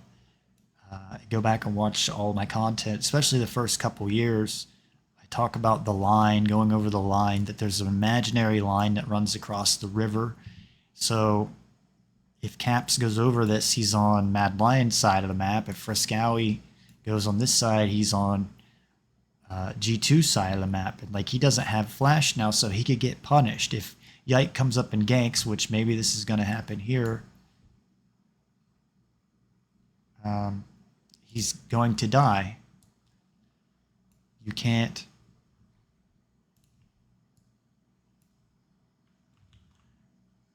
See, I'll put...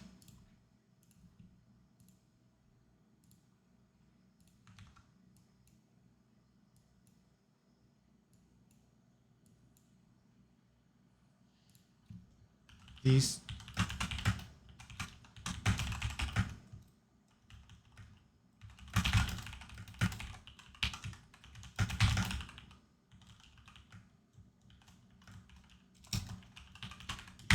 You're putting pressure. You're chipping away at the G2 turrets, which it does look like he's going to get ganked, and this would be the time to gank. So, but I talk about the line a lot I try to explain it almost every video. This would be the time for Yike to come gank here, but the problem is he gets spotted out, so Friscowi's gonna know. And he's probably playing with him right now, where he's trying to get Yike to come up there. But G2 hopefully know that that's warded. Yike puts a ward there. I don't think I'm gonna make a slide about it. But I don't know why I needed to comment on that. I guess my commentator. Or we'll have like a million slides. I don't really know why Yike put a ward there, to be honest with you. I guess he was afraid he was going to get invaded from Morgana sitting in that brush. Full clear. I don't even think Elyoya has enough mana to take this blue buff. Quick Cheeto recall coming out from Mirwin to secure the cult. May have to use his smite there, and it may cost him when trying to get the Scuttle Crab here in a minute. It may cost him trying to get the dragon objective. Who knows? But no, it doesn't. So maybe that's some of the reasoning Yike put that ward. Might be a spot that he knows about. The Elyoya also wards. So we're getting a fight over the Scuttle Crab. Caps should have ganked mid. For Scowie was down. Now Caps is kind of low on hit points. Trades very volatile in the mid lane. No flash for Scowie, remember. So any kind of gank. What would have ganked mid? Flash was down. The pro teams should know that. The smite comes out. Yike secures it this time. Flashes away from the dark binding. Mickey has a flash of his own. So G2 do get the Scuttle Crab. Like I say, like there's got to be some type of stats that say that when you get the crabs, it's probably like an 80% rate that you're gonna win the objective. Dragon. Where did Yike use his flash? I didn't even see that he used his flash earlier. But we'll just roll along because I can't have a 16-hour-long video. You guys aren't even going to watch that. Maybe later down the years, like over time, you'll like my content stuff. It's looking like that I'm growing on you. Broken Blade continuing to trade as often as he can with Mirwin as both top laners. Yeah, I wonder how maybe Broken Blade's pushing, you know. I don't really like where Broken Blade is. He has a ward. I'd like to see Broken Blade put a ward over here.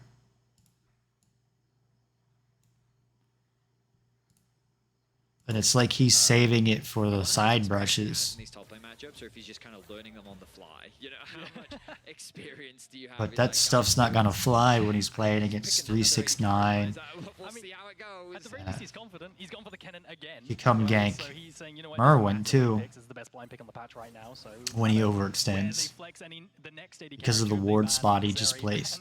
The previous AD carry, they played top lane Corki. And I should be making more slides, but I'll get better at it. I'm trying to do a little bit more and a little bit more when I do these VODs. From Chovy, I think. Of course we did. So Merwin recalls that ward's not really going to do much. They should get deeper information to know where Yike is. Right? Like, should have placed it here and they would know where Yike is right now getting the Scuttle Crab. So the dragon's up. This is when I want teams personally to go take the dragon at 5 minutes because I'd like the game to get over at like 30 minutes, not 50 minutes. Equalizing the series against G2 is definitely a good start, especially like they do still have some issues in the mid game. Hang on, level 6 secured. So Broken Blade gets an advantage over Merwin. He should be able to take him down. Well, Merwin has exhaust, never mind. And you do kind of, they took an exhaust because he disables Kennen basically when Kennen ults, but top laners really should have teleport because you need a couple teleports to make plays around the map. You know, you can push a lane like Broken Blade is, for example, which cause, like say Merwin doesn't have teleport, he can keep pushing this lane till Merwin comes up here and then like teleport bottom, which may be going on right now. Now, I forget exactly when the time is that you can teleport on wards. I know I've looked at it and discussed it. It's pretty early. It's much earlier than I thought. Used to be like 10 or 15 minutes you can't teleport on a ward. Maybe it's like 8 minutes.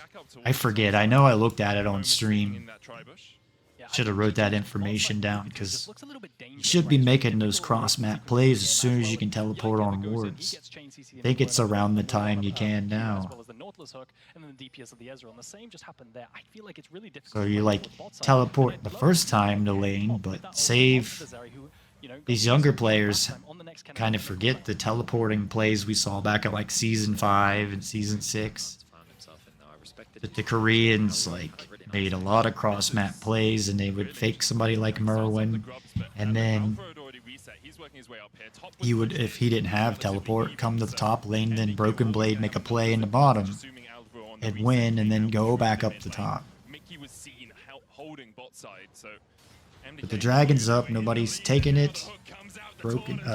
Caps lost his flash. I don't know what Yike's doing. Yike's busy farming the Gromp. Skip the Gromp and help Caps. Or fight for the Void Grubs. You're given an objective over. It's going to help Merwin in the top lane. Kind of a bad time to gank Merwin right now because he's got exhaust. I'm sure they're going to try to dive him, cannon ult him, and exhaust him, but like, the Asian teams are going to be much quicker. They would have made a play bottom, like when I was talking about. And it just wasn't a good time. You got the exhaust. There was a time when the exhaust was down that Yike could have ganked. So G2, if they want to beat and win worlds, they need to really work on their timings of when the enemy's summoner spells are down and take advantage of that. And that's some of what we're trying to show here on the next level with Sodaron. Get you to the next level. Because that's where you make plays, is around vision. I talk about it in all my content. Galio had teleport. Broken Blade could have made a teleport play earlier, I think. Let me double check. It may be like 8 minutes. Maybe 8 minutes.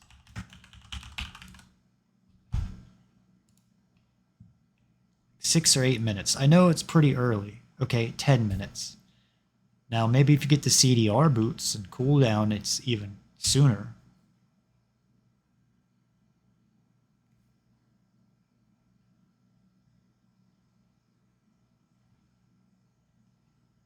Because I think this, I could be wrong. If I'd like to know, these are things I got to check out and should write notes about.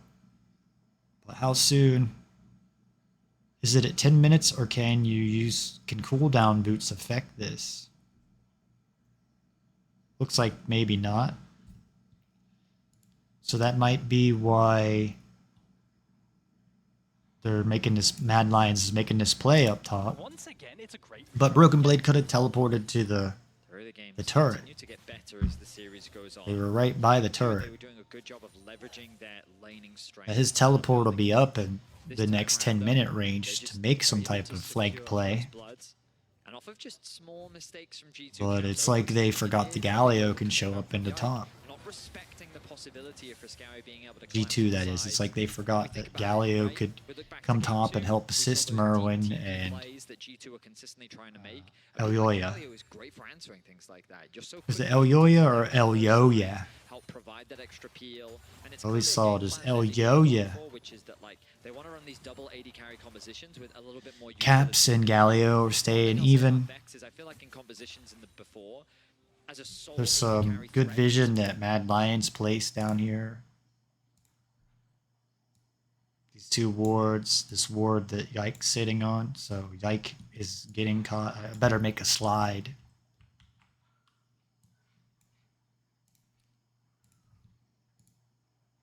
So, Mad Lions, MDK ward catches.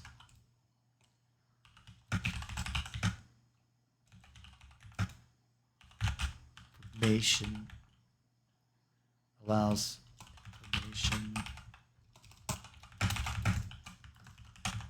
So they know, Mad Lions know where Yike is. That's why they're coming over here and putting these 3 wards down. We're also to the point where the supports have their ward items. Damage, but when you kind of fill her up with things like the Morgana and then double AD carries, you have more than enough damage where she can prioritize. And I talked about it and made a slide about it. You make it no fee quoted, and I've been saying it before I showed you the slide, so before I ever watched the video. Koreans, behind the scenes, it's a show where retired LCK players come in out of retirement, and Nofe, the coach of Rocks Tigers, comes in and coaches them. And there's a scene of it. I make it. It's in my last stream, and I put it at the top. It's the Gen G match. He says you make plays around vision control. And that's what I coach. I talked about it in Warcraft 2, Warcraft 3, that I learned 25 years ago from the best Warcraft 2 player on a Fog of War map, just like League of Legends, that you get vision on your enemy. You send out scouts, which is like a jungler or support. You don't have peons that you're making or peasants and scout with them or send them out, but you send your team go out and scout out information on the enemy. So this is where Merwin can't come down here and help, so G2 can outnumber Mad Lions in this match right here. This may be where the teleport harms them. It's just over a Scuttle Crab, right? So they're fighting over a Scuttle Crab. So here we go. I think this is Caps teleporting in. 1, 2, 3. We've got 1, 2, 3 into 1, 2, 3. Broken Blade is down for 14 seconds. Now a TP coming down on bot side. TP behind here is Caps. Galio can come down here, but Merwin's not going to be here. So Mad Lions are going to get outnumbered. So smart play for G2 here to outnumber Mad Lions. And now Cannon can come in and help clean up. He's got his ultimate. He got rooted and really didn't do anything, and didn't really do much. Broken Blade really didn't do much there. That was kind of bad. That was some communication problem. I don't know if it was Broken Blade or G2 needed to kite around the team to give space for Broken Blade, so they really need to work on that, because that looked really bad.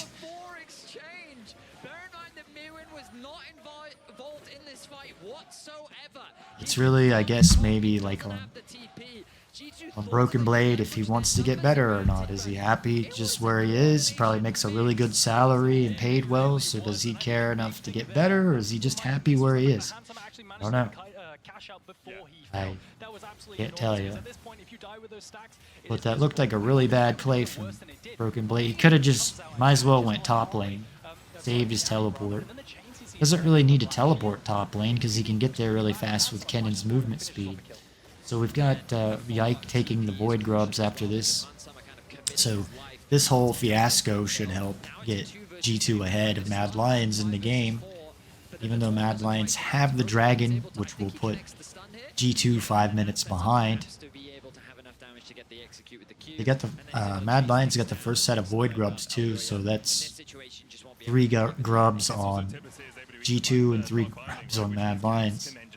Don't think you want to let Mad Lions get 6 grubs with the 2 AD champions they have, because they'll push the turrets down much faster than what G2 can, and G2 may never be able to win the game. Caps has his flash. This is where the warding gets more difficult, and like where I could figure it out, but it would take me time to go and figure out, well, whose ward is this or why. So you've got this ward here that allows Draven to pressure this. Waiting in the wings. X-Flash for Got, I guess, this ward here from G2 that when Elyoya passes out to come get the Scuttle Crab, he'll get spotted out. Mad Lions have these 3 wards that allows Ezreal to pressure this lane. It's also the time of the game, I think, where the bottom laners will be going to the mid lane. Like I said, if you win your lane and you're a bottom laner, and you win your lane and you complain in solo queue that I'm really good and win my lane every time, but I lose the game, it's because you probably get this turret, you get the first turret down, and then you keep pushing into the second tier turret, where you need to, at 15 minutes or when you get the turret down, you need to swap to the mid lane and stay there. If you watch pro matches, you'll see in every game they always do this, every team, unless they're a really bad team. And it's because then your mid laner goes off in side lanes and your top laner side lanes, and it allows them, your jungler or your support, to come in and babysit you so you don't die, because ADs can't really overextend, they get caught out, they get punished. A window now. Super. No flash has the barrier. Will it be enough to survive the onslaught from Hans Summer? The answer is an emphatic no. So I don't think there's anything Supa could do. I see, notice how the bottom laners went to mid. I think for Scow, he was just coming there to help Ezreal. Ezreal had his flash down, so that's when you make plays, like I say. You make your plays on the enemies that have their summoner spells down. You have to know the timing. You know, hey players out there, how long, what's Flash's cooldown? A lot of you probably don't even know. 5 minutes. What's heal's cooldown? 4 minutes. What's Flash's cooldown with CDR boots? 4 minutes and 27 seconds. Now, can you convert that? Because a lot of you, Riot tells you Flash 300 seconds. How many minutes is that? Because the game goes by minutes. The Asians can do math and convert time much quicker. I hear Caps is really good at this stuff and keeping track of the summoner spells. What's Ghost's cooldown? Oh, 3 minutes and 30 seconds. I even made you cards back in season in 2022 to print out and have, like I have on my desk, with all the cooldown timers, with the CDR boots, Cosmic Insight. Now, this was from 2022. It may be changed a little bit. Here's like Unleashed Teleport. I had it at 4 minutes, so it's been changed since then. 10 minutes.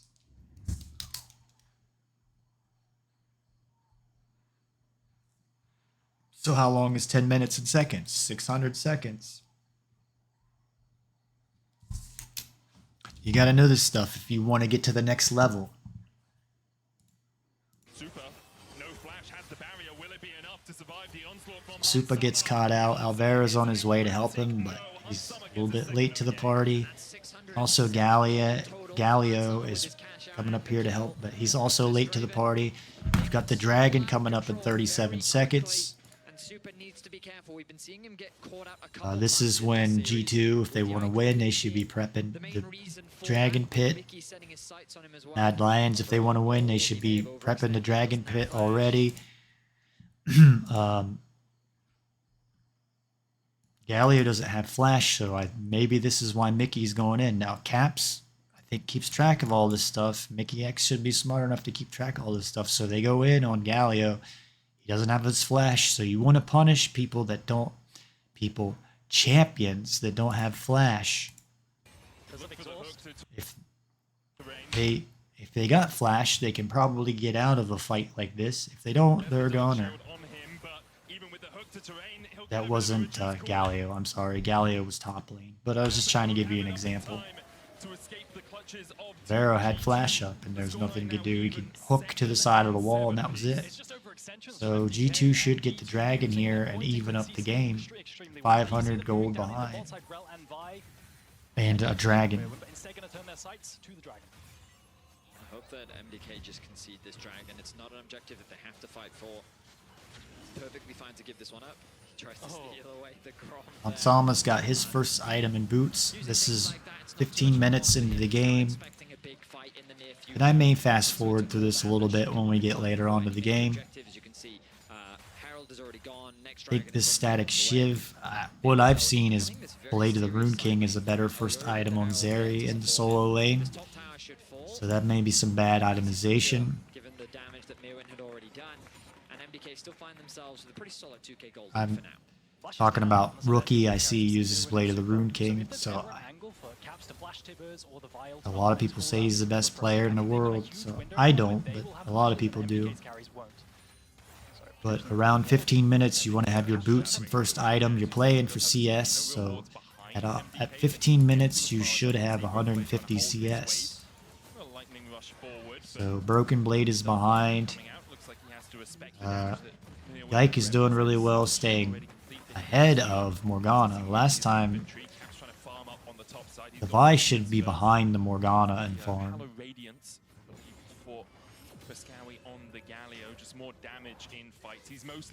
Sorry, that's trying to sell tickets. You have to wait a second. And you should be at 170 now, so like Merwin is doing good. Galio's right there. Caps is a little bit behind. Ezreal's a little bit behind. Draven's right there. And you should have boots and an item. Caps is on 2 items now. So 20 minutes if your carries have 2 items and boots and your jungler, you can take the Baron easily and melt it down in 30 seconds.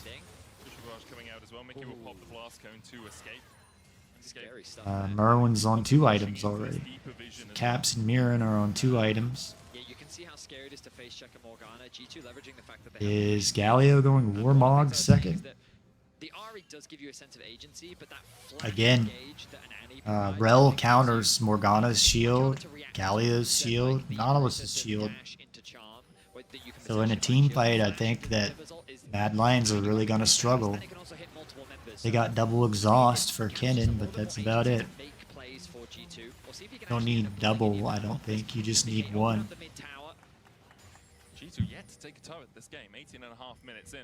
Even like a ghost might have been better than the exhaust. It allowed Merwin to get ahead of Kennen, who I think Kennen, from what the stats say, is a better, or wins the matchup. So we see Mad Lions working together over here, taking farm away from Yike and G2. So that's what you want to do. You want to work with your team like Mad Lions. They've got all 5 people here, all 5 champions. People don't like saying the word people. They get offended. All 5 of G2's down here, so yes, there's a fight that's brewing. So honestly, just great macro, utilizing the Rift Herald to secure, break open that mid-tier one. I think that really makes players mad when they lose their buffs like that, so they get irritated. Onsama made a really cool dodge there to get away from the hook, knowing the hitbox. Sorry. We get a teleport play. We've got Broken Blade teleporting in and Galio teleporting in behind. Maybe a waste of a teleport for Galio, or maybe he could have been in range for his ult here. So Caps gets exhausted and all in. It's funny that they all teleported before anybody. Oh, okay, it's Caps gets hooked. As soon as Caps gets hooked, both teams immediately teleport. So Caps does have a little bit of a shield there, right? Oh. Not instantly die. Yike goes in. See, Yike gets Ezreal, gets the right guy. Actually, maybe Merwin would have been better in this situation. Because Ezreal's got Bear, so that may be not the right target to take. But regardless, he gets one of the AD carries. Because Ezreal's got Barrier that'll allow him to survive or get dove. But either way, Merwin gets bursted down. I think maybe... See if there was a way to get Merwin first. If Yike could have ulted Merwin. Yeah, I think that like Yike should have ulted Merwin.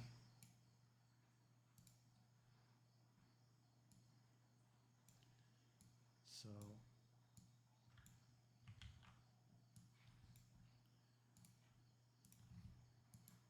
because he's got more farm is why. The Ezreal's only on one item and has barrier. So let me make a slide here.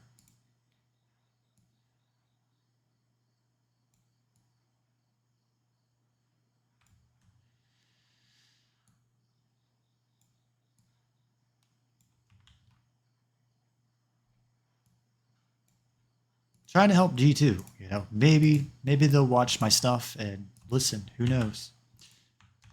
So like looking at the items.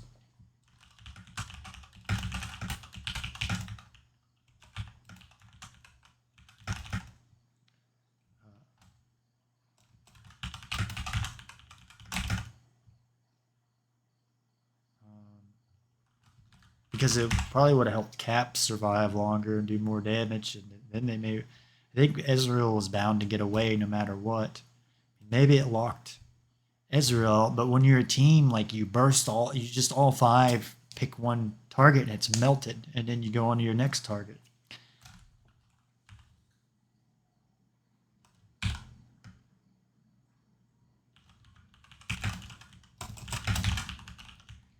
Another reason, Ezreal has barrier and Zeri has exhaust. So you're going to lock that exhaust out. Back onto Alvaro. Baron up in a minute's time as well, and with double AD carry, MDK would take it very quickly, but it looks like a fight might have up before then. TP's behind here. Bookblade looking for the flank. He'll be spotted.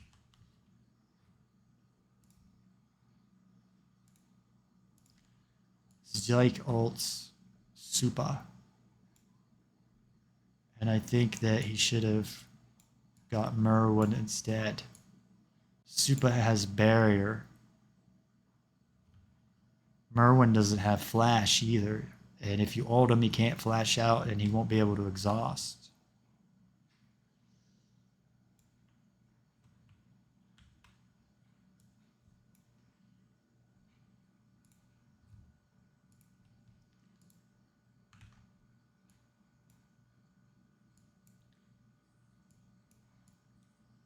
Place that there.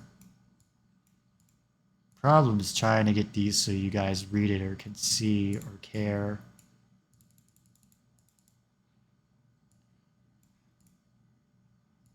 Or trying to get my information to you so you can comprehend what I'm trying to say. I know how to resolve this. Copy, delete.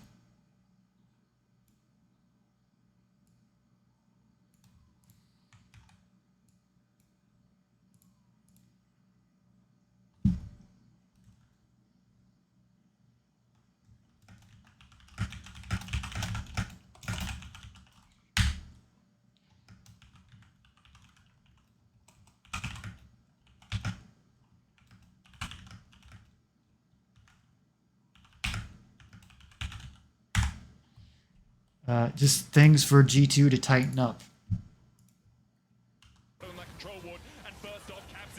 So let me check something here. Let's see, we've gone an hour. I'm gonna be right back. So, guys, let me tell you something really important here. That this is really important. Sorry, I gotta like something on my screen.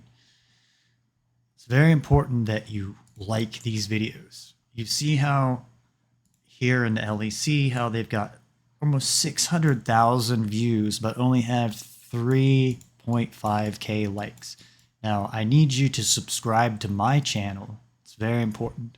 My Sodaron channel where you're watching this, and take the time to like, because from what I see, you don't even make money off like, I think you make a little bit of money off these views, but where you make your money is off the likes. So please, if you could like this video, it's very important. And make sure if you watch the LEC to like this. It's very important. If you like the LEC and you want it to grow, don't watch Cadril. Like this. If you don't like this, it's going to go into the realm of where you see Cadril and these streamers, and you won't see an LEC broadcast. So it's very important, like how I just liked, and please like this video. Please go to my channel here and subscribe. It's at Sodaron5828, and please hit the subscribe button. I need more subscribers, guys. You're giving me the views. Look at this, 428 views in 2 weeks. That's really good for me. That's why I'm putting a lot of work into this. Please go there and subscribe, and please go to this Twitch channel. This is even more important. I don't even know if it's going to load. Hopefully my internet just didn't go out. Looks like it's all right. Is that not working or something? Maybe I need to fix that.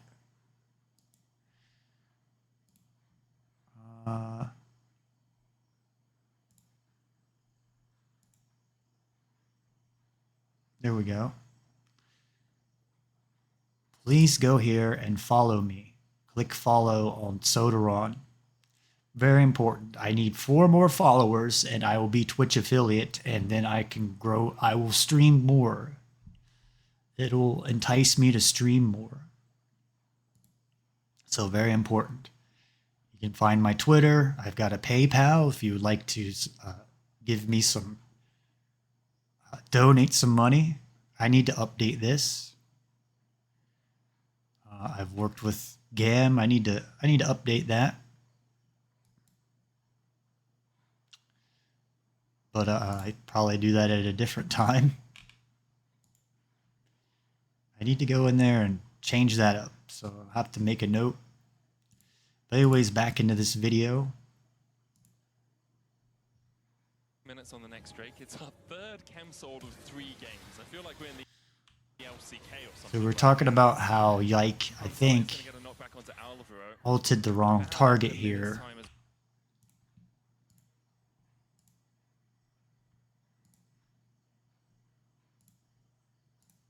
Well, and with double AD carry, MDK would take it very quickly, but it looks like a fight might erupt before then. TP's behind here. Bookblade looking for the flank. He'll be spotted on that control ward. And first off, Caps is down. And Summer needs to open up the slicing mouse. Only going to hit onto Alvaro. Meanwhile, on the bottom side, Mickey is keeping Merwin at bay and takes him out. But I'm sitting here worried about updating my YouTube that I'll forget about it.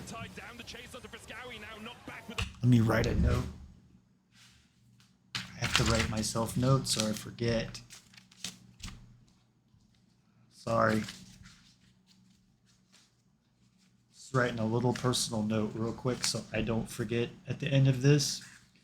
Because I can see how noob that looks. I updated my Twitch channel one and it looks a lot better. So that's something I need to do. Alright, sorry about that. Notice how somebody placed vision here in the blue buff too while they were fighting. That fight started with Caps getting caught. It looked so good for MDK is with the Caps gets hooked. I think Yike got the wrong target. Might have got even more out of this fight. So one thing is we know that G2 is going to go to Worlds, so trying to help tighten them up. I do know what I'm talking about. A lot that holds me back is I don't have the time or know the technical stuff. I was getting very frustrated, and I've talked about my medicine, how I've upgraded my medicine and therapy, and it's really helping stabilize my mood. I would get really irritated in solo queue at stupidity, and then I've learned that there's a lot of stupidity in the world, so you can't control your life. You're not in control of your life. I'm not in control of my life. Or let me take that back. I'm in control of my life and you're in control of your life. We're not in control of what's going on around us. And so I lived about 38 years thinking that I can control everything around me, and it doesn't work that way. So you have to learn how to deal with people, and a lot of people are going to be stupid and they're going to irritate you, but you just have to deal with them and realize that maybe they don't know what you know. So they're just ignorant or don't have the information that you know, so you're there to help them, not get mad at them, not put them down, treating everyone the same, treating them how you would like to be treated. So Elyoya gets the Scuttle Crab, which, like I said, this claims the river. So this is like Mad Lion's river right now when you get the Scuttle Crab in that section. I don't see any fights brewing. Ezreal's on his Banimune finally. Galio's on 2 items, Warmog. So it's time where these teams can take Baron. I think that Mad Lions are going to need another item on Elyoya though before they can attempt Baron. And Yike's going to need to finish his, I don't know if he's going Sterix Gauge or Black Cleaver, but G2's where they can take Baron if they want. I'd say that they're waiting on Yike to get his Sterix Gauge. So Frescowy gets caught out. He doesn't have Flash. So his Flash is down. Ezreal's ultimate's down. These are how you make plays around Vision and Summoner spells. Broken Blade's Flash is down. Hansama's Flash is down. Caps' teleport is down. Sorry. Get rid of that. They'll replay this. But right now, like, I would think G2 would win a straight up team fight because of the itemization, even though the gold was like kind of even right there, or Mad Lions looked like they were ahead in gold. But finally, Elyoya's got, Elyoya is a good bit behind. He's struggling in this game. And the Rel was breaking his shield every time for one. So, you're playing into Morgana, play Rel. Playing into Karma, play Rel. Trying to, as a 4-man unit, invade onto G2 because they think, oh, they don't have TPs, So, G2 get the dragon here. They could go get Baron as well, I would think. I don't know what Frescowy's doing here. This is very greedy play. Now they're trying to force. I mean, Frescowy's effectively alone, and then the TP flank comes in from the Annie. It's a really far.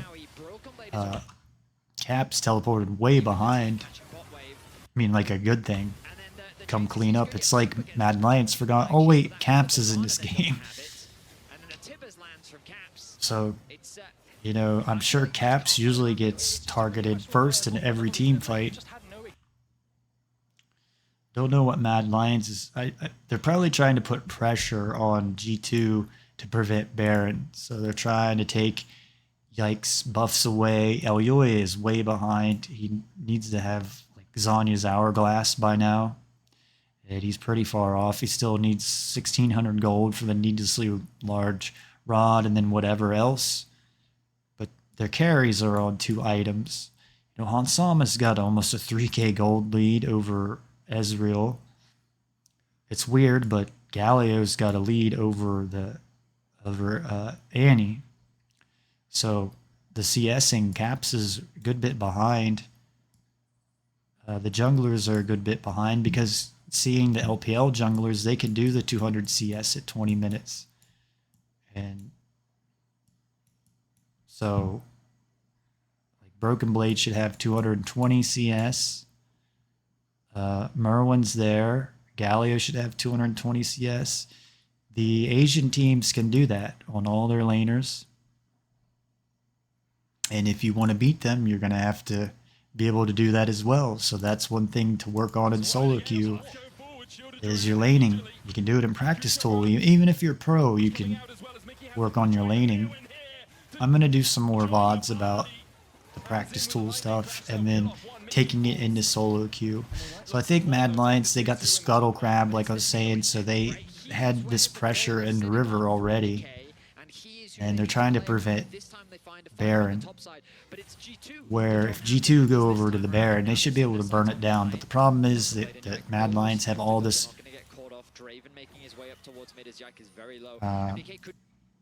river control and vision that's allowing G2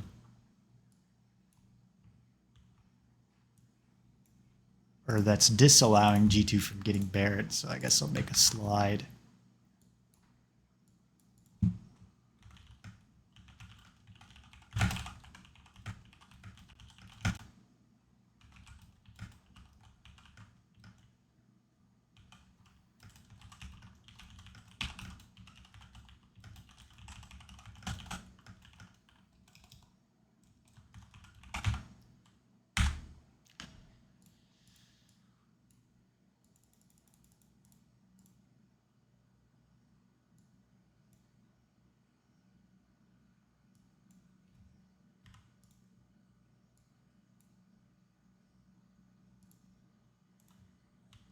Could try and force the Baron to get G2 to Broken. overcommit and force a fight. They even Looks like they want to reset Mad Lions even have a ward at the Raptor pit of G2. I think Broken Blade got spotted, so it looked like Mad Lions are moving away.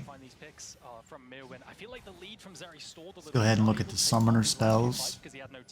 I know this is like a 50-minute long game, so this one's going to be rough. I may have to take another little... It doesn't matter in this form. Damage in these battles. In a back and forth affair so far, 500 gold in it right now. 2 Drakes to 1. So I think G2's waiting on the Scuttle Crab, the Baron to go away. Still got a good bit of time, and then they're also waiting on Yike to get hysterics gauge, and they should be able to even take a fight. Broken Blade's got his Seeker's Arm Guard even. I don't think either team will be prioritizing the Drakes. Yeah, Rel's gonna counter like every team fight for G2 against Mad Lions.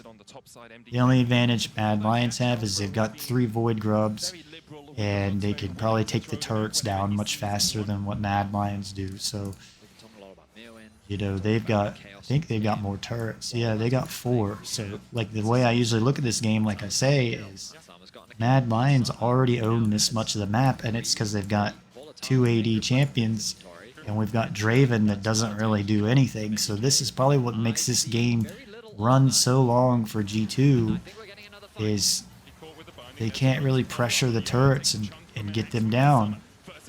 Draven's not really good at taking turrets down. Trying to look for Mickey X and watch him break the shields.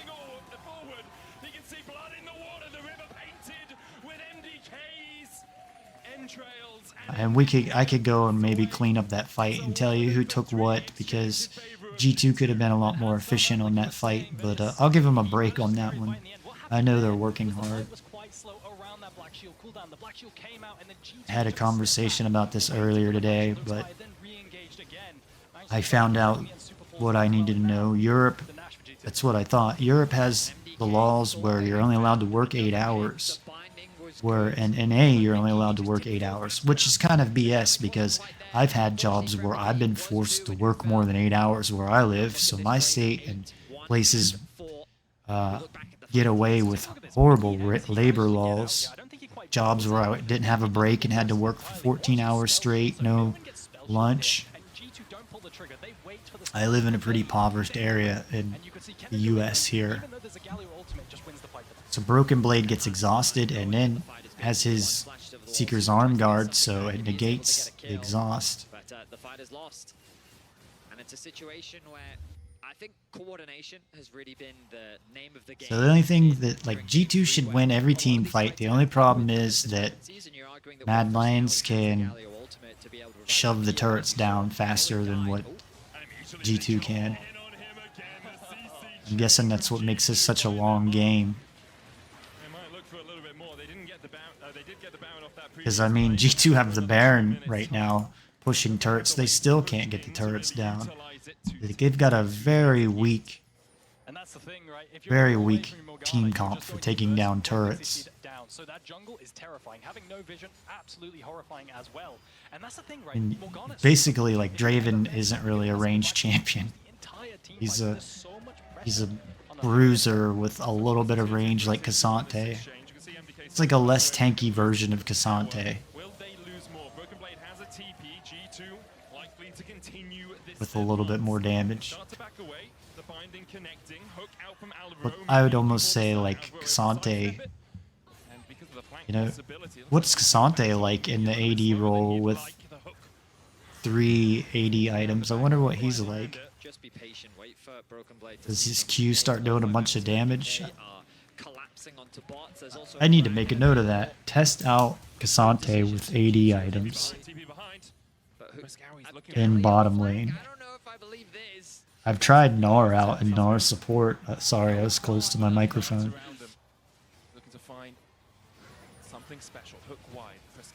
So G2's taking the Baron here. I don't think Mad Lions can do anything. The only thing the Mad Lions can do is push turrets down.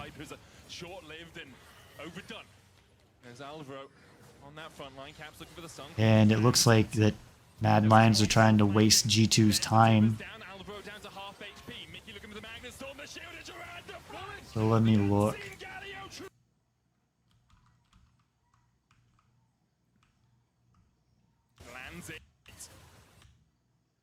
Who gets caught out? Who initiates? Now we've got Galio's back here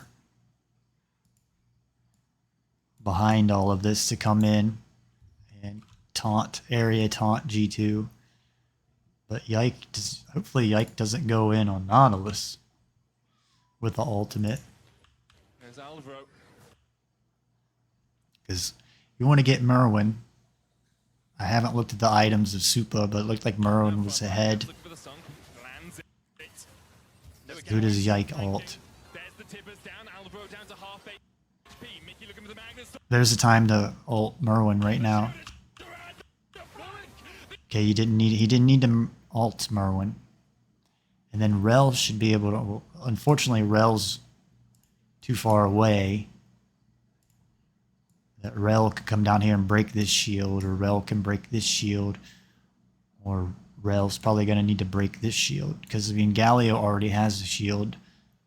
I'm guessing, is this black shield on Merwin?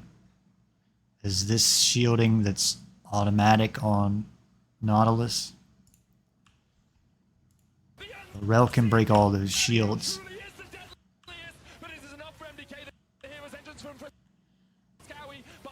So I think Mickey X is running away, waiting on the Q to reproc. Elyoya, at least he got the Seeker's Arm Guard out of Elyoya for maybe the next fight coming up.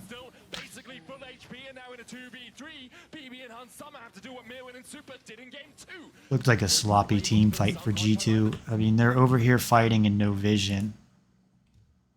I don't like this. I got a mixed line about this.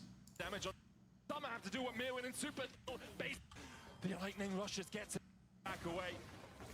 Elyoya looking for something across the wall. It's not what I wanted. I think I accidentally fast forwarded. So G2's taking a really bad fight here. There's no vision. They're fighting in the dark. No vision.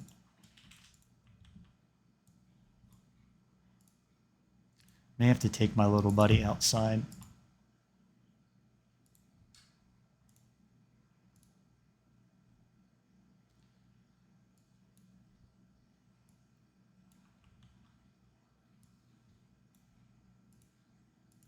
So I don't like this fight that G2's taking.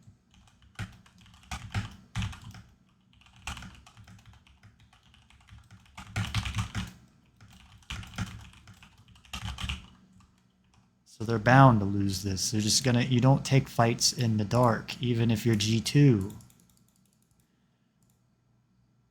playing with the lights off. You're playing hide and go seek in the dark when you can play them in the light. Just use visions. Visions like map hacking. Okay, he's okay.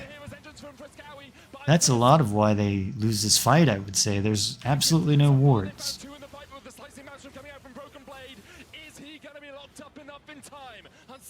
Nobody has any control wards. Nobody, Mickey X doesn't have any wards up.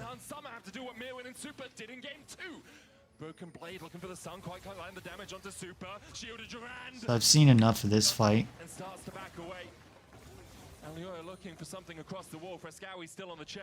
Waiting on the respawns for G2. Luckily, Hansama gets out of there. He's lucky. Getting on his side of the map. Should be able to outrun Elyoya. And G2 need to regroup and just take the Baron. The Dragon's up in 3 minutes and 40 seconds. They have enough time to prep the Baron. They don't have many wards. This is the point where, okay, Broken Blade, get rid of the Doran's Ring and start buying control wards.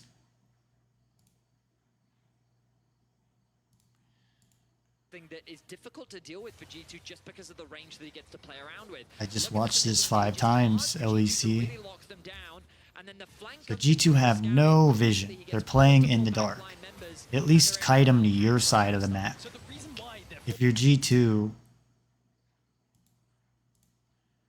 at least be running this way, down on your side of the map where you have vision. Even though they don't have a turret there, they don't have a turret there. So hard on G2 is because they're even chasing into these chokes. So it looks like we're going for another team fight. Trying to prevent Baron, I guess. Or is this a replay? Still have the Scuttle Crab up.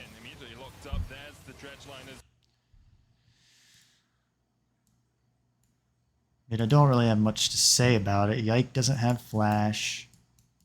Broken Blade's teleport is down. Merwin doesn't have flash. Merwin would be the guy to target out.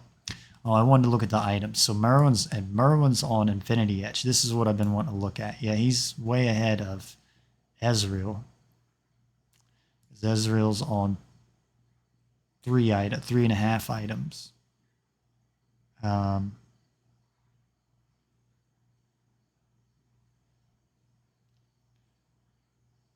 don't know really why the Bloodthirster. He's got hit. Zeri has her IE now, so got a lot more crit damage, and it's got the a little bit of mana magic resist. Elyoya is just now on his 2 items.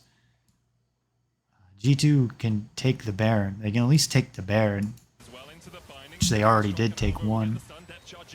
It's up in 1 minute and 30 seconds.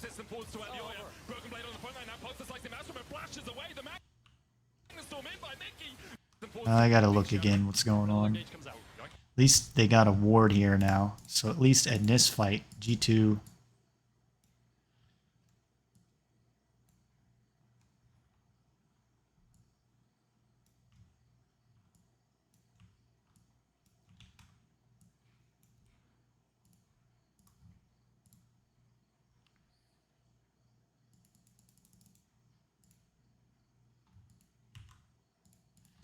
G2 finally have some vision to fight.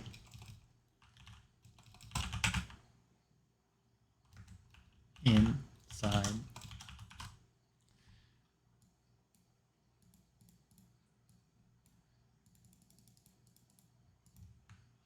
So we've got a 50-minute game here, and we're an hour and 33 minutes in. I don't want to go over like 2 hours for this game. I mean, I'm trying to put out the best analysis I can in the time. You see that I can talk for a really long time about the game, so I don't understand how I don't know what I'm talking about. If I can sit here and talk about this game for 2 hours and I run way over every time.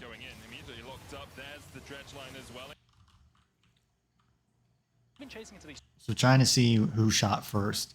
Caps has a teleport to come in. Broken Blade's teleporting in. He's got his ultimate up. May need his flash, which will be up in like a few more seconds. His Zhonya's is down, so that may cost Broken Blade in this fight. So Yike goes for Scowie, which isn't the right one to ult. I think he just ulted them. No. Because he didn't ult him, but then he gets rooted, which is the Morgana counter. He finally ults somebody, I think, just to get it off. So really bad from Yike. Really bad out of Yike. I think he ulted because he knew he was gonna die, so he's like, well, I better get my ult off on somebody. But needs to get Merwin, needs to get you know, he did get rooted. Should have just ulted Supa, I think. I think he should have just ulted right here. Merwin's not here. It's gonna take a while. You know, also though, like Yike doesn't know, to defend Yike, he doesn't know where Merwin is because there's no vision. So also G2 need vision over here to take this fight, to find out where Merwin is. So in this position, he should just take out Supa. I mean, maybe they know where Merwin is, but I'm assuming maybe they don't know where Merwin is, and that's why he's like, I don't know who to ult. But he could have just ulted Supa earlier and got probably changed this fight around. There's Merwin finally, but it's too late. They really needed a ward down here on this side of the jungle. Caps isn't going to come in and 1 versus 5 all these champions. Tibbers is doing a lot of work, but he can't do that much work. So thankfully he's got a little bit of movement speed buff from his shield. He's a goner. So this may allow the Baron to Mad Lions. This is where we don't need to sit and watch these replays. I just talked about it. I mean, I like to sometimes look at the replay after I talk, just so you can be like, yeah, Sodaron knows what he's talking about. Because he just gave us more information than what the casters are saying. But mostly people were like, you don't know what you're talking about. And yet you don't even take the time to listen to what I say. You just automatically put me down. Not you, the viewers. I love you viewers watching me right now. Please follow my Twitch channel and subscribe to my YouTube channel and like my videos. But I'm just talking about people on social media. Same criticism on both sides where they're trying to force these plays. There wasn't any objective. Ayoya gets a ward here, so Mad Lions is just getting vision down into G2's jungle. I wonder if it was like, you know, Morgana's not quite here yet. Maybe we can make a quick play before Morgana joins and we can pop the AD carry, but it doesn't quite connect because Yike gets If Mad Lions get a Baron, they might be able to close the game out. So you got the Dragon in 1 minute and 20 seconds. And you got the Baron. Can G2 do anything in this Baron fight? Hansama doesn't have Flash. Broken Blade doesn't have Flash. Yike doesn't have Flash. Ayoya would be a guy to target. He doesn't have Flash. Merwin doesn't have Flash. Supa doesn't have Flash. But I think you got to get Merwin first just because Supa does have the barrier to help survive. And Merwin's ahead in gold. He's 2,000 gold over Kennen. And Draven's 3,000 gold ahead of Ezreal. Again, you want to have 320 CS right now. Okay, no vision, as you say, for G2. I think he's the one to face. So the G2 get a ward in the Baron pit. Caps is I don't know, man. Maybe Caps could have just roamed through the jungle. But at least he's not going to get spotted. They've got 3 wards in the jungle that will spot him. But I'm just saying, he could have just ran there really quickly and saved the teleport. So hopefully G2 win this fight because they just invested the teleport. I think Mickey's on the wrong guy. I don't know if Alvaro queued him or not. I was talking. It's possible to watch 10 players all at one time. That's what I was basically trying to do on this channel and stream, and I realized I just got to point out the stuff that I'm better with.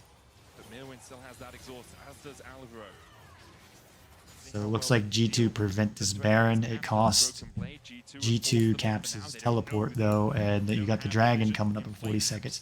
G2 should be able to go over here and just burn the Baron down right now. I don't know why. Like, come over here and take the Baron, G2. But they're worrying about the Dragon. Could have probably just taken the Baron, then come down and take the Dragon.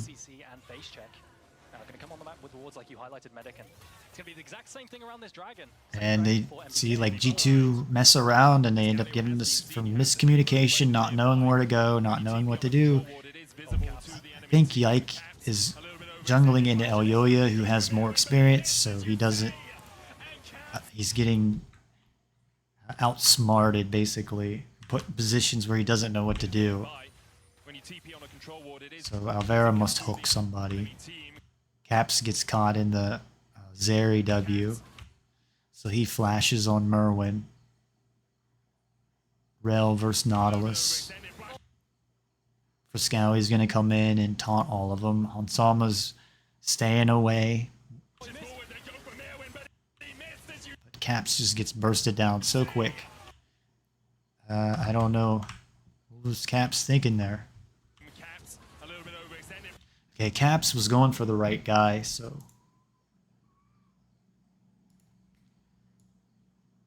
Caps knew the right target to engage here. That's who you're wanting to take down.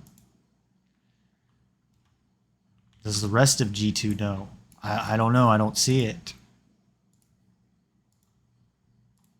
One player can't carry a whole team. It's impossible.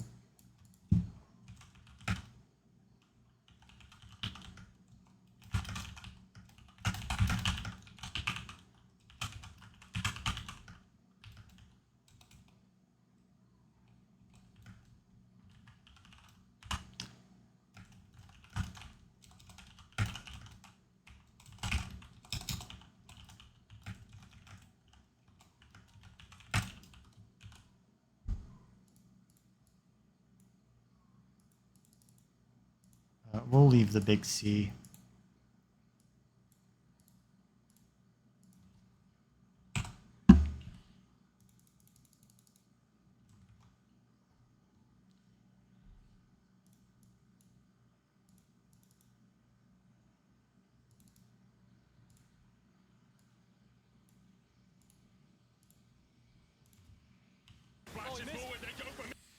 What I'm saying is I think G2 is going to lose this fight because Caps just gets instantly burst down. Hansama's not going to get there quick enough. It has no range.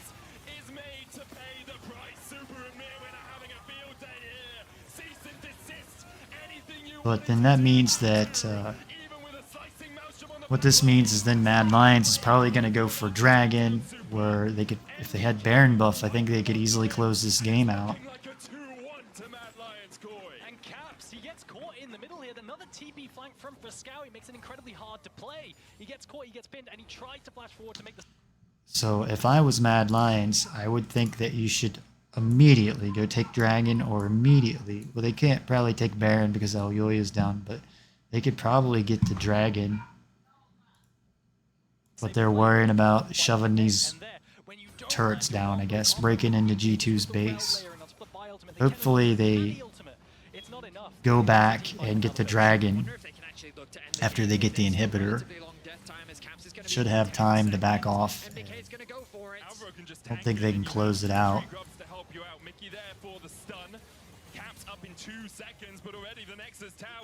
Yeah. There's all that damage from the Void Grubs and the ADs.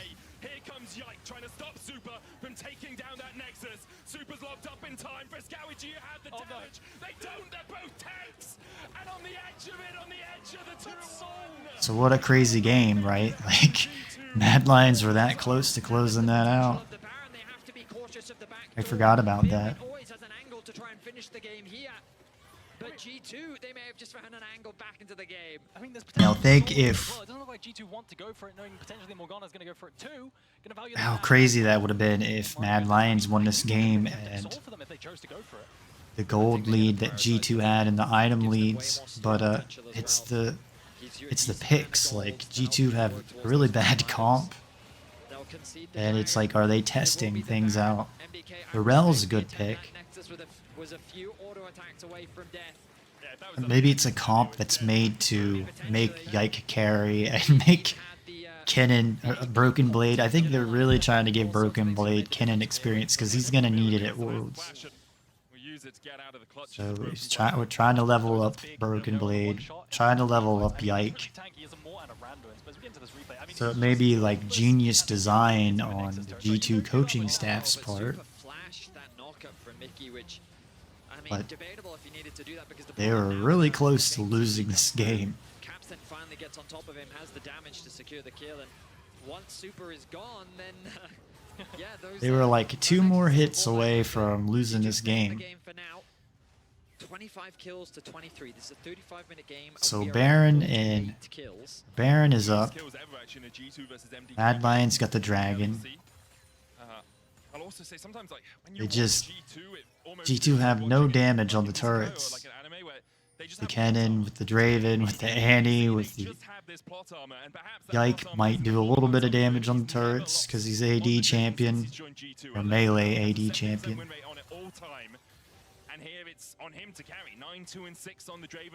Kennen's not really going to do any damage to the turrets.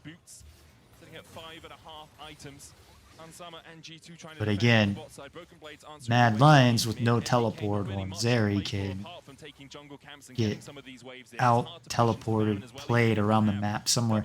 And Zeri's even on Randuin's Omen now, part tank. So Zeri is already full build. Broken Blade's going to have to make a decision here to buy an item because he's going to need a slot for Control Ward. Hopefully, you're going to get to a point where you're going to need Control Wards. So Merwin's going to be out of Control Wards and need Vision. Ezreal's out of slots to get Control Wards and get Vision. And maybe needs a Farsight Stone. G2 have 2 Farsight Stones. And it does feel like in these last few fights, MDK have just been executing better. G2 are going to have to really focus. So Mad Lions are coming over here to get Vision and take any jungle camps away they can, trying to starve out Yike, who's really far behind. He's only on 3 items. Yike had a pretty bad series. I'm not putting him down. That's part of growing. We want Yike to grow and become a better player, and he didn't look too happy in this series. I think Vi is going to be played at Worlds because of Arcane and because they buff her. So like I said, we'll probably get Morgana at Worlds. The Vi counter. So the Rel makes sense because she breaks the shields of Morgana. Galio is on. So talking about the items and what to do, again, you should be at like 300 and by the time I get this rope, 380 CS at 38 minutes. So Merwin's getting behind, and these are where the Asian teams can keep up with this, but the teams start to fall off around 30-40 minutes where players get lazy and they waste time. Like Mad Lions are going to lose waves because they don't have a teleport, so Merwin's going to have to stick. Like they're going to have to stick grouped up basically or lose a lane. And you have to be efficient with your waves. You don't want any minion waves to go to waste, right? So like down here we got a wave that's going to crash into this wave that Galio's in. There's this wave crashing that nobody's taking right now. So there's a wave that Merwin's losing and that Broken Blade's losing or Caps is losing. There's a wave right here that you're losing. So that's what, like your 10 CS or 12 CS in a wave. And the really good teams don't waste these waves. They know where to be and they know to take advantage of having teleports. Where Broken Blade really should be up here taking this wave because he has teleport up right now. spamming this ward at the bottom of the screen, though. There've been so many pings on it. It's such a good position. Broken Blade should be up here. He should be down here because he's got teleport. Caps should be up here or down here because he has teleport. Merwin, he can't do that. So he's going to start losing waves. He's got full build though, and he's level 18, so it doesn't really matter. But you still want to like deny waves from your team, and you're crashing. You're also pushing the waves into the enemy turrets when you're doing that. That's the other thing. So that could be an angle G2 leverage if the enemy team is forced to face check into you. So Mickey X gets caught out and rooted, and he's gonna die. So no miscommunication there. G2 scared they can't win a straight up team fight now.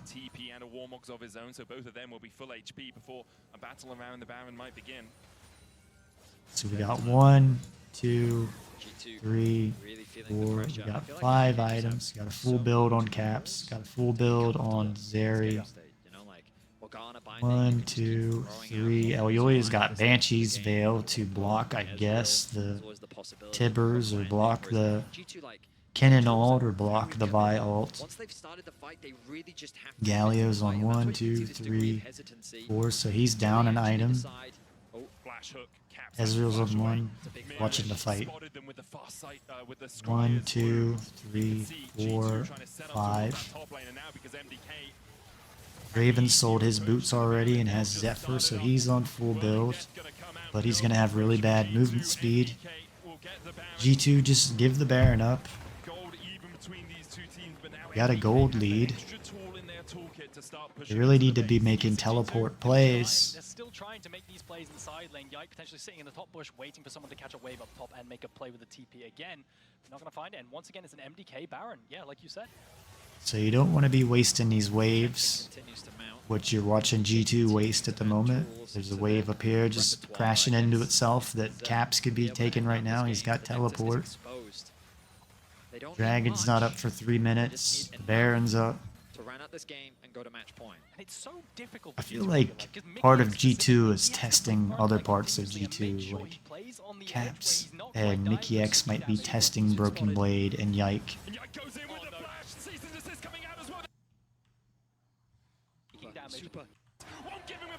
Continuously and make sure he plays on the edge where no vision here. He's been spotted. Who was that? Was that Supa? Supa just gets instantly melted. That costs the Vi ultimate. Broken Blade doesn't have his ult. Looks like he prematurely ulted.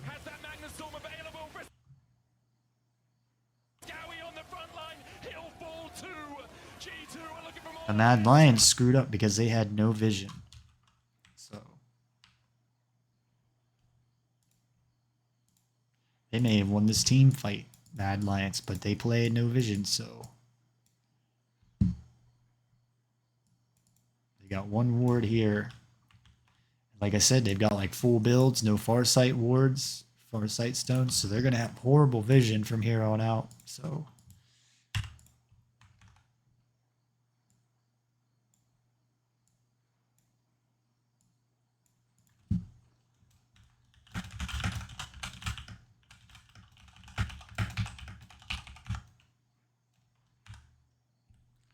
they can't even get vision now. I mean, I could make more. I could make slide about it explaining, but again, I've probably spent like, when I finally present this to the world, it's gonna take like half a day. I'm trying to get this finished before the next G2 series. So like you see this Farsight ward. It's like Mad Lions already gave up when they thought they already won the game. They're being lazy now.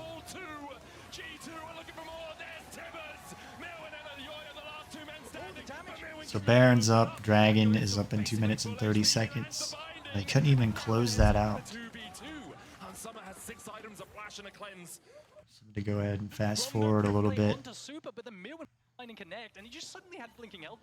Teams were on full builds. Mad Lions had no vision in here. find this pocket of They vision. have no and way to Super put vision just down. can't react in time. The shields melt away You got so much Alvaro more. that has Got a a support remedy, item, but that was they only got three sweeper ultimates lenses super and then out, full two build ultimates, and the Tibbers comes out a little bit later. champions that have no room to carry a control ward, so I think they need to be getting the Farsight wards at least. I think Caps is just having fun in this game. Like, he's just bored. Shows that, yeah, no, you're not going to win the game that easily, G2. I think Annie's fun to play too. I like classes with pets. Hits the binding at the end.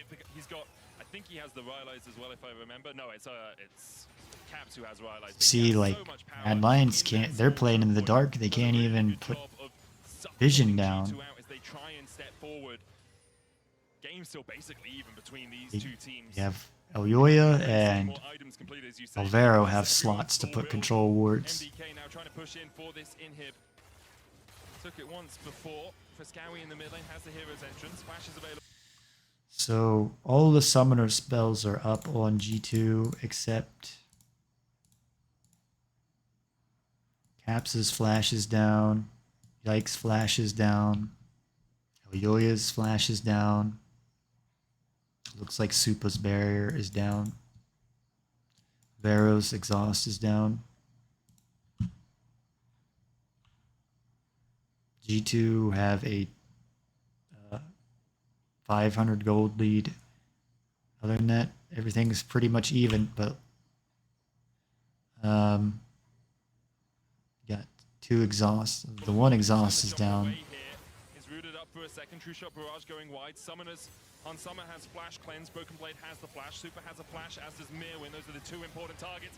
Alvaro down to half HP though, and Han Summer sinks an axe in his back and sends him packing. Now Han Summer with the So a lot of the problem for Mad Lions is they're having to play in the dark for one. To try and reduce the healing coming out from MDK, they're going to chase a little bit further.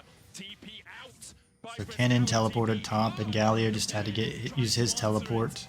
Frescowie with a good TP to the Nexus Towers will save the base for the moment of MDK. And that's 30 seconds now on Alvaro. They can potentially make a play now with no wards for the side of MDK. They can go straight to this dragon and maintain control.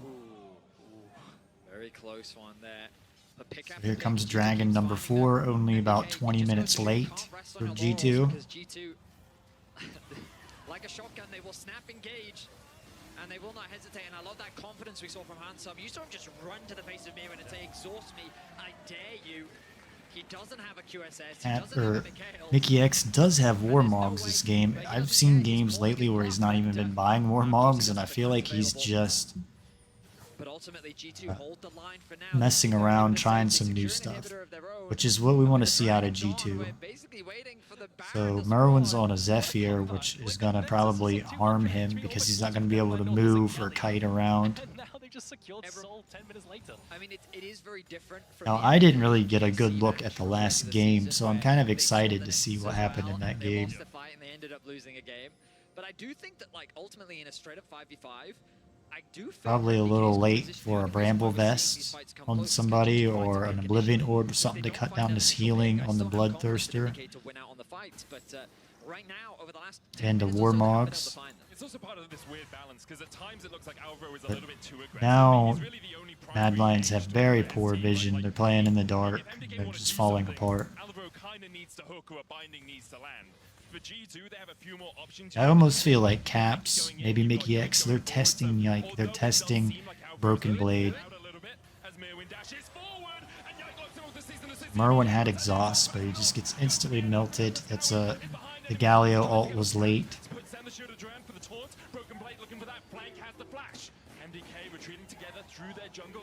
I think G2 can close this out now. Caps is gonna teleport in somewhere. You recall probably getting his last item upgrade. Yike just keeps constantly getting rooted from Elyoya, which I think is frustrating him. G2 still take the turret, double supers in the bot lane, Baron up in 24 seconds time. It looks like G2 are going to try and take away as much of this jungle as possible. They ping the top lane tower. Do they have enough time to take that too? And then have time to get they've got G2's got 3 wards and 2 Farsight stones. Caps is on his full items now. It's like, look at me, I'm Annie, I can fly. I mean, it's 30 kills to 27. I think we're flexing the And he's numbers as fun. well. And he's one of my favorite champions to play. I don't pick favorites. 7-minute game, and it continues to bounce back and forth. Every team fights So, a roller coaster of emotion. Mad Lions can't even begin to contest against a Baron or a Dragon now. They don't have any vision. You got the 4 wards on Nautilus, and Nautilus is probably like, I want to buy this last item so I don't use this slot for control wards. Again, as I preach here and preach that vision is the most important thing in the game, it's probably important that even Yike has this slot open to carry control wards than buying an item. This is a game proving how important vision is. Mad Lions is slowly losing this game because they have no vision, no vision control. Vision gives you pressure on the map. And one of the interesting things that these grandmasters talk about is that So, even though it looks like a draw, sometimes it's Zeri's exhaust is down. because even if it's on Galio's flash is down. to like have to win the game, They can make mistakes. exactly, and that's the thing. And so constantly keeping this pressure up. The Elder Dragon in 2 minutes and 20 seconds. And this Baron buff should really help close out. Now, pay attention to how much damage this cannon minion does here on the turrets. Because G2 basically have no damage to take down turrets. The G2's fighting Mad Lions in a minion wave, but they have the Baron buff that helps. Probably a really lazy fight on G2, but they want to finish the game out. Could go back and clean up the fight, but I don't want a 3-hour-long VOD of game 1. This is going to be like a 12-hour VOD by the time it's done.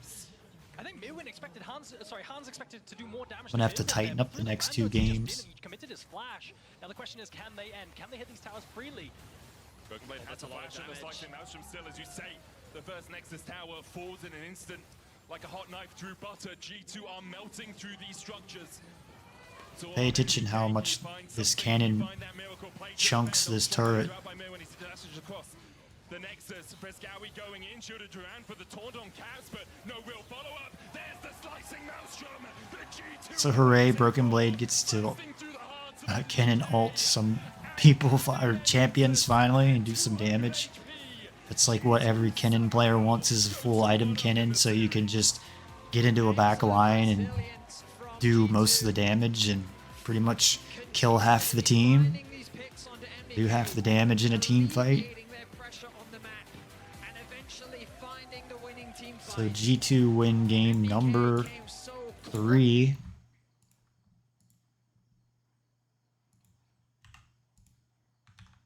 I messed this up. It'd be nice if they would show the end game stats like the LCK does.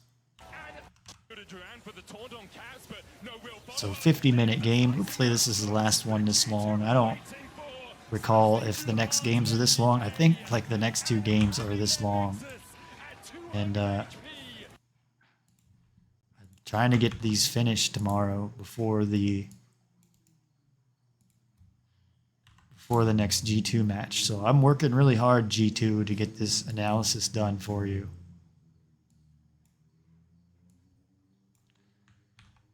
So there's game number 3 in the books, and we'll be on to game number 4. Game 4 draft, and lane matchups.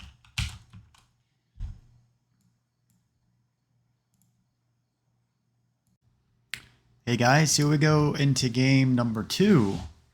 Or game number 2.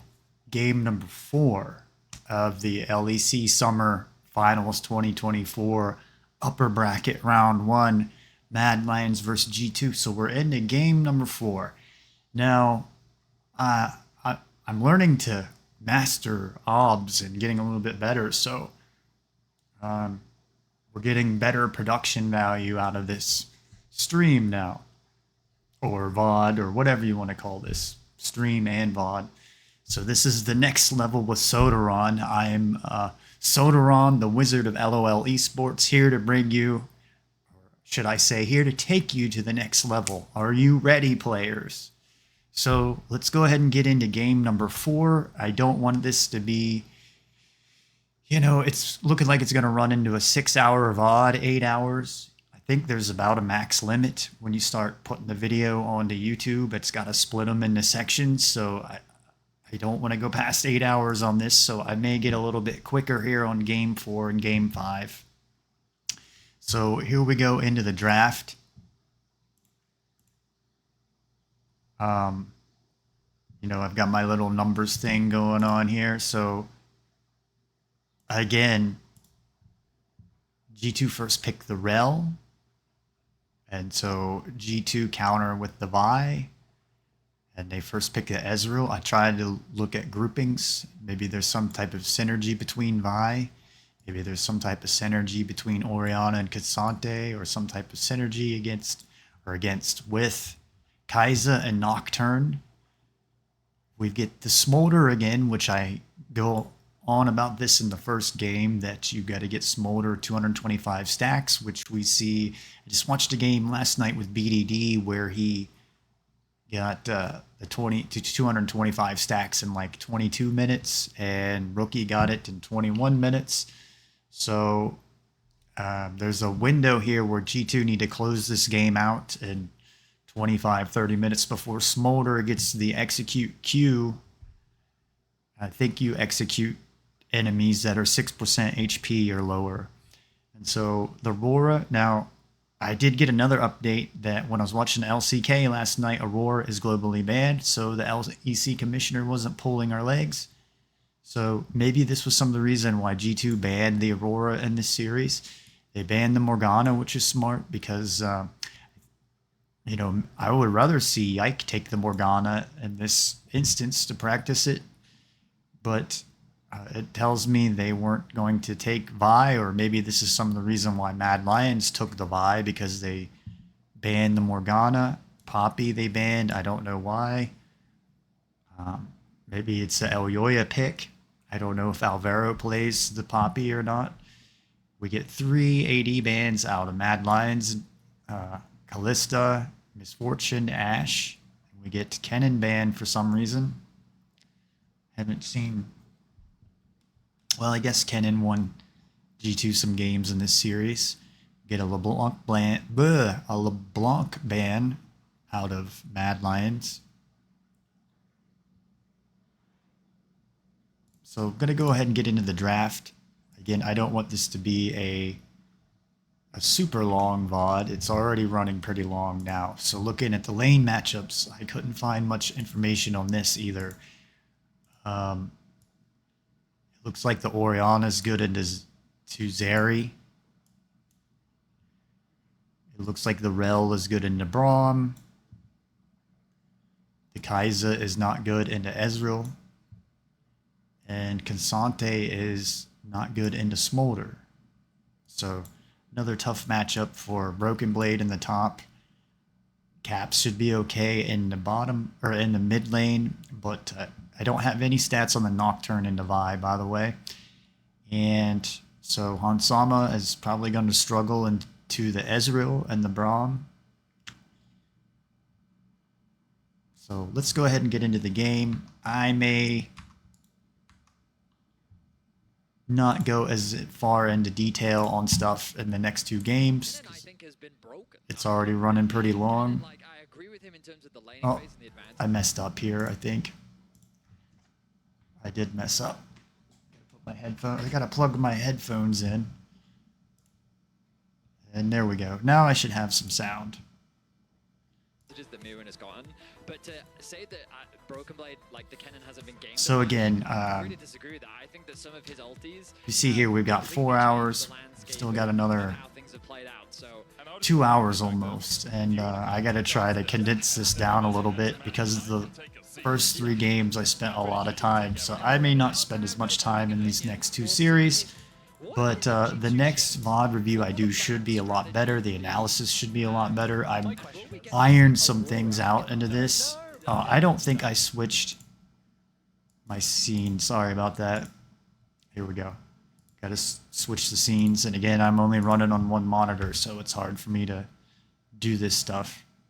So here we go into the draft like I'm talking about. Get the Aurora ban. Ballista. Onsama gets severely banned here with 3 bans, 3 AD bans. I would take the Misfortune as like a first pick on the blue side.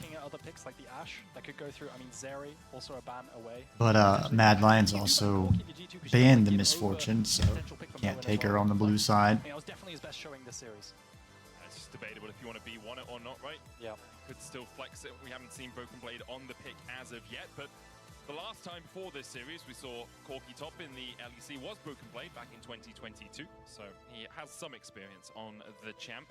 As a reminder, before we get further into the picks and bans, stakes. This is the season finals. The winner of this will face Fnatic. May even speed this up a little bit.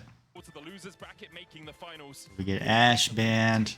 To Worlds. Mad Lions Koi have made the last 4 Worlds in a row. And G2 first pick the Rel. Yes, if G2 win this series, Fnatic are at Worlds. Yes.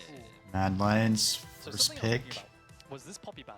It lines up Rel really Thought it nicely, was also Vi. So they could have run back a Rel Vi comp. So what Mad Lions have thought, you know what we can do? We can deny Vi, and that way we break up. You know, we use your setup bans against you. We use the fact that you ban Poppy, and we take the Vi ourselves, and we actually play your composition that you played this. And mine's playing tricks on me here. What do you think about Desira here for G2? I was looking at this screen for some reason. I thought that was one of the draft page screens. Now, Amuma is a pick that I've been seeing some in the LPL and hearing some grumbling about that he's really strong. I've seen on Analytics that he's a strong jungler right now, so might start seeing a Mumu. Maybe that's something that Mad Lions seeing in scrims. The Elyoya? No, we've seen the Ezreal. The Ezreal will be a super high priority pick for Mad Lions. They flex it mid. Looks like Yike might be a little worried. Where it's going. G2 though. They don't know what to play into the Vi, and I think normally the Poppy is a counter to Vi, so I quite like Ivan and stuff like this into take a look. So G2 banned it here. What would be some of the counters?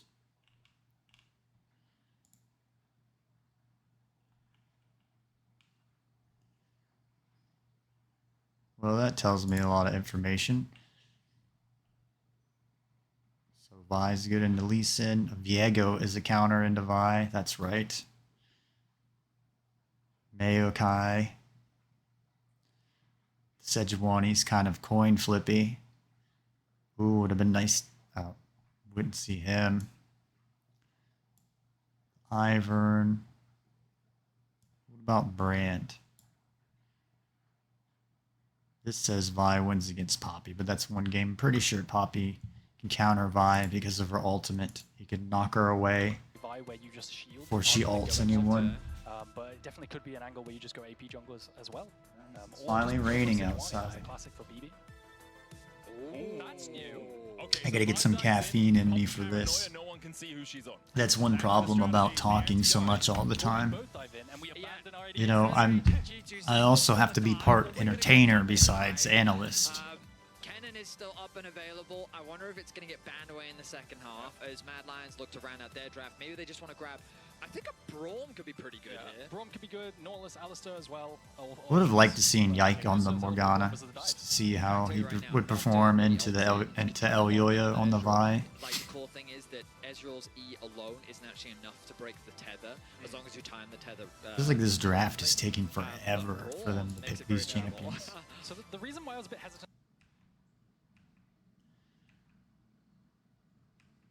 Because I already showed you this stuff. Corky ban from G2.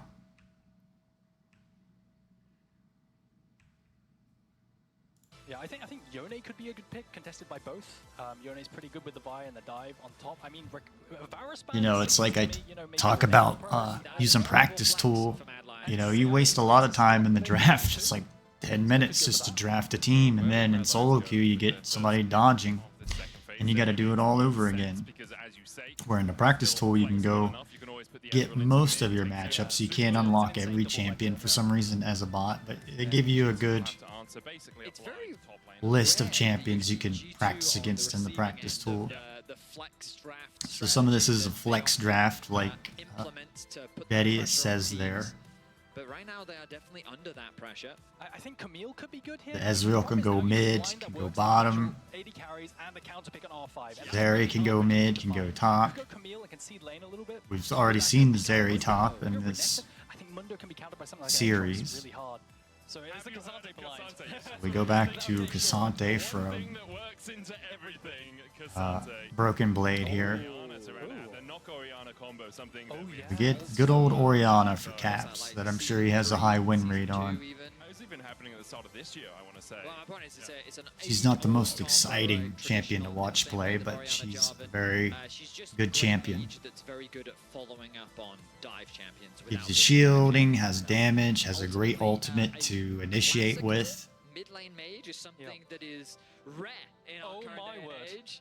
But we get the Smolder. We're getting Smolder top. So, I don't know. Broken Blade might not have much practice against this Smolder top. It's really good. No, I don't mean to pick on Broken Blade. I like Broken Blade. So, don't take me wrong. I'm not picking on him in this. Mirwin has definitely been practicing it, and he's locked it in now for Scowie. I thought it might be as mid, but it looks like it's... He just gets flamed, or most of the reasoning out of fans for why G2 lose, or if they're bad. It's like the first people pick out is Broken Blade. You just get free stacks. I don't think you'd want to avoid a matchup particularly here. Yike, now I expect him to not, he needs more experience. There's some other junglers in the LEC that have more experience than him. You've got Oyoya that's won the LEC.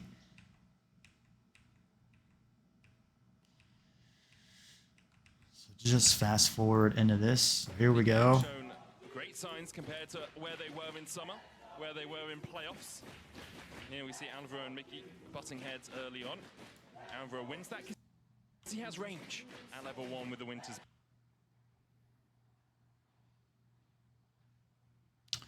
Okay, so it looks like Yike is way up here, right, and Elyoya's face getting information on the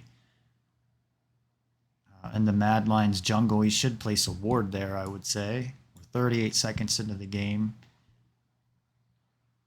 Braum is invading into the G2 side of the map, it looks like. Ezreal's invading into the red side of the map too. We've had, not the last game, but the game before, game 2, where Mad Lions invaded. It seems like Mad Lions has been on the red side a lot. We've got the barrier again out of Ezreal. Got barrier this time on Hansama, no cleanse. I think I recall him running cleanse on Kai'Sa in a game already. I'm not a big fan of the barrier when it comes later on in team fights. So again, like G2 got to close this game out in 25 minutes, so the Smolder's going to have to execute. They've traded denying the Vi for a cohesive composition here. Their composition, it really doesn't make much sense. You have loads of kite back with the Braum, with the Ezreal, with the Smolder. So I may not do as many slides. We've got Sweeper Lens on Alvera, which he'll probably, maybe he knows where this ward is.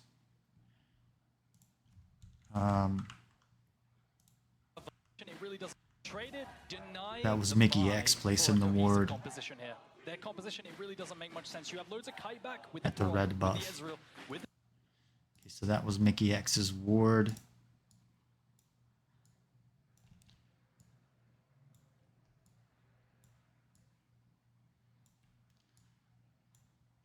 Alvera has a sweeper lens, so they might be able to go in and get this ward out.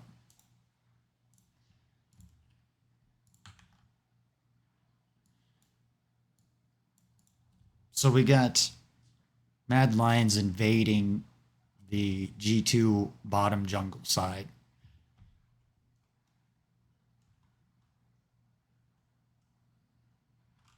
Let's see.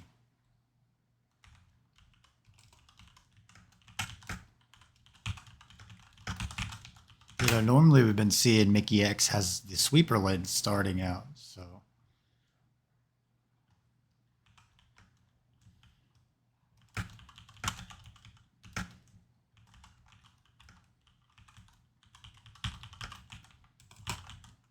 So I'm wondering if Alvaro will get this swept out.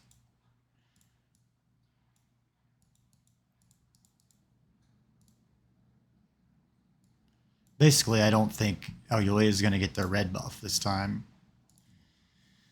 The smolder, but then you have a Vi just chilling, right? You can't really do anything on this Vi proactively because there's no dive follow-up. So got Frescowie down here. That should allow Frescowie to get a ward at the Raptors as well. See, and you have Elyoya. If you watch my stream and stuff, usually around 1:25, the top mid laners will get a ward on the Raptor pits. And so, and LEC teams, as you see in this game, do a lot of work, it looks like, to block this. So that's why I'm saying, like, maybe that's some of why Supa and Avera came in down here to the red buff. Might be to also help Frescowie get a ward. He's going to need it because I'm sure it's difficult to lane into caps. I will say that, you know, you made the comment about nameplates off. Oh, hang on. Super only has Mystic Shot here. Oh, Super. He doesn't know that Mickey's here. Mickey's So who did they get Flash out of? So that's good on G2. They get the Flash out of Supa already. Yike on the chase as well. Caps looking for that flank position, but they're not going to go any further. Guessing Yike will start his red buff. Not the end of the world, but Or especially Raptors, I mean. who's primarily going to power farm. Yeah. Starting on the... I think it's... You get a more efficient clear out of the junglers. It seems like if you start the Raptors and the red side, then the blue side. A lot of players think they need the blue buff to have the mana for their junglers to clear, but that's not necessarily the case. And you get healed throughout the jungle. So, I don't see Frescowie getting any ward.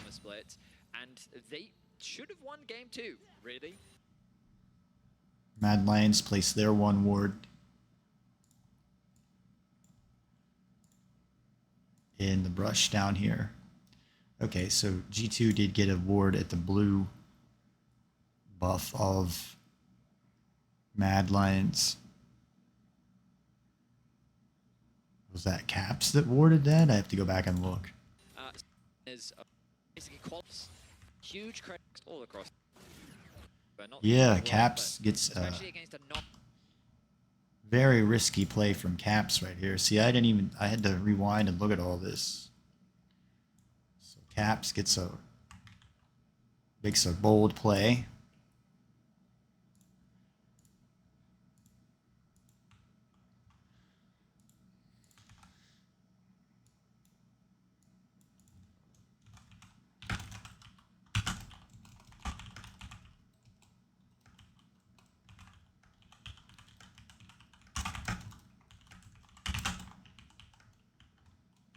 Instead of the Raptors, he's got it on the right side.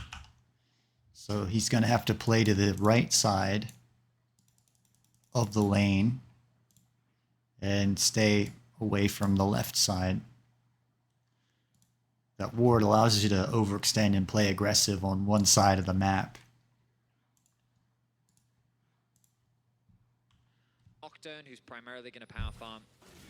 Frescowie going to be taking the Zeri mid. Broken Blade's going to be very behind, it looks like, because he was clear down here and at the mid lane. Credit to MDK, a team that limped into playoffs. I think he's going to be behind no matter what. Anyways, playing in the Smolders, so it really doesn't matter. And then basically qualified to the season finals on points. Heavy underdogs going up against our winners of the summer split, and they should have won game 2, really. Sorry, game 3. They did win game 2. They did win game 2, and so they've been a lot more competitive than I think many expected them to be. And their draft approach. So also, G2 can't play aggressive here in this lane because Mad Lions have their vision down here, and then the G2 bottom lane spent. I think now Kai'Sa has a ward that she can place like up here or up here.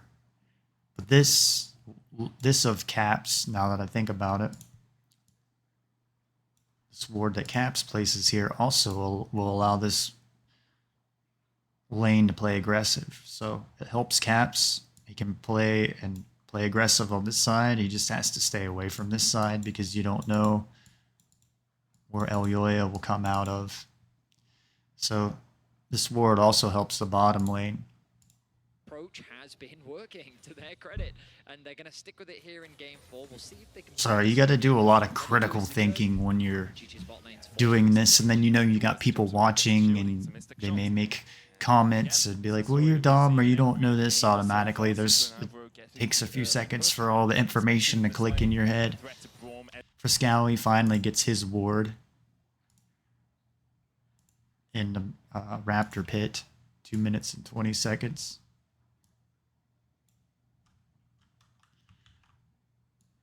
You know, I'm kind of burned out from all the slides I made.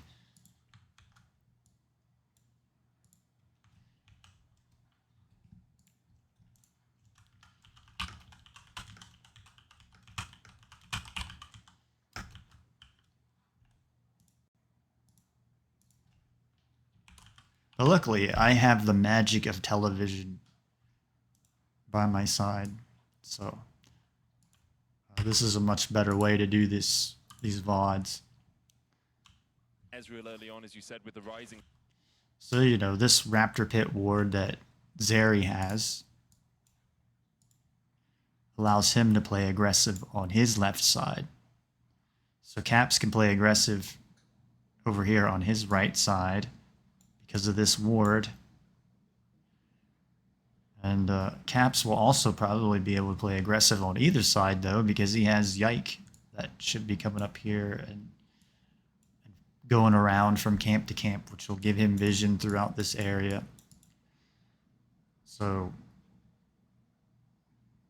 this ward at the Raptor Pit, again, allows Frescowy to overextend over this line that I talk about.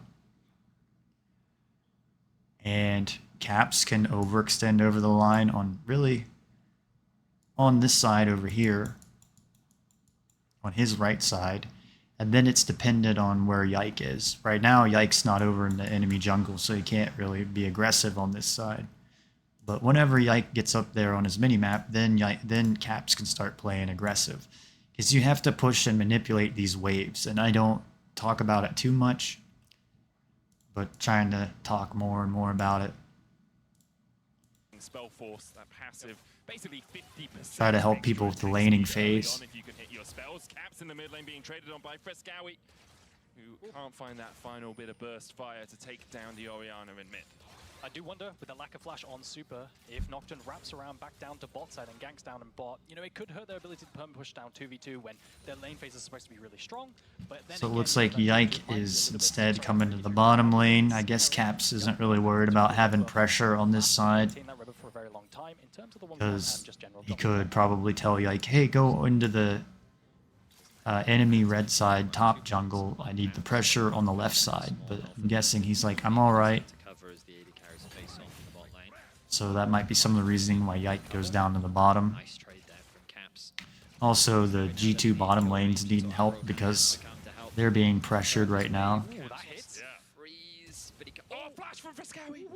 Flash away by Caps. The ultra shot plays that they're hitting when has to use his flash there. Frescowy's flash is down. Back behind the wall where it was. Caps eats a chunk of his HP for it. So again, I may not make as many slides in this next two VODs. Concussive blows, they find it. Ultra laser across the wall as well, and Yike will fall to burst blood. It's Elyoya that takes it. Yike, a little bit greedy there with his flash. He doesn't flash the initial Braum Q. He had the passive mark on him. He thought he could live long enough or potentially not get stunned at all. Getting caught in the river there. A nice little skirmish from MDK.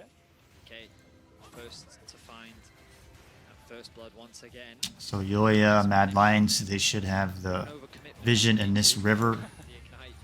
Scuttle Crab. From Mickey as he delays the back from Frescowy, giving Caps the opportunity to push out this wave if he wants. Of course, the TP from Frescowy. Eyes is just down there getting some free farm right now. There's some shenanigans going on in the middle lane, but all they get is Caps' flash and teleport. They also get Yike's flash too. I didn't notice It's not oppressive. It's not that bad. But So Dragon in 24 seconds. Consistently, every single queue. Guess it should go to Mad Lions. And then typically you get stacked really quickly.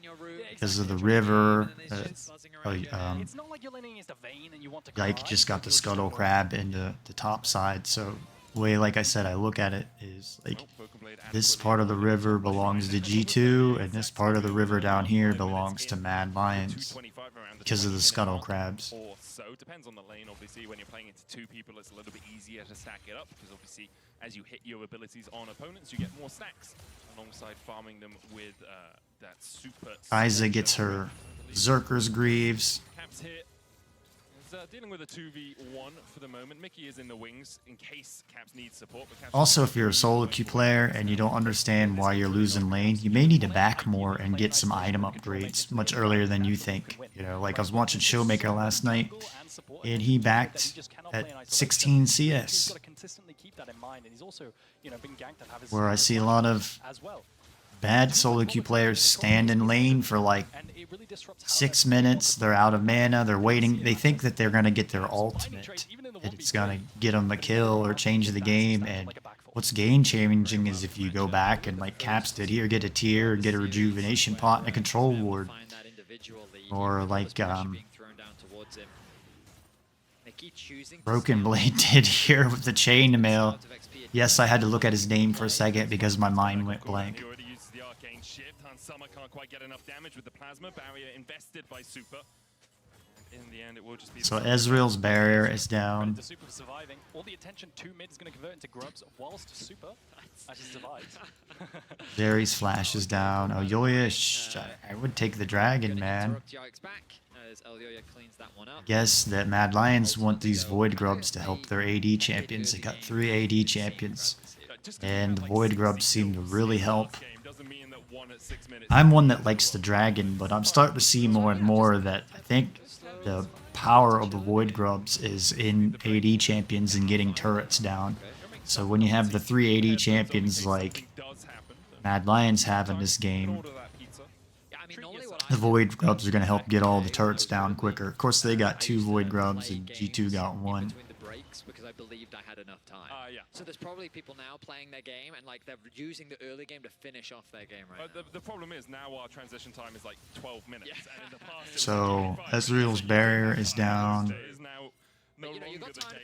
Looking if there's a dragon fight here. If it's looking like Mad Lions is going to get the dragon here. They're getting the Scuttle Crab. Looks like they're getting visioned out. Frescowie left the mid lane, which leaves that open for Caps. Almost looked like Caps went to get a blue buff there. I see exactly what was going on. But he left lane for a minute. So this is the window, right? If Broken Blade is a good actor here, he cannot scare away. There we go. So Yike's gonna dive Smolder, use the ultimate. I don't think he really needed the ultimate there. I've talked about my content before, but the Nocturne ultimate is really good for stealing a dragon or a Rift Herald or objectives because you can just blind the enemy team with your ult and smite the objective and steal it from them. And I saw that out of Tarzan. I saw one of the most ridiculous plays I've ever seen and learned that the power of the Nocturne ult is that you can steal objectives with it. With Smolder, right? This is the post-6 level 6 window where you are very easily gank setupable on. So again, my notes, my slides. I may not make as many slides the next 2. I may just explain. This is Merwin greeting for a plate. That's what happened there. Right. Maybe he believed that. Oh, no. He gets the plate though, so it's worth. He got the 125 gold. Good day. I mean, all right. Gonna accelerate him to that Shojin where he's gonna be really, really comfortable. No, like G2 have a ward here, which again allows Caps to pressure and overextend over the safe line that I talk about. This ward here allows the bottom lane of Mad Lions to extend and pressure over this lane that I talk about. You split the river in half, and so this half of the map belongs to Mad Lions, and this half of the map belongs to G2. So if you don't have flash and go over that line, you're probably gonna die.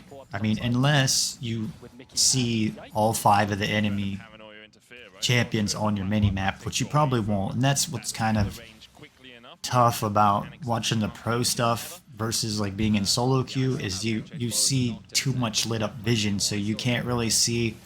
We can't see exactly what Mad Lions can see on the map right now, or we can't see really the range of the wards, right? Like you can't really see how much vision. That's some of the problem I have from watching so many pro matches where I need to really play the game more. As I start playing the game, I'm like, oh, that ward doesn't really give that much vision. Like, we don't really know how much our minds watching these pro matches don't really know the area radius that the vision that ward gives or that ward gives. I know there's stuff going on in the game.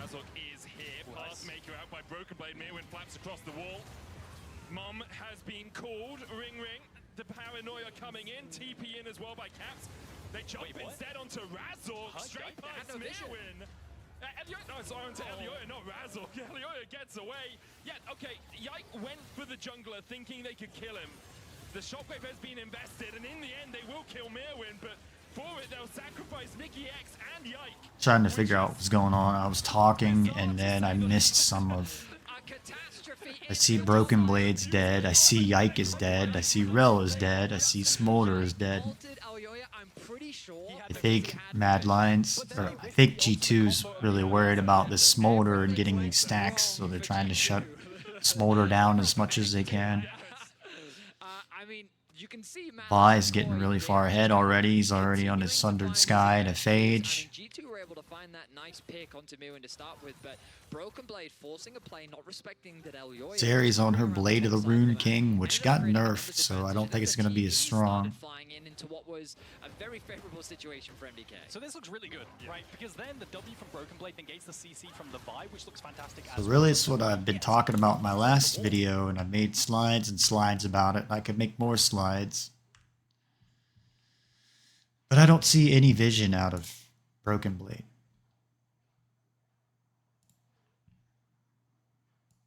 I don't see any wards over here, down here.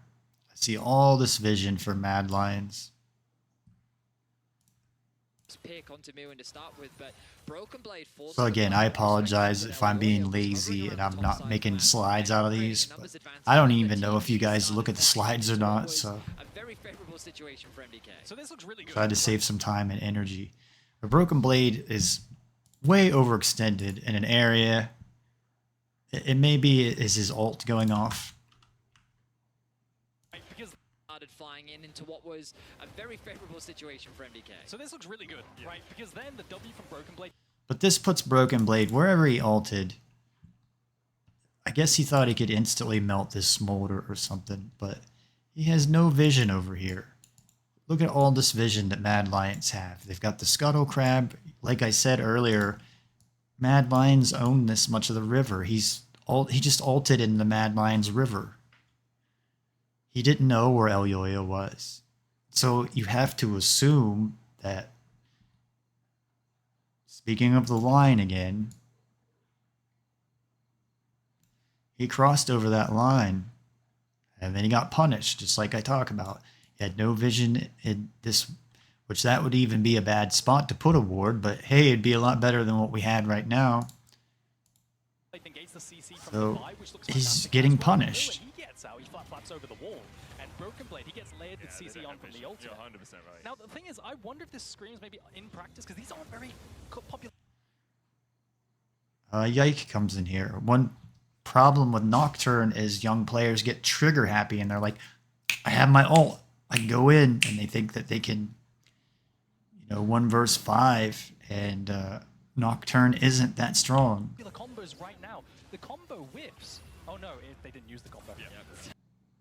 Get Caps' ult and it whiffs. There we go then, that makes more sense. And all the flashes come through, it's a numbers advantage for MDK, really nice collapse from them. And they're able to... At the same time, we've got,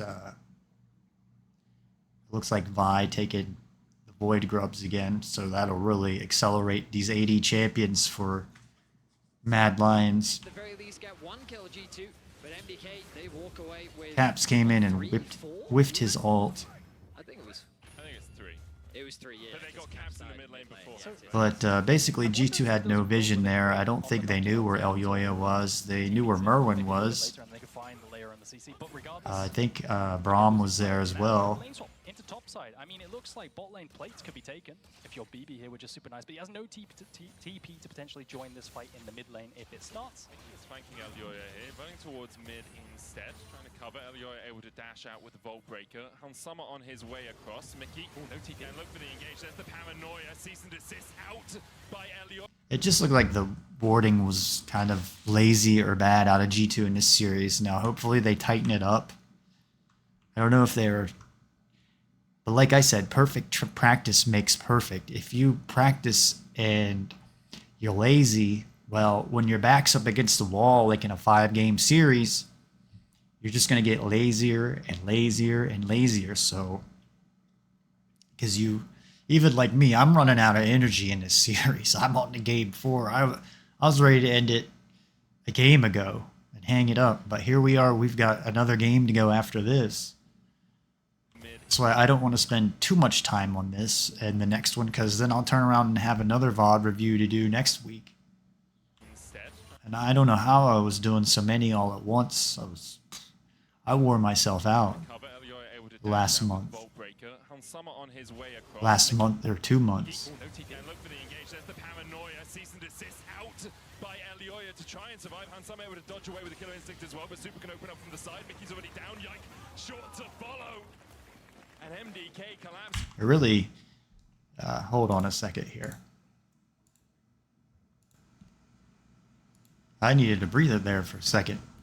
I had to step away, get a little bit of caffeine in me for this. So, I apologize if my analysis is off here in this game a little bit. I'm starting to get burned out from all the League of Legends I'm watching and trying to do these VODs.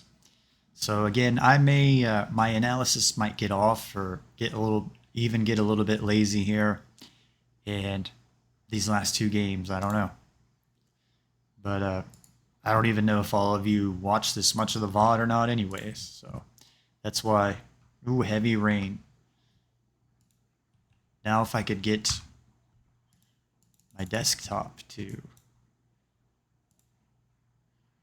go full screen there we go. So, thinking about this too, this has really been bothering Yike, worrying about this bottom portion of the jungle where he could have this portion as well. So, I don't know if Yike, I need to study him more, if he does much horizontal jungling, or vertical jungling they call it, where you just do this side instead of pathing horizontally down here back and forth. It's like he's kind of scared to go into Elyoya's jungle up here or go into Mad Lion's jungle. And if you watch me play solo queue, man, I'm right over here in the enemy jungle. I'm trying to take and shut the enemy jungler out. Now, I try to follow my rules where I've got vision, where if I go over here and take enemy jungle, I make sure I put a ward there, or I put a ward over here, or I make sure I have flash, so if I get caught out, I can get back over this wall or something. So that looks like a little bit what's going on. We haven't seen the Nocturne for a while. And so, again, back to my slides, if you go, I got pretty slide heavy. I was really on last night. That's the problem when you're doing these is it's hard to balance and maintain that through every game. So, and I don't really have many slides to talk about here either, because I don't see much vision out of G2 early in this game to even make slides. I should have probably made some slides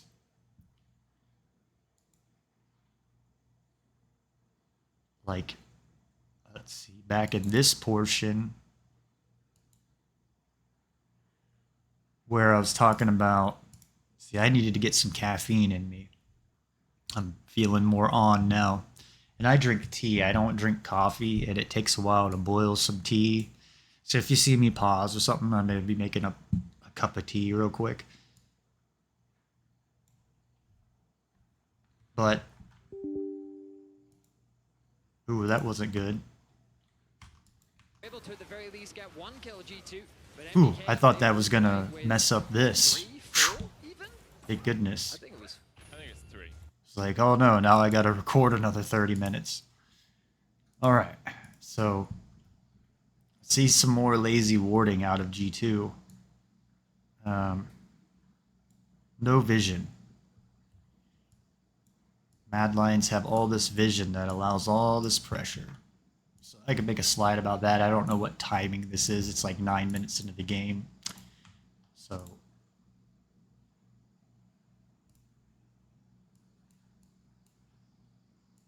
very important ward.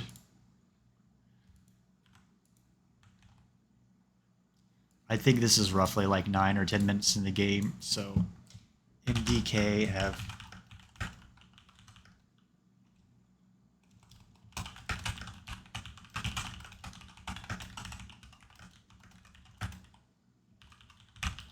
and it might be where G2's just gassed out.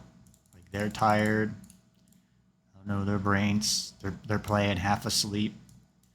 I don't know. You know, they had World Cup. Mad Lions didn't have World Cup. Maybe they've been working really hard. Maybe G2 won't win the summer whole thing. Which is fine with me. I don't care if G2 get third place. It gives them time to grow. I mean, it's going to be more work for G2 in the long run. I wonder if there's a world where they wait on the Nocturne ulti until Orianna TP's in, maybe a little bit later, and they can find the layer on the CC. But regardless, it's going to be a losing. But you know, like looking at the vision in this game, Mad Lions have all this vision in the bottom section of G2's jungle, and they've got it in the upper jungle. I just see like 2 little wards down here for G2, which this allows Broken Blade to pressure.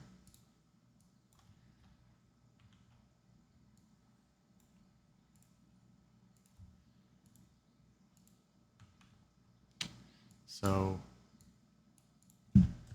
Broken Blade. And I assume most of you watching this is a G2 fan. So Broken Blade.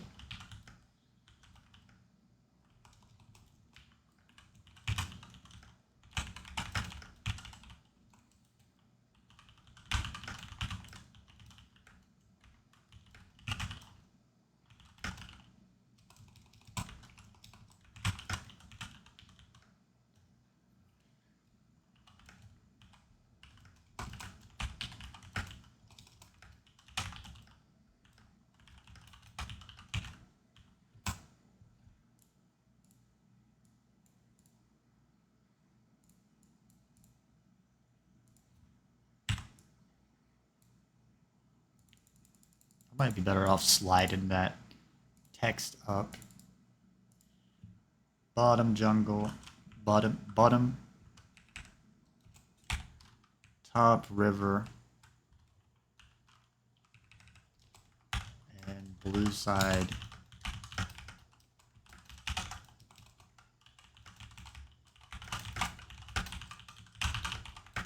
So G2 have 1 winning lane and Mad Lions have 2 winning lanes. So, you know, the ratio is the 2 winning lanes will probably win the game, or the one's not. So again, I apologize the first 10 minutes if I got lazy with my slides. Needed a little bit of caffeine in my system. So again, you see the Void Grubs here as well. Like, just chipping away at these turret plates. This is one reason why I think we see the ADs out of all the lanes. It's not, they have more movement speed, they have more HP than AP laners. You put your AP now in the jungle. So is Nocturne a good pick right now? Maybe not.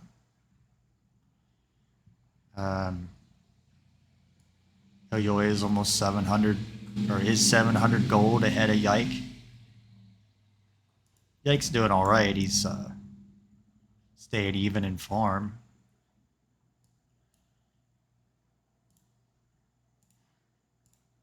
Yeah, I was like, did I put the screen back or not? It's rough when you don't have a second monitor.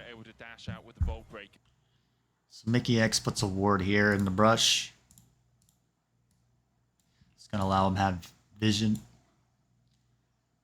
Hansama looks like he's rotating down to the mid lane to help. We don't have flash on Caps. We have Ignite down on Mickey X. Teleports down on Broken Blade. So he's going to pressure this lane. He won't be able to come here and help. Rift Herald at 1:20 seconds, and it'd be nice if I could see the dragon time. It looks like it says 41 seconds. But you got the 5 Void Grubs. Who did he go in on? He went on Elyoya. I'm guessing that, I don't think that's the right target. I think Zeri's the target you want. I think he's going on Elyoya to, well, Elyoya's got some good items and gold on him right now. But to get the ultimate out, he also has his flash down. That might be a reason why they go all in on Elyoya as well.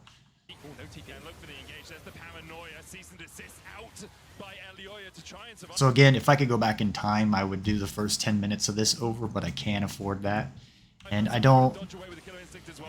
I'm getting close. There's like a limit on how long your VOD can be to upload to YouTube, or you got to start breaking it in sections, and I don't want to do that. MDK collapse once again, as you say, no TP for Broken Blade to join the battle. Let's do an activity together where we So, look at the items. G2 lose that fight. Did they get outnumbered?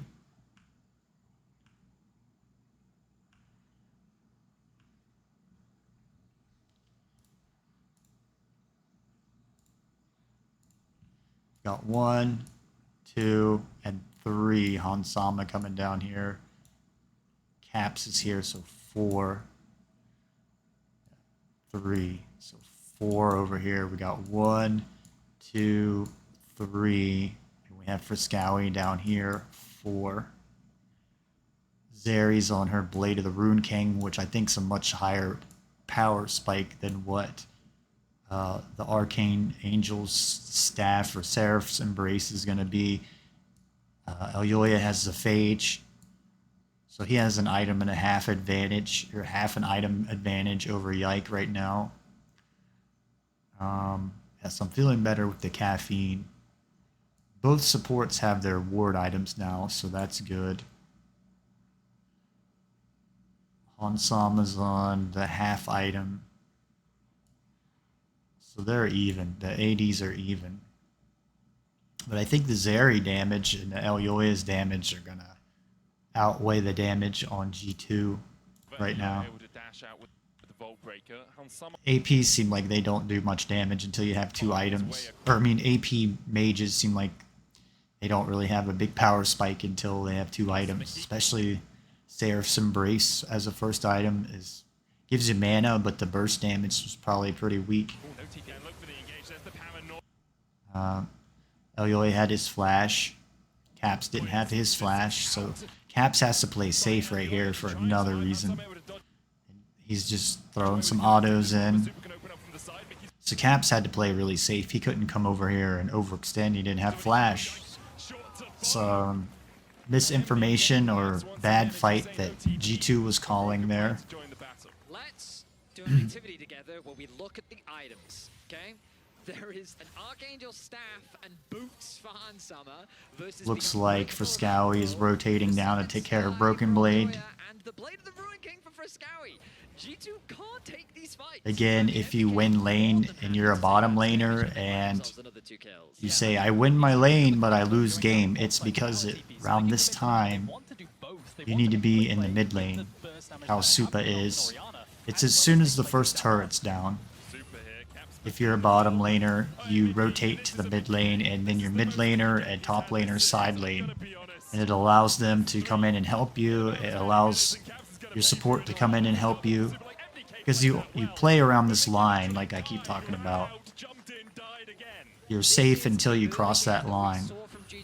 You have enough space to run away from the enemies. Unless they've got like double flash and ultimates up. Looks like Broken Blade's overextended here. So Broken Blade's overextended. He only has this ward. His ward should be up here again.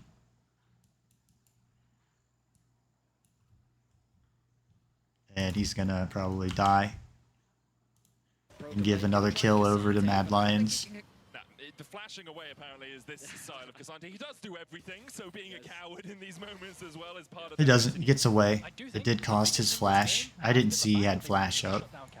His ultimate's down now. I talked about it before in terms of how Orianna wants to play, where she wants Sama's flash is down. His barrier is down.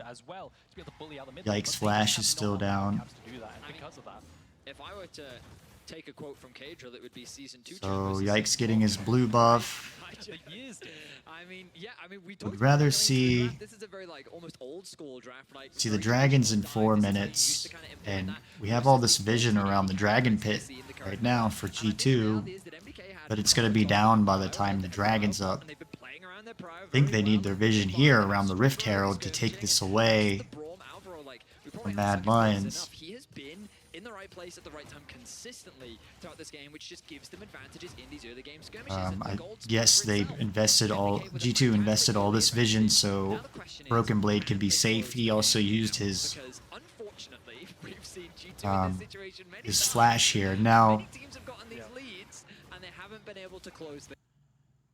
maybe they didn't need to use a control ward and 2 wards. Maybe they need to. Mickey X has 3 wards right now. So say maybe they didn't need so much warding around here, that they could have used some more over here on the top side.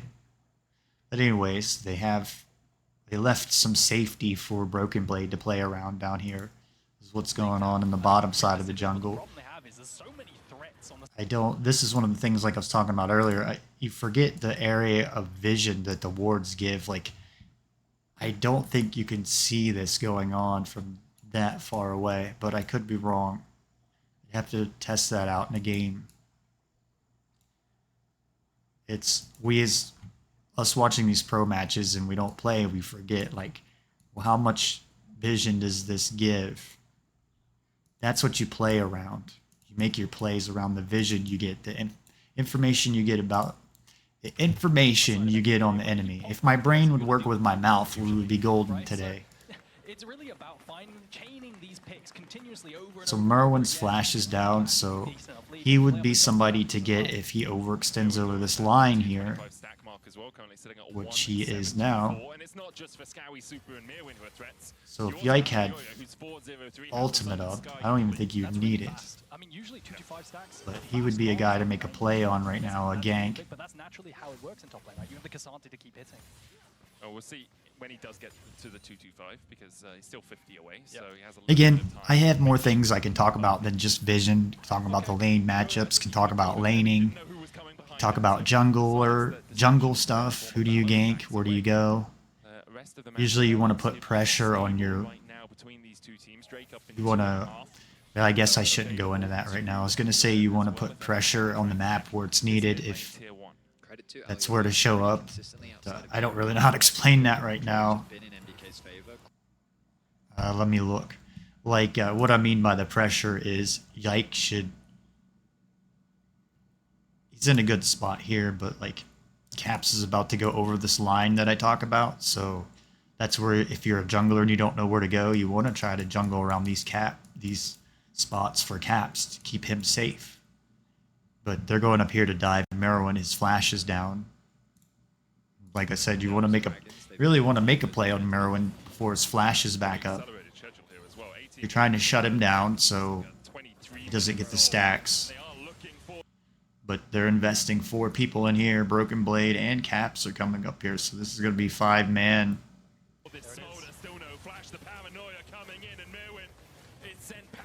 So if they do this, at least, hopefully they get this turret and start chipping away at the tier 2 turret for everything they just invested. They should be able to, they should get this, I would think they could get that turret G2 make it work, and They should have enough HP. Open the mid lane tower. They've got this wave now. They're giving the gold to Hansama. Okay, the gold split. As well, so the true shot barrage was eaten by the shield, so the back wasn't stopped. That's why he stepped out and then shielded one of the people that was basing. But you also have Braum and Ezreal chipping away at the T2 mid turret. My voice gets nice and lower when I start talking after a while. The difference really starting to develop in mid lane for Scowy with the Zeri. Going to be a menace. It's a good punish onto the flashless mirror when having no sums. You can see Elyoya really did read it as well, but you know what beats 80 carries? The sent full dive. That's what they've been doing all series. I don't think that G2 needed to teleport Caps and Broken Blade there. They missed some waves on the map, as I talked about in the last series, that you don't want to let... You see in solo queue, like, waves just going to waste, like this one crashing into this wave. Ooh, as my voice gets nice and deep.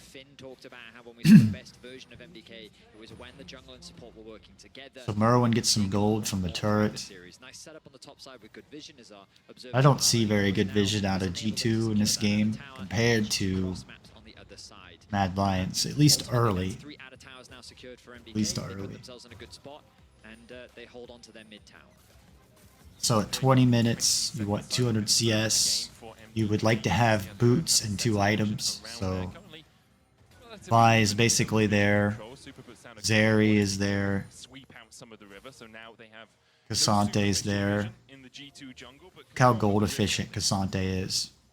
The steel plate cat boots and the 2 items, so he's a gold efficient champion. Now Braum has his Warmogs, so this is going to make it difficult too for G2 to team fight Mad Lions right now. It's pretty early Warmogs. Alvera's got 8 assists. So I don't know. I don't think G2 can take this team fight is what I'm trying to say. A lot of it's because of the Warmogs on Braum. And Rel doesn't have her Warmogs yet. So there's no healing. Caps has his Seeker's Arm Guard, so that'll keep him from getting bursted down and dying. Okay, I was going to say Flash is down, but almost up on Elyoya, but it's up. And also, I'm trying to save time on this in the next VOD. I don't remember how long the last game is. Pretty sure this is a short one. And this is where I've seen, and I have this on my stream, where I saw Tarzan waits till the dragon is almost dead. Then he uses ult and smites the dragon, and then he ults somebody. So that's something I would like to see Yike do. Maybe I can find this play really quick. So Yike, if you're out there, man, watch this play.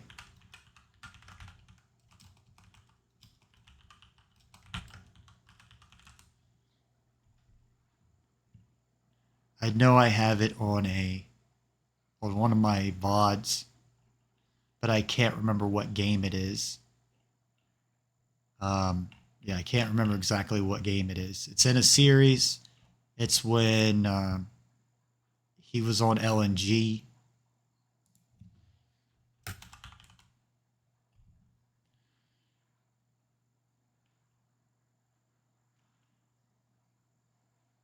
And Tarzan saves this Nocturne ult to steal the dragon. And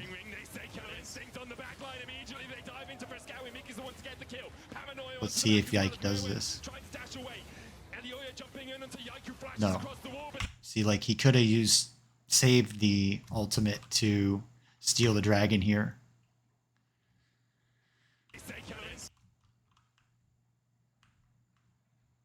Like, all G2 had to do was stand around here and wait, not engage yet on Mad Lions. Let them take the dragon down till it's low HP, and then Nocturne ult. And then that denies Elyoya from being able to smite the dragon. You smite the dragon, they can't see you. Then you nocturne alt on whoever has their flash down or barrier down. So available for Yike, can put the map into darkness. Mickey looking for that flank, but Friscowi's there to mark him. also they can't really take the dragon away anyways because the scuttle crab, and like I said, there's got to be some percentage that shows like the win percent if you have the scuttle crab for that objective, like the dragon or the baron. It's probably high, like 80%. 7,000, mom called. Ring, So that is that Friscowi back there. They shut down Zeri. Zeri had flash.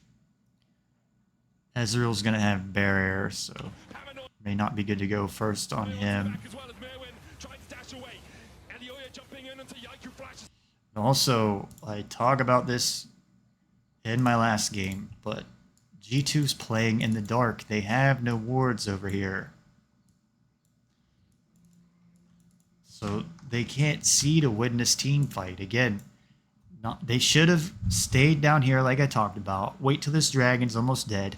Then Nocturne ult. And then you smite, steal the dragon. And Elyoya can't see to smite. And then you still have enough time left on the Nocturne ultimate to ult a target. It has a pretty long duration that the ultimate's up before you need to ult a target, which I see a lot of young players don't even realize because they, I was young. Like you get quick, you hurry.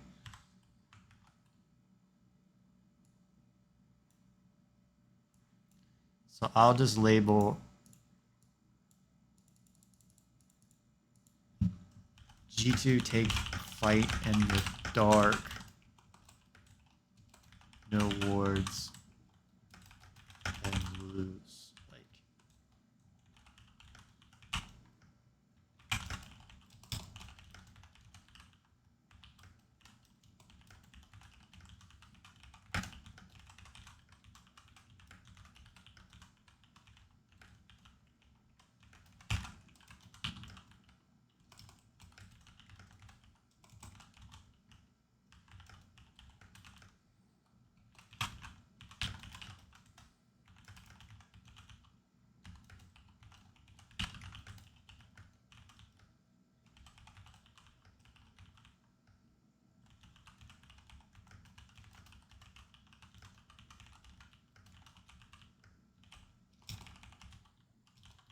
what I mean by that is like you can hit R on Nocturne and it'll last longer than you think. It won't just instantly go away.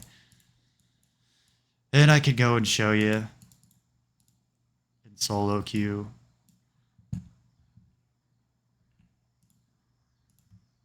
But I have a video of it somewhere where I talk about Tarzan and LEC doing that. So G2 is going to lose the dragon here.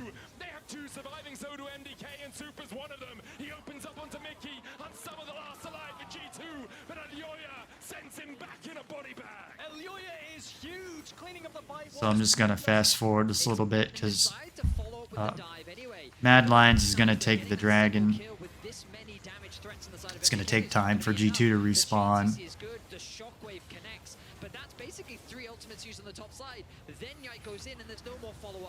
But like I said, my opinion is the Nocturne thing I just said. Look it up. I have it in my content somewhere. I'd have to dig through it. 4v5, they lose. So while we're waiting on G2 to respawn here, Mad Lions pressure this turret. They're probably going to get into G2's base here, which, like I say, the way I look at the game is like Mad Lions. That's not red. That's black. Mad Lions.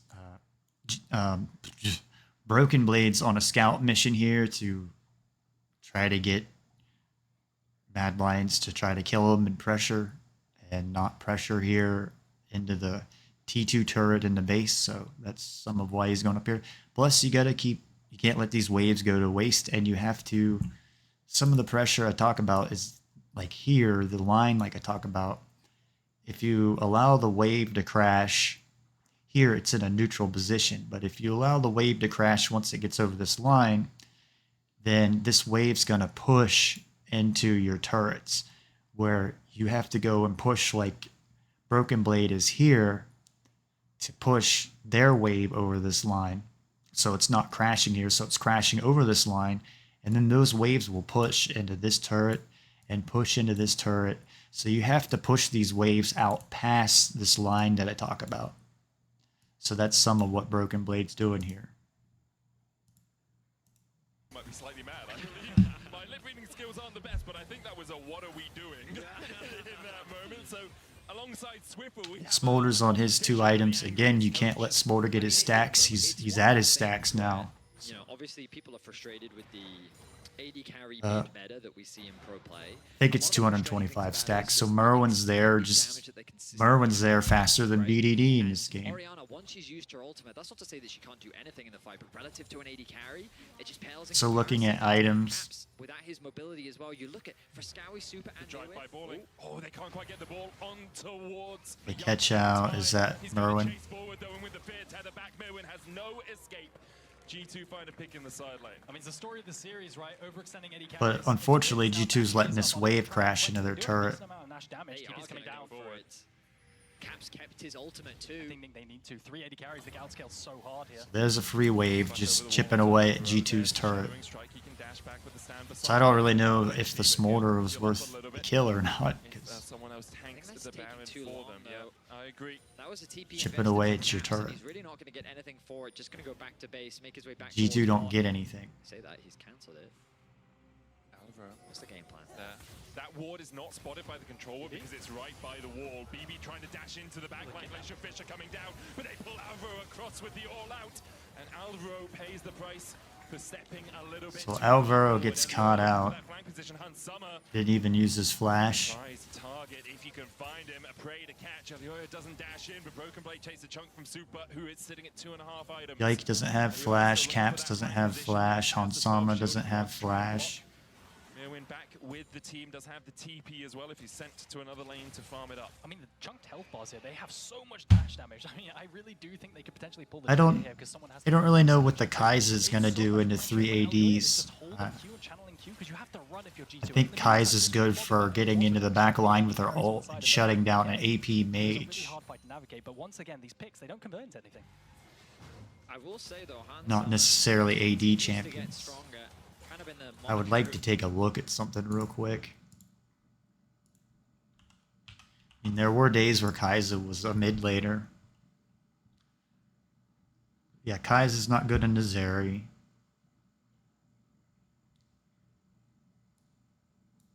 Kai'Sa's good into Smolder. Maybe that's some of why they picked Kai'Sa. I don't remember. I thought, yeah, Smolder was the last pick though. What about Ezreal? I think we talked about that Ezreal's good, so the only counter that Kai'Sa wins against Smolder, 42%. The only counter that Kai'Sa's good into is the Zeri. What about Vi? Kai'Sa's good into Vi, so Vi's a good target for Kai'Sa to all in on. Braum. Kai'Sa's good into Braum. So I'm guessing you don't want to be going in on the Ezreal. You don't want to be going in on the Smolder. Try to lock the ulting in on Zeri and Vi if you can. And they should have enough engage on G2. Then kind of torpedoing into a strong. We haven't seen Nocturne for a while. Finds himself at 3-1 and 3. Well, thank goodness we can just keep on mowing right through this. No way that. Anyway. There we go. We're back into the game. I forget. Anyway, getting back. So Alvera got caught out. He's on his Warmogs. I don't know why Mickey X. It's like Mickey X doesn't want to take Warmogs. He's taking Dead Man's Plate. On I think he knows the Warmogs is stronger. I feel like he's taking different items to just test and try things. Back into the action. 1 minute. I mean, let's look at the Rel recommended build here. Rel.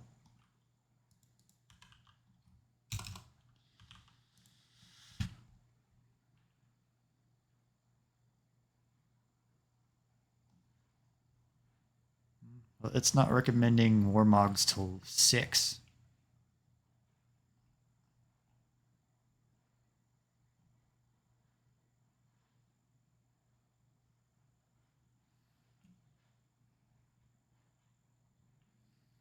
Oh, there we go. Yeah, you take the Warmogs. Now, Dead Man's Plate has 82% win rate. It's got 5% movement speed on it, and Shipwrecker gives movement speed as well. Yeah, I guess that would be really good on Rel. She needs a lot of movement to get into the back lines and can, like, jump forward.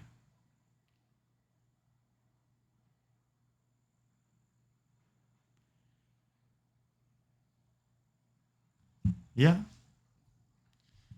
I see that now, so that's a good second item.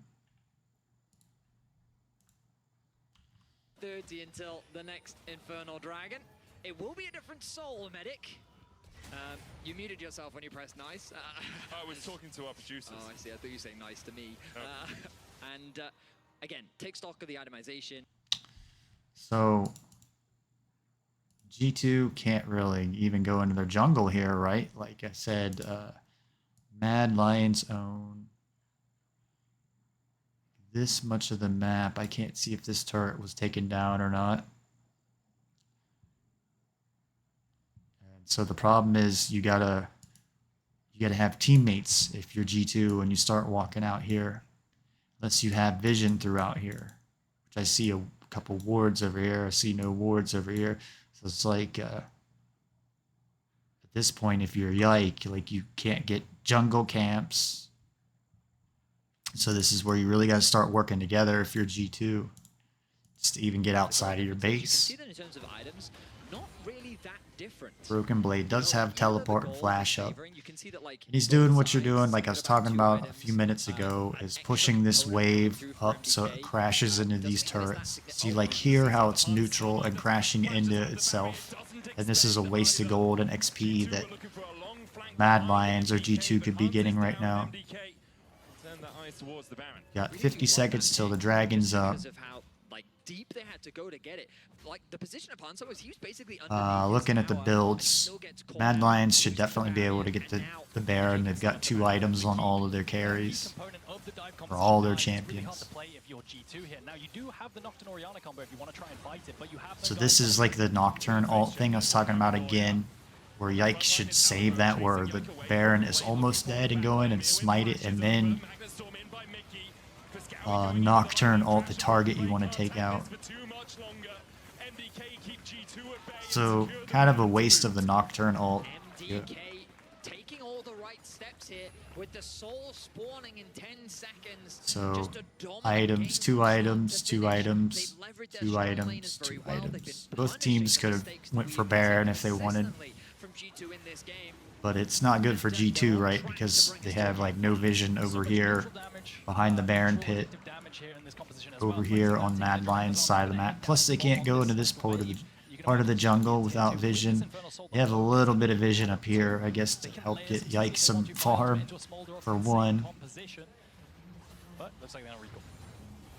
Start the recalls, 2 of them together, now stop them because they see G2 advancing. Yike able to dodge away for the moment. The True Shot Barrage Yike gets caught out. Should be easy for Mad Lions to close this out. They've got the Baron buff. Onsama doesn't have barrier. Broken Blade dashes forward, hits the Q3, but Yo-Yo does the same. Gives a love punch into a Broken Blade. With only a cannon minion here. I need to look at Smolder real quick. I never played Smolder, so I don't know what all... Somebody has a route that I'm trying to figure out. Ooh.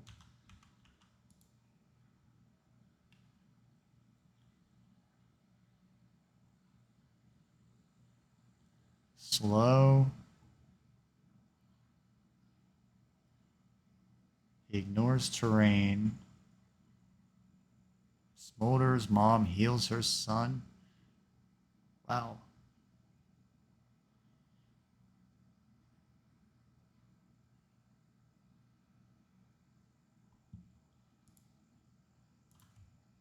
Remaining MDK decide to back away. Trying to figure out what was MDK rooting. ultimately got what they came for and more, securing a pick onto Yike to just add on. Maybe it was the Braum ultimate. Braum's passive. MDK, I would say with their cleanest game of the series so far. So Mad Lions do what you want to do. You take away all the farm in the jungle from G2 so that you just choke out the resources so your enemy can't come back into the game. They don't panic when the Nocturne ultimate comes through. They have Braum prioritize keeping Yike locked down, and then G2 gets split up. I just don't think you can ever contest this as G2. The raw DPS. I think some of this match too was Mad Lions had some weird drafts, so it really confuses players where they're so used to scrimming against certain things, and then they, well, you know, you're like, I've never seen that. I don't know what to do, and you start panicking. Instead of being calm, and we practice, we're confident in ourselves, we can win against anyone or anything. See how Yike can't even go into his jungle. He shouldn't have been there alone. He should have had Mickey X with him. At this point, I don't think you can just... You can't even go out of your map alone. You gotta have a partner, a teammate around you. Is rung by Mirwin. Shadowing strike from Mickey will buy him a second on the top side. Hans Sommer caught up with a cease and desist, and he'll fall. Mickey jumps back in, trying to save his mid laner, but all he can do is buy him a second. So this looked like a really clean, good game out of Mad Lions, to be honest. They had good vision. The support jungle tandem was working together very well. Oyoya and Olvero. Frescowie played well in the caps. Now, Braum had to show up mid a lot during the first part of the laning phase to help Frescowie lane into caps. So that's some of it. The laning phase for Frescowie. I don't take too much stock into this series. So there's game number 4. And game number 4... I'm glad I figured this out. I've got this screen now. So there's game number 4, and I'll see you at game number 5. Hey now, here we go again into game number 5, or we're here on the next level with Sodaron, where are you ready to get to the next level, player? Where I, Sodaron, will help guide you and show you what it takes to get to the next level or ranking. Are you bronze and you want to be silver? Are you silver and want to be gold? Are you hard stuck in platinum? Well, we'll coach and look at the things that you need to get higher ranking to the next level. So here we go into game number 5 of Mad Lions versus G2, the 2024 LEC season finals, upper round 1. As I'm learning to have better production value.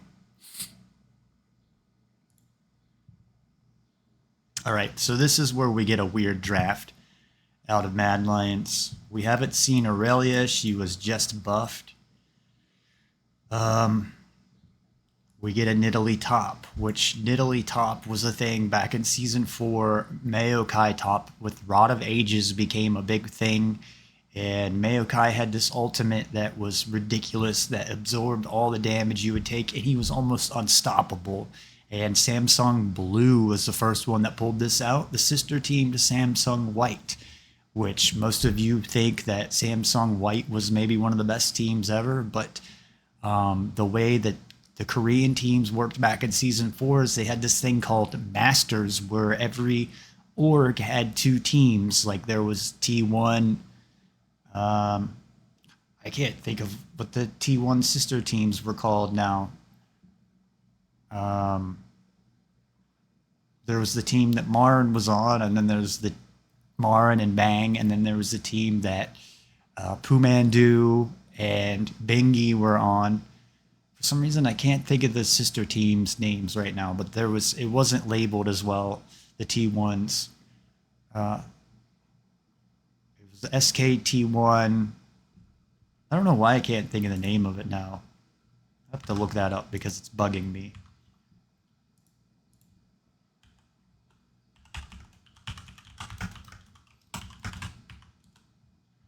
But they had sister teams. Okay, that's what I thought. It was S and K.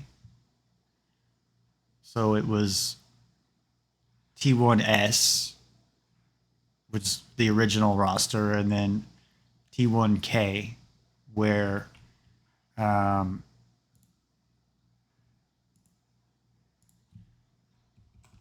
Samsung, they had sister teams. Like there was a Najin Shield and a Najin Black Sword, which were really fun to watch.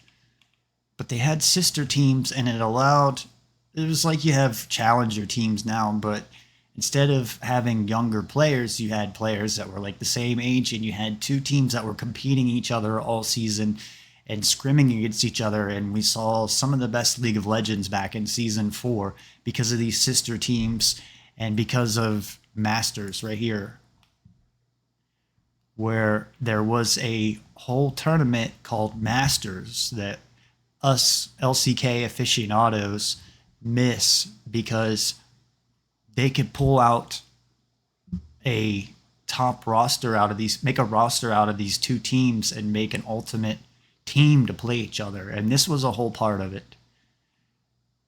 And as you see, Samsung Galaxy got first place. And like I said, I was a big fan of Blue, .A, and Acorn, and Spirit, and Deft, and Heart. Heart went on to become a coach. And now you have Dandy, who's coaching on HLE, and you have Mata that's coaching on Gen G. But it allowed better games. They would pull out they would have these crazy strategies, and it was because basically where they were scrimming and living with each other all the time. We don't have this anymore. The next season, Riot came in and stopped this, and then created the Academy and the Challenger. So back then, I don't know if I can find it or not. We'll just look. But what I'm saying is Nidalee AD or Nidalee Hybrid was a thing. And also TPA Stanley was really big playing Nidalee top.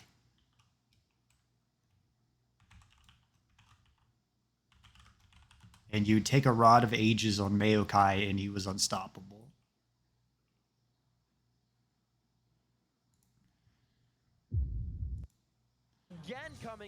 And there's Maokai top.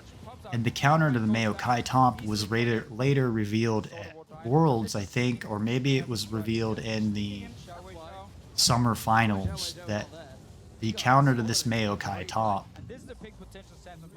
I loved this season when we had Rengar jungle all the time. This was my favorite season of League of Legends. I have a Samsung 2014 icon even on one of my accounts. I better not go into my account and show you because it may screw this up. But the counter to this Maokai top was the Nidalee, which she's really good in top lane because you have free wards from her traps, so it allows you to have lane pressure and lane safely. This Maokai top lane was just like unstoppable, and he was in every game you see. I don't know if there's like a play we can find.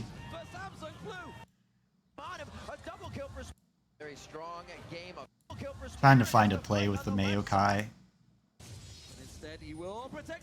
where it just shows how unrealistically tanky he was. Look at this. There's his ult, and it soaks up all this damage. Like, look how Acorn is taking no damage. So he was like so OP'd that it was just ridiculous. And he's still very strong. So maybe Maokai will be played more. I don't know. Maokai is still really strong, but they nerfed his ult and made it a root. So we get Nidalee to counter. Well, it was just, this was an odd pick, the Nidalee. And she works in top because, and go back in my channel, and I just did a Nidalee jungle, how to master Nidalee jungle. And I start talking about how she's really good because she has free wards with her E. That's one of the reasons that makes her really strong. She can invade the enemy jungle and have free vision. So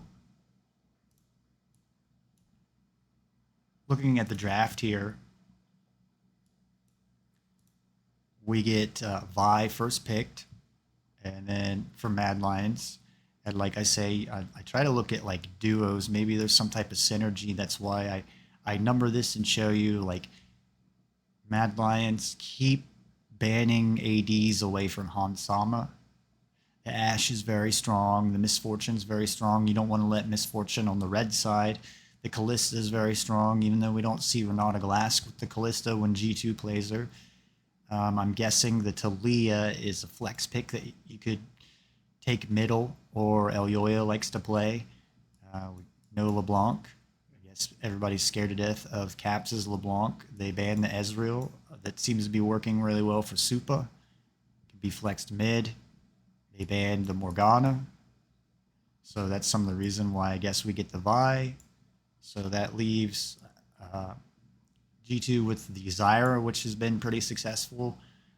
Maybe take the Brand instead. Maybe take the Maokai. What does the stats say about Nidalee and the Maokai? I don't know off the top of my head.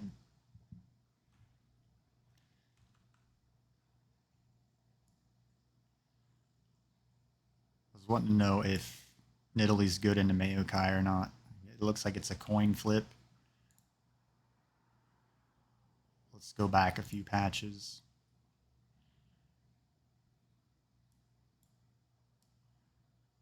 Trying to dig a little bit. Yeah, I would say Nidalee's probably good in the Maokai. That's what my thought is, because, I mean, like I was talking about, she was the counter to Maokai.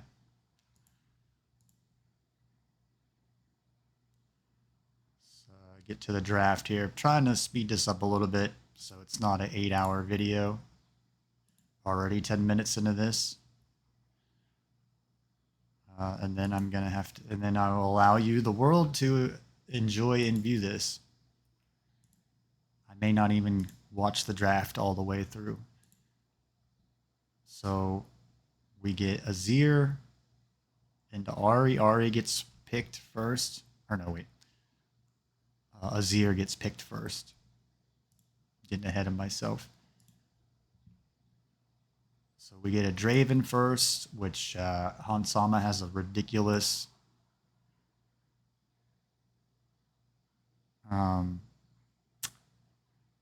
win rate on Draven. I think the Zeri is supposed to be good into Draven. No, Zeri wins against Draven 37% of the time. So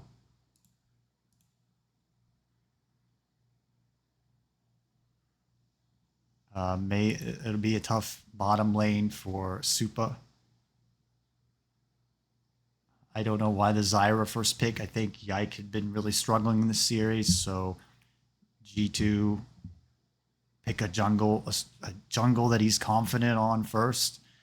Zyra can take Baron at like 20 minutes with another carry or two. You don't need the items like I talk about. Her plants allow her to really burn the Baron down. Tank. Maybe there's some synergy between Zeri and Braum. So then the Azir, the mid lane matchup gets picked before Mad Lions. So I guess they're confident enough that the Ahri of Friscawi will do well into the Azir. And then they pick out this weird Nidalee that at this point I was like, well, is Vi going to be the top laner? That's what I thought. I guess it's top lane Vi. Like, that's interesting. That's something new. I've seen top lane Vi before. I've seen Insect was really good with Vi, and then he started playing her top lane. And so we get the Rel, and we get Aurelia. I was like, man, maybe Aurelia will go mid and Azir will be top. There was a time where we've seen top lane Azir. But I guess Broken Blade is well known for his Aurelia, so I have no stats on these lane matchups, really. Bear with me, everyone. I'm getting better at doing this production stuff. And again, I'm running on one monitor, so it makes it really difficult. I'm going to need to get a second monitor so I can pull back and forth and run obs off one of them and then maybe put slides on one. I think you should be able to switch screens back and forth on obs from what I know. But we have no data on this. Can't find any data on the Vi into the Zeri. This looks like a 50%, so I don't really know the data on the Ahri into the Azir. And the Draven is a good matchup for Hansama. He's well known for the Draven.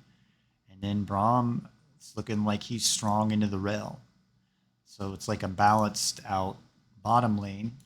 You know, we look at the matchups and you can't draft a perfect team comp, so you have to give and take. You have to be like, well, we got to give Broken Blade a strong laner, and then that makes it where Caps maybe loses a matchup, but he can play smart. And I saw a interview with Wadid talking about how Western players aren't good at losing, and what he means is not necessarily like losing the game, but losing a laning phase. And I'm really good with that with top lane, where I may not win the laning matchup, but I just play safe. I don't die. And then I have teleports that I make plays around the map later to save my bottom lane or my mid lane. And I really enjoy playing top lane. But I seem to think that I can control the game better if I'm on jungle, because I call jungle a makeup role. I can make up for my losing lanes, and a lot of solo queue players seem like they don't know how to jungle, or that's the role that it seems like wins the most MVPs at Worlds. Kyrie responded to me. He's a well-known LEC coach. I was like, well, I don't know what role to mean. He says jungle's OP. So I know he means jungle, but it allows me to put pressures where needed on the map and make up where my team's losing. So that's really the role of the jungler. I call it makeup. So the bottom lane looks like it's kind of an even matchup, just because the Zeri's a losing matchup, but the Braum's a winning matchup. But that also means that Braum might have to stay in the lane a lot longer and can't go help Ahri as much as like Alvaro did in the last game. He had to show up in the laning phase pretty early to help. So there's not much data on these matchups. So let's go ahead and get into the game. Make sure I'm on the right page. Yeah. I've done VODs where I've talked for like 2 hours and then realized that like I'm on, or let's see, where I'm like on this page and then you can't see what I'm doing. So it was just a waste of time, but I need practice. And as I say, perfect practice makes perfect. But you gotta, if you're lazy in practice, you're just gonna be lazy. We've had enough of that nonsense. So into the draft, again, I try to make you understand a little bit the groupings and priority. Like this is the top priority for G2. I'm not even in the right game. Whoops. I was like, why is it Mad Lions on the red side? So here we go. So top priorities for Mad Lions, they're worrying about Hansama, trying to shut him down. Misfortune's really strong on the red side because she can stand behind the Baron wall and get a free Baron or steal it. So I'll give me Gumayushi do that. G2's worried about the Morgana that's done really well. look for her to come into the meta now, because I think you'll see Vi all the time because they buffed her twice, and I think twice. I know in the last patch she was buffed, and I thought she was buffed before, and that tells me, you know, Riot wants to sell Arcane at the end of Worlds, so they got to have Vi out there. Maybe they'll even buff Jinx and Caitlyn. I haven't watched Arcane. I don't even have a Netflix subscription. I spend all my time watching these games. And again, I apologize. I might have had some weak analysis in the beginning of the last game. I needed my caffeine in my system, but here we go, doing better now. I didn't really get lazy. I just, like, the first 10 minutes, my brain wasn't acting how I want it to. Felt really tired.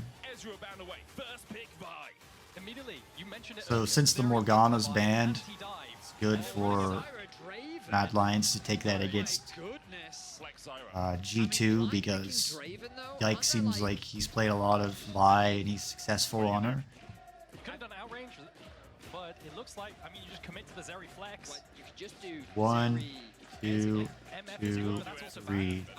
Yeah, try to look at these as groupings, so you could draft some type of synergy in these players. Like maybe there's some type of synergy in Draven and Zyra, for example.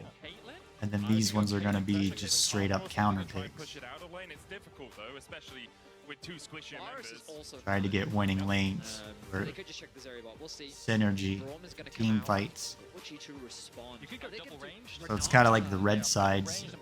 You get one duo here, you get two duos. You get one counter pick on blue side, and you get two duos. Or one duo and then 3 counter picks on the red side. So I think the Talia is something they're worried about that could be flexed mid or jungle, or maybe even top lane the way Murren plays. I mean, it's potential, right? This has been at least a different series. This has been an exciting series. I've worked really hard to get this VOD out for you. Hoping to get it out before G2 play tomorrow, because you all start losing interest. Like, if G2, after their next match, then you'll lose interest in the match they played before. So, hopefully I can get this streamed tonight. The problem is you need a melee support into the Braum, but that isn't always the greatest matchup. The Northals could come out and just handshake him. That's all there is to it. I don't know about the Azir Braum. Depending on if that Zyra is being flexed. If you wanted to go for the jungle, right? I mean, yeah, Mickey's brought it, but it's a Rel. And Rel is no longer a jungler. Braum's good into Azir. Damage onto so they're giving Broken Blade finally a counter pick. Yep. He's going to have the freedom to pick what he likes. The curveball we get is the Nidalee. Take 2 more AD carries. He doesn't know what he's playing into. Because it could be the Zeri, it could be Smolder's been really successful. Yeah, I would have liked to seen G2 play the Smolder. I can't recall seeing them play Smolder.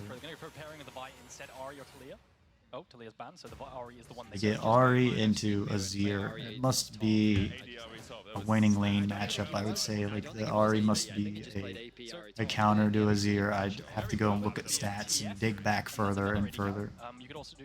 Hang on! It's a Nidalee! It got buffed! Okay, so Nidalee got buffs. You got 80 ratios, and I think this is Nidalee top lane. I don't know about the Rel into the... Like it has to be right. The biggest, and what do you pick into this? Let's take a look at Rel real quick. What is Rel into Vi and Zeri?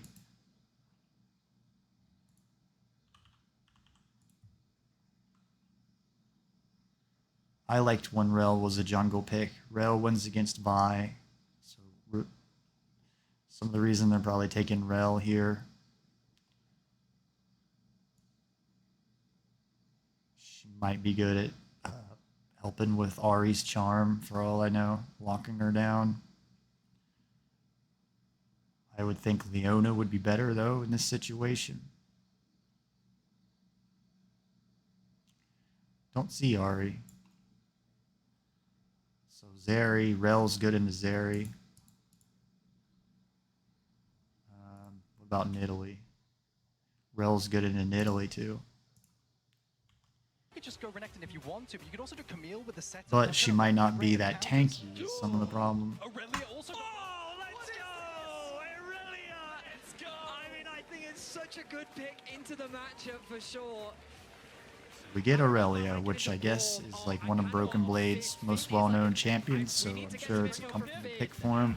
Looks like he's been having a tough time in the top lane against Merwin, which a lot of people have said, well, Merwin's a really bad top laner. It's gonna be him. Talk about the new picks through so well. Match of the week. What is gonna happen? So, one thing about the Nidalee, oh, and she takes Ignite. I would rather see Teleport, but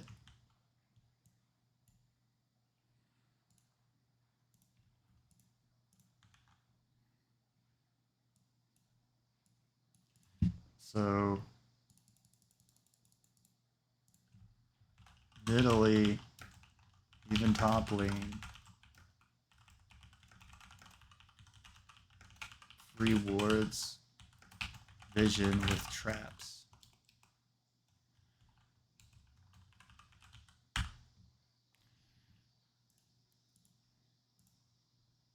In this early game. Right, finally showed us before. They are always trying to sell skins, so that you don't even get to see like what's going on the first 45 seconds. But they're trying to sell us a Nidalee skin, basically. We got Caps and Azir coming top. They're worried about, so G2's already worried about this.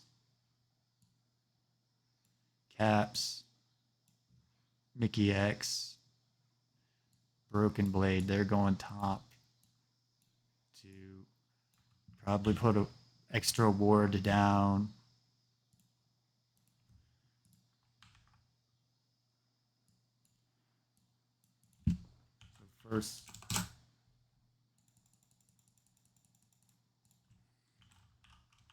First glance, like G2 worried about Nidalee top, like let's see, Azir. It might be better to not name drop Irelia, right? Because like if I worked with the team, you probably don't want to name drop. You want to just put the champions. Azir, Aurelia.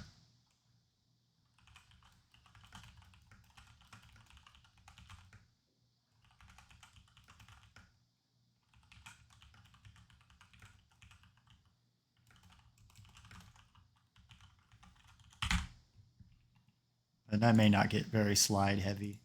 Again, I apologize for game 4. I didn't do my best work. I didn't feel on at the time. That's the problem about streaming and doing this content stuff. Sometimes you don't feel on. So Caps even like says, oh, for God's sakes, Broken Blade, I'll give you my ward. They even be mad. He might be mad at Broken Blade for all I know, the way this series is going.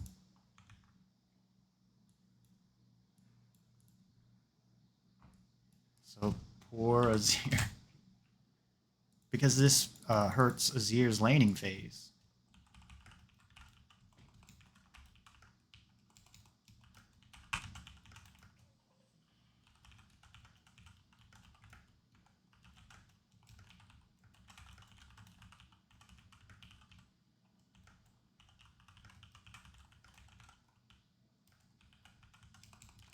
So it's not really a good sign if Caps has to go up here and invest his ward for Broken Blade.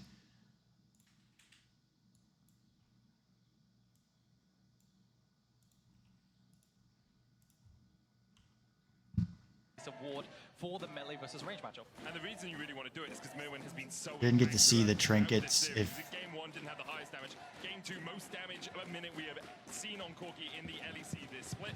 Game 3... I mean, it'll allow Caps to perhaps go over this line a little bit, but that ward's not deep enough where it needs to be like over here or back here somewhere.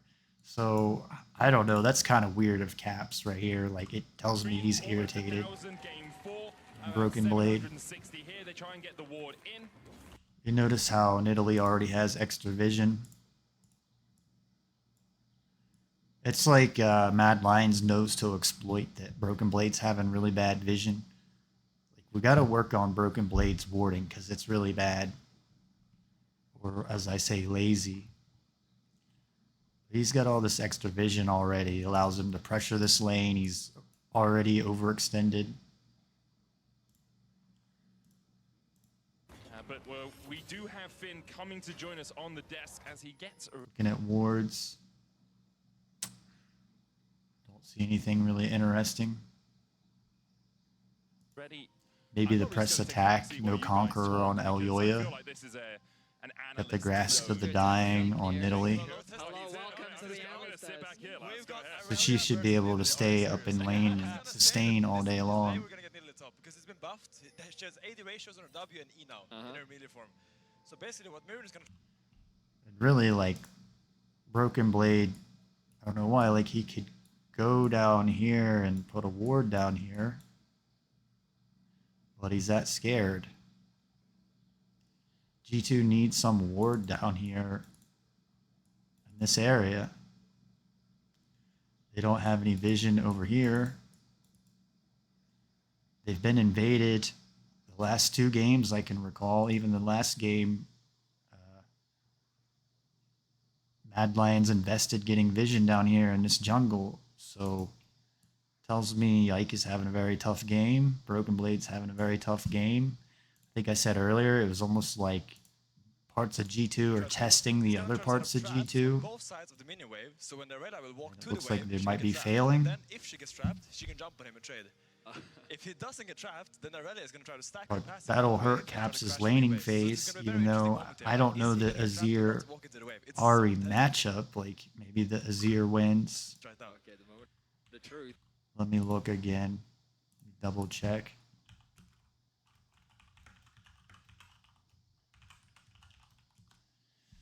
Ari wins against Azir 55% of the time. So that's alarming when Caps has a bad matchup and he has to go put his ward up there. Because Caps is just going to be pressured under his turret the entire laning phase. Then Broken Blade already gets... he had a ward there. He already had a ward here. He knew that he should be able to see this trap, and he just goes right on a trap. Takes a bunch of damage. No trap. Yeah, but he's walking to the trap, yeah. So now Aurelia really wants to make sure she can crash 3 waves, because if she cannot, then Italy's going to have all the agency. I don't think that Broken Blade needed to Q there. That's true. He got baited into a Are you still on Aurelia 1 trap. Do you still see yourself in the Aurelia 1 No, it was a while back. But you see, Broken Blade is actually struggling here, because he actually went Doran's Blade. Looking at Yike. Like I've said, you clear the jungle the whole clear. You should get it before 4 minutes and be level 4. So Elyoya started down here, it looks like. I'm sure that Yike is going to be worried about Broken Blade. And horizontally jungling. Maybe we need to get Yike to work on the vertical jungling. These pokes are actually gonna He sees it in like 3D, and we want Yike to see the game in 4D, play 4D, 5D chess. Like, he kind of heal up and sustain through all this nibbly poke, but now he really needs to commit for this all-in because he doesn't have any We don't want Broken Blade putting the ward there. We want it deeper. We want it down here, down here. Over this line somewhere on the enemy side, because he's got vision in his own side of the map with somebody that has free vision. Do you think he goes D-Blade here because he's expecting attention from Zyra as she full clears up the top side? Maybe I should have made a slide, but from the gank I mean, if you go D-Blade, you try don't want to have like kill 100 slides. You try to kill all the free melees with your Q, get 4 stacks, and then Q. Hard versus Ignite though, right? Because that changes. You can only work on so many things, little bits and pieces at a time, right? So I can't go do my best work today. I can try my best, but I'm gonna burn myself out if I do like 100 slides and then I expect to do 100 slides every time. So I've done a good bit of slides. Yeah. So probably what we're gonna see here is a pretty slow game because now Mirren just got control. Yike's worried about getting his blue buff, so got his blue Wave is buff. try to push every wave and poke him slowly down, and then look for a kill angle with his ignites. To press the attack on Vi might do more damage in trades and stuff. I think the Conqueror is normally what we see. Some of the LPL teams will play press the attack, but the Conqueror seems better in longer trades, which I guess G2 have pretty squishy team members. Okay, so press the attack has a higher win rate. Maybe they're taking press the attack. I need to pay more attention, I guess. What's this top challenger Korean playing doing on Vi? Oh, Conqueror, like I said. Yep. Sometimes these stats aren't right. Or they mislead you. You have to read more into them. So, when we think about Aurelia, So Broken Blade's going to be under his turret, pressured the whole time. Very difficult champion to play. I think it's a very hard. But he still could get a deeper ward. Like, he could move out of there for a minute while the lane's resetting and the waves are resetting, and even put it down here in the river somewhere. I went on to this the other day, but like when we were talking about Corki, that I guess he's worried about where this is a ranged champion, so Merwin's going to hang out in the brushes, I guess, and he's going to auto Broken Blade, but then Broken Blade's not going to be able to see him or do damage in the brush, so maybe that's some of why he's worrying about that. To do a trade in Q on Nidalee, but it looks like it didn't work the first time, so if it doesn't work, you should probably fix it. Well, yeah, game. I looked at it. I really want him to beat Jax this game because I think he's really good against Asari and the Vi. But And I'm not dogging on Broken Blade. We just want him to get better. Doesn't do well against top LPL and LCK players. Even we got a lot of people don't even consider this a good LEC top laner. Merwin looked good in this series against Broken Blade. And you gotta give Ari a free reset. He's had veteran Elyoya. Broken Blade is going to get the stun. Dashing forward, dashing back as well. So Yike's up here, like I was talking about. I figured Yike would be trying to protect, worry about Broken Blade, even though I think Yike's got to stop worrying about Broken Blade so much. If he dies, he dies, but go elsewhere on the map and help get Caps going or help get the Dragon. Stop worrying about Broken Blade so much. G2's, just to do a slide, G2's overextended over the line that I talk about. That's a really bad line. It's about this ward is allowing them to overextend, trying to train you guys to get to the next level. So I'm just going to brainwash you, and over time you're going to know what to do. If you look at my slides, it may not make sense to you now, but over time you'll get used to looking at the timing, and when you're in a game you'll be like, all right, it's 3 minutes and 15 seconds. And if you're a bottom laner and you're overextended like this, well, where should I have my ward?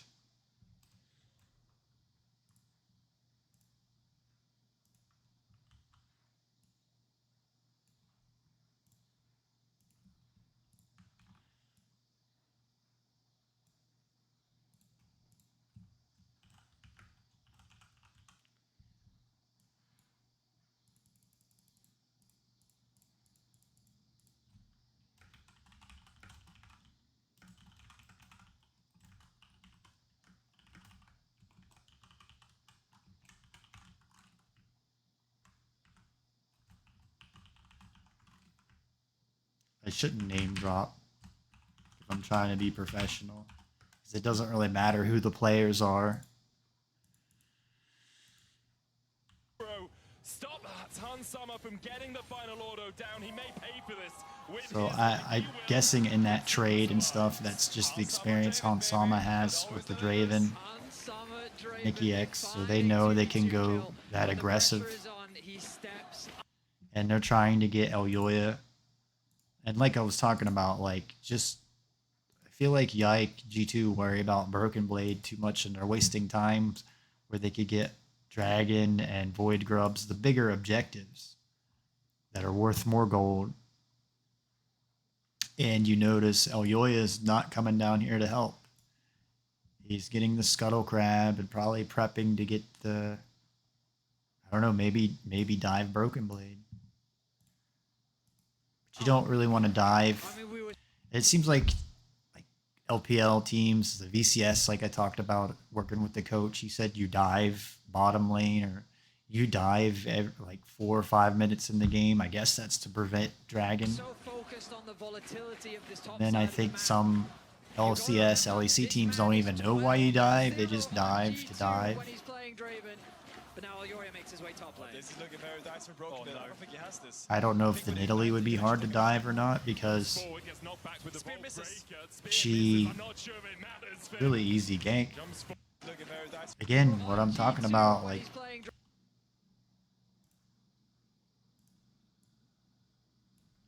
it's just a really lazy ward out of even here.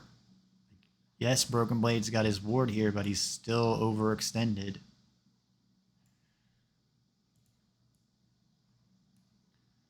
And we want Broken Blade to put a ward down here so he would know where the jungler is. At this time, like, Elyoya is going to be taking these. And I think they also have the Scuttle Crab too, so they own the river. He has Flash. But he's just way overextended, like.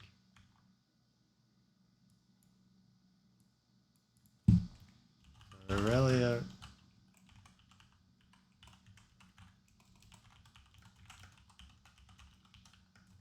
Lazy warding.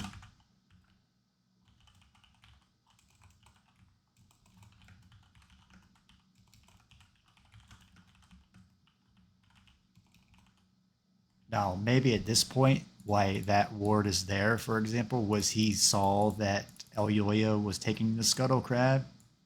So it's why he's got it there. But if he knows Elyoya's got the Scuttle Crab there, then he shouldn't be overextending, because you would just common sense would say, well, now Elyoya is going to come gank me.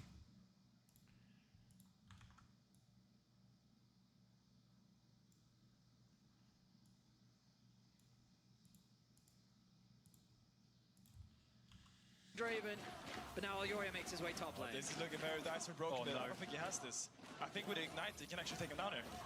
So the blue team, Mad Lions, have. Spear misses. I'm not sure if it matters, Finn.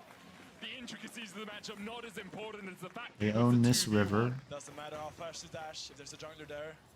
But so, even if Aurelia falls behind, And it looks like G2 is going to own this river. So when you do that, you should be able to get, if you've got the Scuttle Crab at the top side, you should be able to get the Void Grubs. If you've got the Scuttle Crab at the Dragon, you should be able to get the Dragon.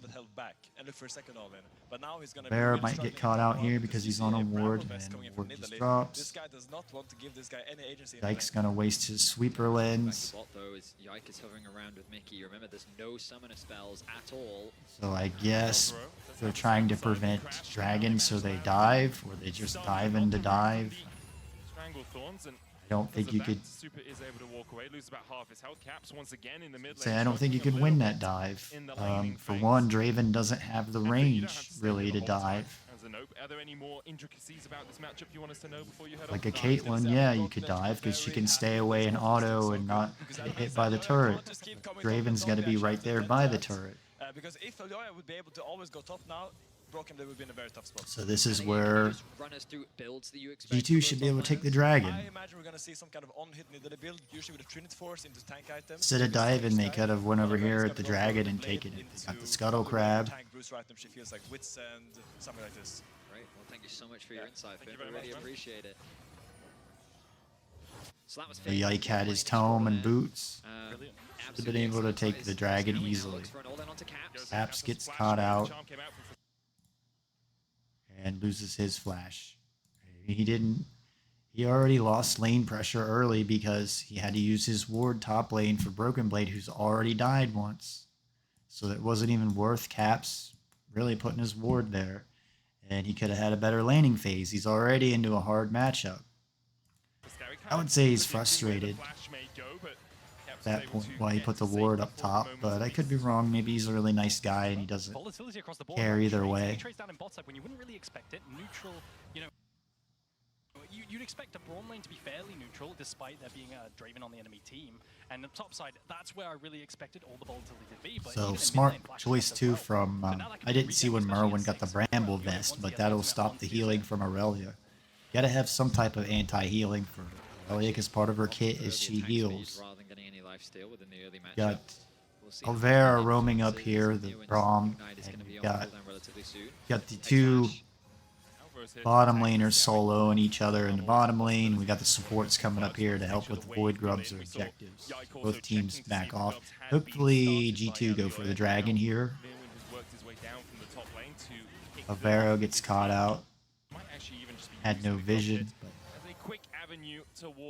he doesn't have flash, and notice he wasn't over the line I'm talking about, so he's safe. Utilizing the, the fact that Nidalee is one of the fastest junglers in the game, like the ability to move across the map, right? So utilizing the bushes and roaming down. Yeah, that's one good point why Nidalee's so strong, and I talk about it. She can get over the walls, and with her movement speed and the Cougar form or Huntress form, she can get from camp to camp really fast, or she can roam. You take River Walk. I didn't see what he took. Water Walk that helps you get up and down the river faster, so he can help out Ari in the mid lane. I think Elyoya needs to back off the red buff here and realize that. Oh, never mind. Yeah, I think like Elyoya needs to back off the red buff here and go help prevent the dragon. So yeah, Broken Blade got the kill, but it's still greedy because Italy also got the kill. The level 6 power spike on Aurelia is absolutely massive when you play on these slow pushes, and Aurelia with stacks is just absolutely Thanos. So he plays with the power spike, uses it, finds the all-in. So Yike does get the dragon. Still a couple minutes behind. And Broken Blade, demonstrating his proficiency, is able to find a kill, but the gold still ever so slightly in favor. I don't know what players are taking. Azir's usually like a weird rune pick. Sometimes Fleet Footwork, sometimes Conqueror, sometimes Arcane Comet. Caps has Fleet Footwork. Press the attack.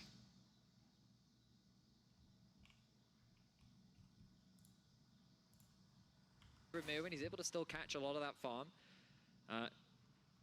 Intense reaction from Broken Blades. Yeah, there we are. There we go. So he W's the Q from the spear, and then finds the ulti, and then finds, chain.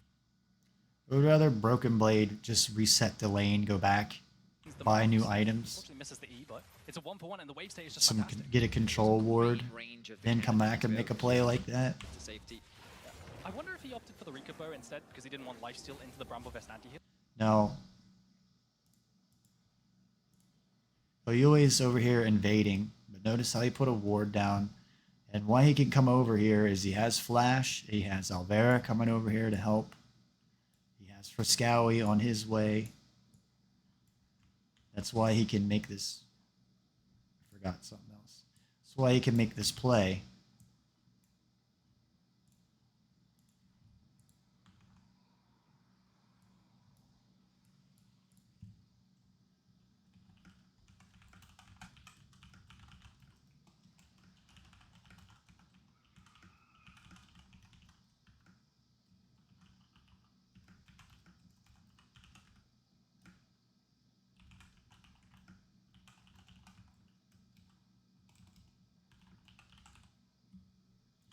I got to worry about he's and hims because I live in a world now where people worry about pronouns and worry about things that don't even matter. So I think that probably is thinking about you, general neutral people out It there. may have also been that he was just short on gold, so that was just the best item he could buy with the amount of money that he had. Either way, MDK now turn their attention to the bot side of the jungle. Looks like Mad Lions are going to. The blue buff's already gone, Elioya. Yike has it. Well, Yike saw the ward come over towards his Grump, cleared it out, so he knows definitely that Elioya So is in also, the area. why is why Mad Lions is working together to try to starve out Zyra because she should be able to get way ahead of Vi and farm. Does have those plated steel caps complete, so it's relatively tanky, can eat some of that damage. Merwin's just like trying to irritate Broken Blade. Vanguard's Edge is available for BB as well. Defiant dance to reduce some of the damage. Dashes back. I didn't know Italy could have that much damage without any The ult cooldown was very close there. It looked like it was off damage item. Like she just has tank items. So not gonna find the all-in there. Doing a good bit of damage. Super commits the ultimate. Summer's just going to walk that one off. I think Super just wants to clear out the wave a little quicker so that he can go back to base. And yeah, not too much going to happen. Super has barrier and flash. Hovering around the top side. So wave is in a nice Because it's time for the Void Grubs to be back up. They're already up. And Mad Lions have the river control, like I say. It's got to be some type of stat where it's like 80% that whoever has the Scuttle Crab over the objective probably wins it. So Yike's going to be on Vision. Topside, because the trades are completely volatile, right? They are trading off of every single wave and all in inconsistently, and with the point and click from the R on Vibe. So Mad Lions see Yike. He's trying to dive in Italy. I don't know why. Just take the Void Grubs. Now it's too late. A lot of people are up here. Broken Blade has the ultimate available. Alright, yeah, I mean, Mirwen's itemization makes it that much harder for Irelia. We also have Hansama coming up here. So everybody, Merwin's backing, which may not be good. He doesn't have teleport these days. Going in his favor, they are very, very close. So the thing is with Irelia is she's not good at fighting in the river. She needs minions, so generally. So G2, I guess, feel like they're getting. Oh, they're ahead. They're ahead in gold. I was gonna say they're trying to brute force this, force some type of team fight. I suppose you could stack up the mites. Dragon's up in 2 minutes and 12 seconds. And also, I see Supa. Okay. So, Supa down here is in the bottom lane, pressuring. Had to assist my dog real quick. I apologize. Shouldn't matter, though. The only problem is you get interrupted, you kind of lose track of what's going on in this game. So G2 have all this vision down here, and Supa's pressuring this lane because it looks like a team fight, where it's going to be like a team fight could be brewing here. We've got Merwin up here pressuring the top lane too. I just remember saying I thought there was like a team fight brewing. Sword and a Vampercept on his way to that BT. Super does get the push in bot. So G2 get the Void Grubs.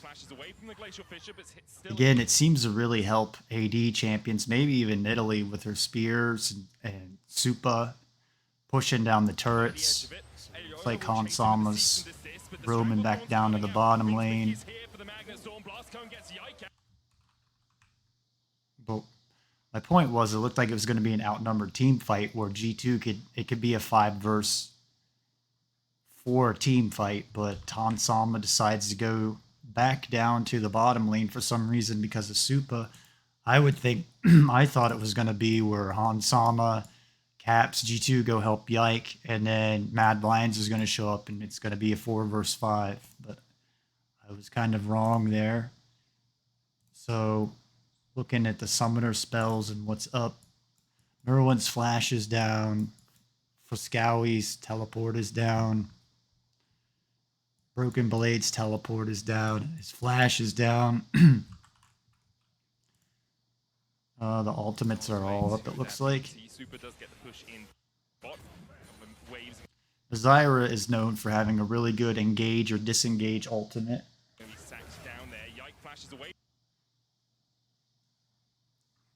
So Yike gets Braum ulted. From the Glacial Fissure, but still hit by the edge of it. Elioya will chase him. On his way to that BT. Super does get the push in bot. Whoops, sorry. Sorry about that. I think I was talking for a minute and I hit the microphone button. I was just saying I think that it was going to be a 4 versus 5 because you had Supa pressuring this bottom lane. You have Merwin here, but Hansama decides to path back.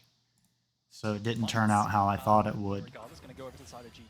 G2 invest 5 players. So it looks like Braum ults Yike. And I was going to say, you'd notice how they put vision here. Like, G2's had kind of bad vision. Mad Lions have this ward. When they engage on Yike, they even put a ward there. So they're not playing in the dark. So you notice how Braum puts a ward here. You never want to take team fights in the dark.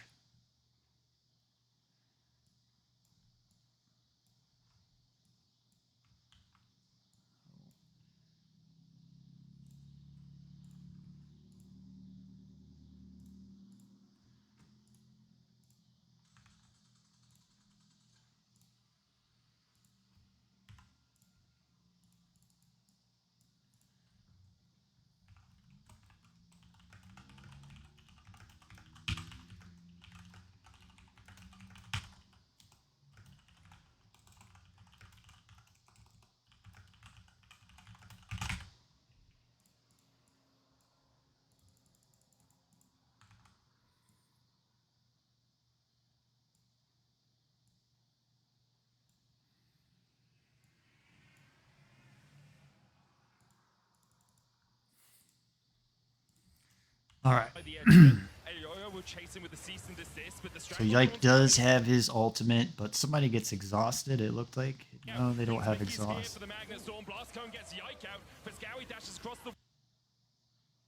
So I think that was a mistake of Hansama going bottom lane into Supa. That was kind of bait. And Yike is forced to use his ultimate there. Caps is behind for this fight. Was it Yike got caught out? What's going on here? Yike had to use his flash. So Yike was kind of left hanging by G2 in the Baron pit there for 1. Left Yike, let him get caught out, and then they come in and try to save Yike, and it's too late. G2, I guess, lose this team fight. Caps decides to go back and pressure the mid lane. So there was some miscommunication definitely going on right there. And that also allows Elyoya to come up here and steal farm from Yike. Fortunately, there was no ward there. One thing that's good about Vi's, her Bolt Break allows you to get over walls and get away. But you notice like Elyoya, I think, saved his Vault Break so he could safely get out of there if he needed to. So G2 like kind of screw Yike here. Now, because he's seen that the ultimate has been or used. there's miscommunication. This is the fight right here, yeah. So they have no priority, and you can see they split apart. The top side of the map, you see Aurelia, Broken Blade, not wanting to fight, he actually leaves and goes back to his tower. Yike places it all underneath him, and it looks like they've wasted so much time, which is great, but the reality is they just don't have numbers. Mirwin and everyone else. So, okay, we'll go ahead, get back. With Hansama, who has the majority of G2's Caps is on his Gnasher's Tooth, so that looks pretty early, but he doesn't have boots. You want to have boots and an item by 15 minutes. Now they have a lead in jungle and in mid. Broken Blade rather doesn't have ulti still, so Mirwin is just free to auto-attack consistently, stacking up that grasp and fight. He's playing with no fear right now because he absolutely can. Out of mana. G2 have Void Grubs. The next dragon's up in 20 seconds, so if you're G2, you want to be prepping this area down here. And Yike, yeah, his ult is back up. But Yike doesn't have flash, so he could get punished in this fight. Elyoya doesn't have flash. He gives a nice amount of attack speed, you know, for Supa. I think 70% attack speed or something like this. It's super nice. But outside of that, you just kind of have the side lane and hope your lead is big enough to the fact that you can be a side lane threat. You offer no real utility in team fights, especially when you're the tank builder, not AP. You don't have a Pokemon con either. You are purely Cap's a getting the side control laner. ward out. We'll see if that matters in the end. The Magnus Storm, they go on to Frescowi, who Spirit Rushes away. Caps holding on to the Emperor's Divide, the Charm hitting onto Mickey, but again, Frescowi burning that flash is all that really happens in that So sequence. the Ari ult allowed him to safely get out of that engage. Right, if Hans Summit dies with these stacks, or if he manages Cost to him get his them, flash. it's for the game. Yeah, it's about a 700 gold swing from the stacks, right? 2.5 off each stack, So I think. Oh, here we go. Yeah, exactly. Two guys on top So again, Yike, no flash, he would be a guy to engage on. Finished for him. Training Force spell on its way for Mioin. But he's going to push out that top wave, and it looks like Broken Blade is not making his Yes, way Mad down. Lions are gonna dive Hansama instead. Has to be careful here as more control is gained from MDK as they start to make their way through the bot side of the river. But they don't want to commit. Alright, so no Dragon Star actually from either side. Yeah, Also, Broken Blade doesn't have teleport up to come down here and help any type of fight down at the Dragon Pit. Doesn't have, and that way you can get more of a convincing fight, so that Draven doesn't risk losing Asher's that Tooth. advantage. So what I want to see now He should have 130 CS right now, so Hansama's there, Zeri's behind, Ari's there ahead. Decide to go for the symbiotic sneakers or symbiotic souls here. Vi should get behind of the Zyra, and Vi's staying even with Zyra, so that's not good. It was. Yeah, because it's not something we commonly see. Like you, in the past, sometimes you see a support go Mobies, especially in solo queue, just to get around the map a little bit more. As you notice, the Zyra plant's burning down the dragon really fast. Like, that's one great thing about Zyra, is she can take the dragon, Void Grubs, and Baron, Rift Herald easily. Her plants take up all the damage and do a lot of damage. So, Mad Lions get Rift Herald for free. You notice how they've got the Scuttle Crab here. Allows them to pretty much win the objective. I guess they're gonna, G2's gonna dive Supa. See what goes on before this. So Broken Blade's teleporting bottom. Just looking at the summoner spells that are up. Don't really know why G2's diving this. I guess they can because they stole Barret, so they're trying to just show some dominance here. But Ari's flash is down. But Supa has barrier, which will help him in a dive, help him keep him from dying. So you got 1, 2, you got 3 Mad Lions players, because it looks like, also I think one reason, yeah, Merwin doesn't have teleport, so that's another reason to dive and take advantage of having teleports, so Broken Blade can come down here. Look at bot lane. Caps is here, TP in. Here comes Ari, and Ari's kind of wasting her teleport because she's pretty close.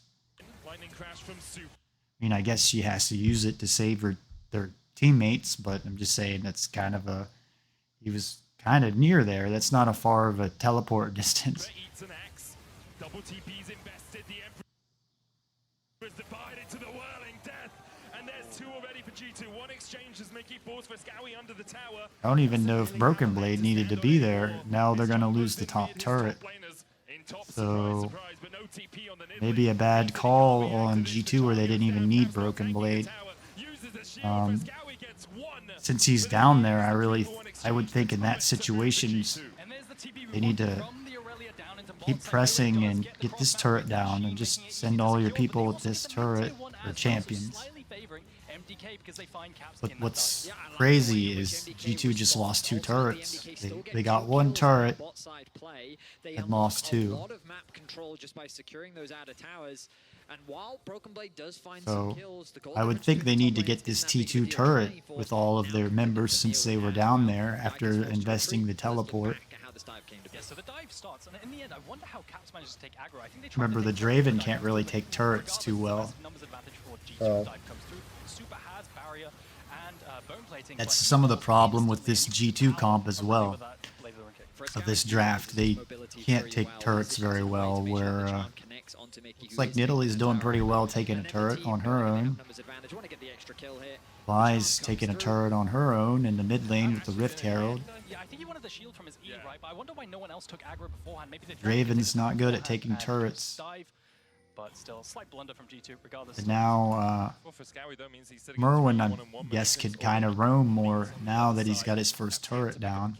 This game. Gold basically even about And he should be able to safely side lane up here as well if he wants to with Nidalee, because she can get over walls and has the traps and the free vision.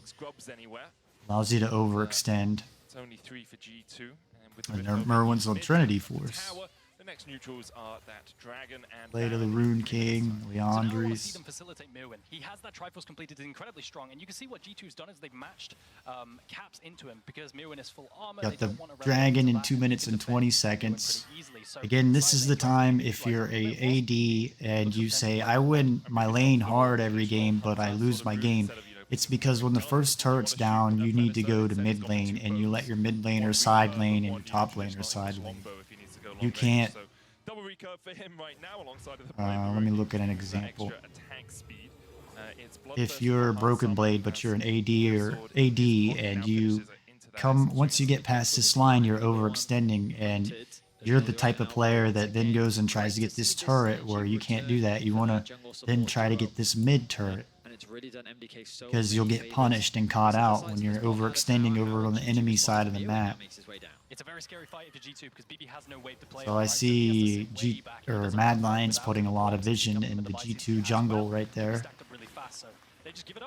allowing pressure. Again, the wards allow pressure on the map, and you make your plays around the vision you get.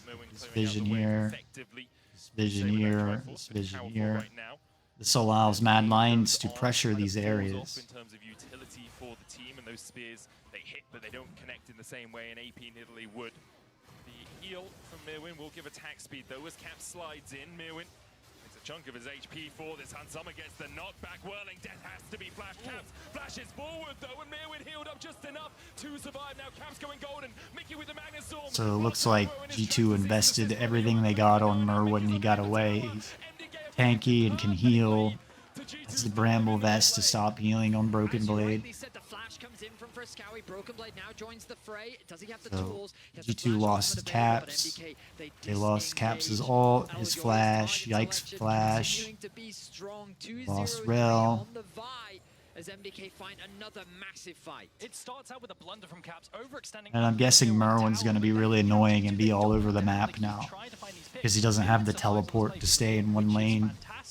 But then the play continues. Gotta trying to bail out Caps here. Mickey actually gets a nice interrupt on the Viking, roam around. I believe, with his ultimate. But then they're under tower. If this tower wasn't here, it would be fine, because it's super pretty with the amount of cancels they got, but the tower just does too much damage. You're able to tank up the ultimate as well, thanks to his ulti. And again, just a numbers advantage situation, G2. And Caps out of sorts, a player that we've seen pretty consistently throughout the year. Making that mistake, finds himself at a 1 point. I don't know why Mad Lions aren't trying to take this dragon. I mean, some of it's the damage that Zyra does. It has ult. She's got an ult that has a big area, so you would go get trapped in there, and you'd get trapped in her plants and take a bunch of damage. So I guess that's some of the reasoning why they didn't even attempt to take the dragon away from G2. And so you want to have 200 CS at 20 minutes is your goal if you're a solo queue player and you're trying to get to the next level.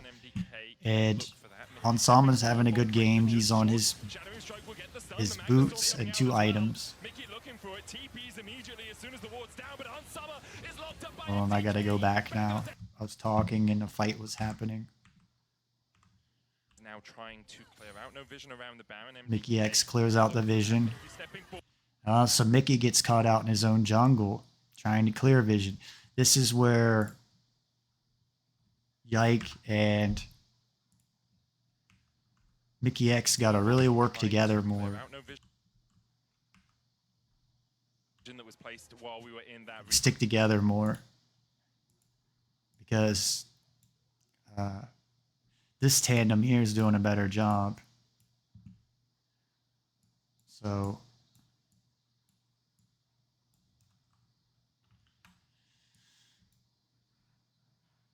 let's see.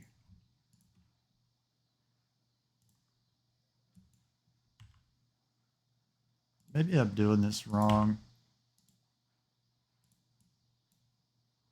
Yeah. Mickey X. Rel.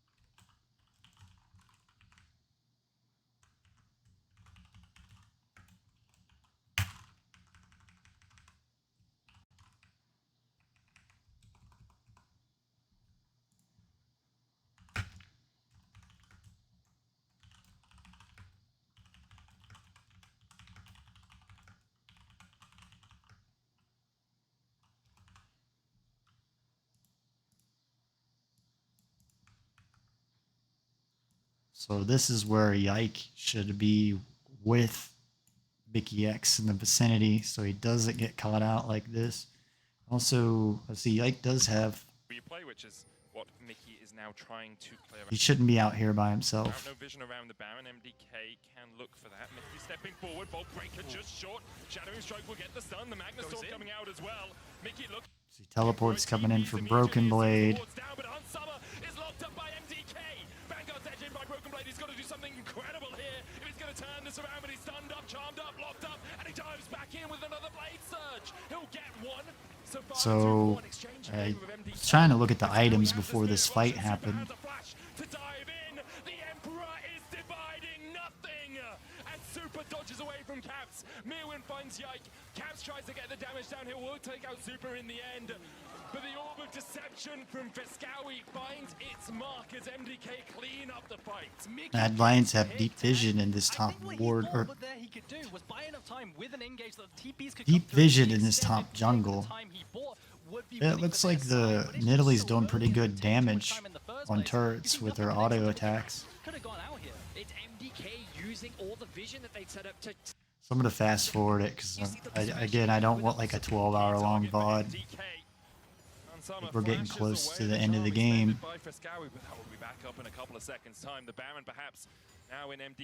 It's kind of crazy that one team didn't get the 6 Void Grubs in this game. I didn't even know they despawn Rift. I guess that makes sense. If the Rift Herald comes, they despawn. But it's looking like G2 can't even get their own buffs and jungle camps at this point. Looking to get the better of them. They have a strong lead, they have the kill lead. Their mid lane is 5-1 and 2. Then you have Merwin pressuring the top lane, shoving in the lane. Then it looks like he's going to rotate and come bottom, which may not be good. But looking at the items again, they're on the 2 items, except Zyra's not. But Zyra can take the Baron with pretty easily with like another teammate. Like Hansama and Zyra should be able to take the Baron, or with Caps, Zyra and Hansama should be able to take the Baron easily, burn it down quickly. So they're in that window, and then see Mad Lions, they're on their 2 items for every carry, so either team can get the Baron and burn it down. Mad Lions is probably worried about Zyra burning down. This epic pen, man, if I just had another screen to pull it over to so it doesn't affect this screen, it would be nice, because it makes me have to click more. We have seen throughout summer, even throughout spring, perhaps But yes, Mickey's gonna get caught out. There's the Zyra plants. Merwin gets caught out. He's just kiting all of G2 around though, is what's crazy, because Mad Lions is down here. Looked like they were gonna get Mickey. Notice how I want to see the items again. I was gonna say, does he have Warmogs this game? But I don't see him healing up. He's got Dead Man's Plate, I'm sure, like the last game. Does leave mid completely open though. Look at Friskawi, makes his way towards the wave, catches it, starts pushing that in. He may even be able to. But I don't think pressuring this lane's really good for G2. But they do know that Ahri is not there. I guess that's why they dove. They know that Ahri's here, so it's a 4 versus 5. Frescowi's looking for that inhibitor tower. Can he get it in time before G2 are back out on the map? I think the answer is yes. That may really hurt G2 because they've got 5. Mad Lions have 5 turrets to G2's 2. Yeah, Mickey's on Iron Locket this time and not Dead Man's Plate. So it's like, he's been testing out different stuff. It's obnoxious how they consistently find these picks. But it seems like the Warmog second is in pro play anyways is better on the melee supports, except maybe the Dead Man's Plate's better on Rel because her movement speed. But when it comes to these isolated targets, these side lanes, that is where G2 has been. Forget exactly what Dead Man's Plate said. It adds movement speed. There's not really any shields to break with Rel. It was a great pick in was it the second game? Breaking Morgana's shield.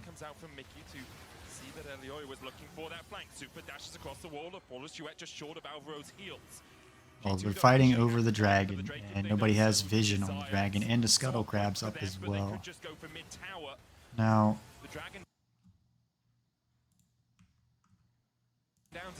Mad Lions is allowed to play like this because they've got this ward here.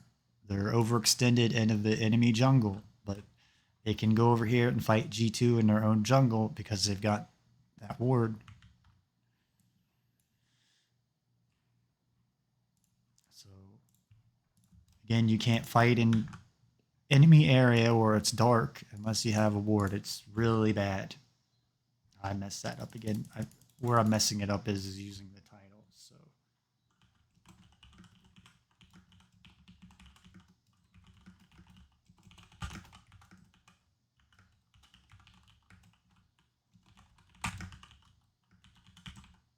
again, wards give you pressure.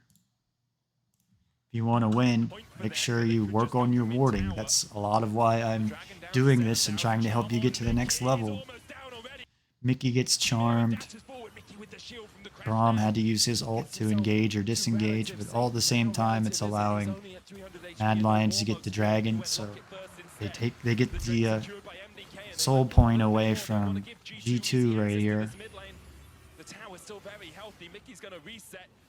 5v4 is on the cards here. Mickey stays around, realizing that his Alright, G2 get the Baron. Guess they thought we're gonna fight at this Azir turret, or we're gonna test out how good Azir's turret is with Zyra plants. Hansama has so much time. The Vanguard's edge on the backline as well. Already Super's down. Hansama begins to open up. Cleanses away from the concussive blow stun. Alvaro is sent to the grave. MDK escaped with only 3. And G2. So right now it doesn't look so great for Mad Lions. Again, the Zyra with, here we go, we got a picture of this with the 3 should be able to burn the Baron down really fast. It should be able to burn it down before Mad Lions can even get there. Yeah. So look how fast the Zyra damage is. I'm going to fast forward through this. Isn't there, he just has free reign onto this area. That alongside the Stranglethorns coming out from Yike just means you have to evacuate the dance floor. You can't stay there in tango. And we saw Super being caught out by G2, who now have the Baron, still the gold lead in MDK's favor. So the Nidalee allows a lot of extra vision with the traps. They've technically lost about 700 gold off. This makes me want to try this Nidalee build out in top lane. Now MDK still on the front foot. Maybe even jungle, just for fun. If he's finished that Leandries now, has the Haunting Guys and the Fated Assets, there we go. Zonya's on. It's crazy that G2 have the Baron buff and Mad Lions are still pressuring G2 in their own jungle. Only 2 for Super so far, 3 for Frescowi. Zeri's a good bit behind. Hansama has Draven has a whole Infinity Edge over Zeri, or a whole item. But again, the range of the Draven really hurts this G2 comp. Zer's got pretty good range. But they really struggle to take turrets down. I mean, one of the best fights they found was when you're almost in turret range for turret shots, just autoing turrets as Draven. They need to find these picks as G2 threaten that tier 2 in the top lane. Elyoya comes in from the flank, but will be spotted by Yike. I watched this series live, but I didn't really get to see the last game. I think my dog had to go out or something. I didn't pause it. I just kept it going. But I was thinking, like, I live watch these games. Oh, Caps gets caught out and they burn his Zhonya's. Gonna say. But that is the exact type of play you I was thinking maybe he's gonna get charmed there and then taken down. Zhonya's provides the space for Caps, and now look at this mid lane tower. It disappears. The top lane is sure to follow. G2, off of a single fight, have swung the momentum of this game. I was worried there. I thought Caps might be going for something crazy with the minion wave under the tower with a shuffle, but he doesn't go for it. They can play mid into side and play. So this, like, looking at it now, it's like, well, how did G2 lose this game? But they do have a whole inhibitor open for one.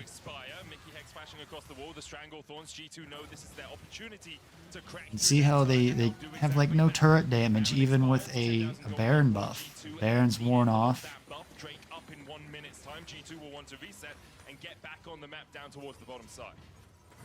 So G2's recalling, I guess they're probably all resetting for Dragon and Baron. Not really much going on. You're shoving the waves out. Let's set up this vision to see if we can catch G2 out while they're looking to approach. The smart play from G2 Ari will probably have flash up. Everybody should have all their summoner spells up whenever there's a fight going. Ari's doing really well on 3 items. Zhonya's Hourglass. Should be at 300 CS though, if I'm gonna nitpick.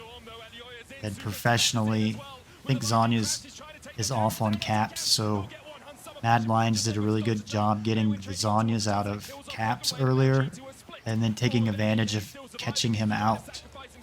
So that's probably the game changer right there. The play I was talking about earlier where if Ari would have landed the charm on Caps, it probably would have lost the game.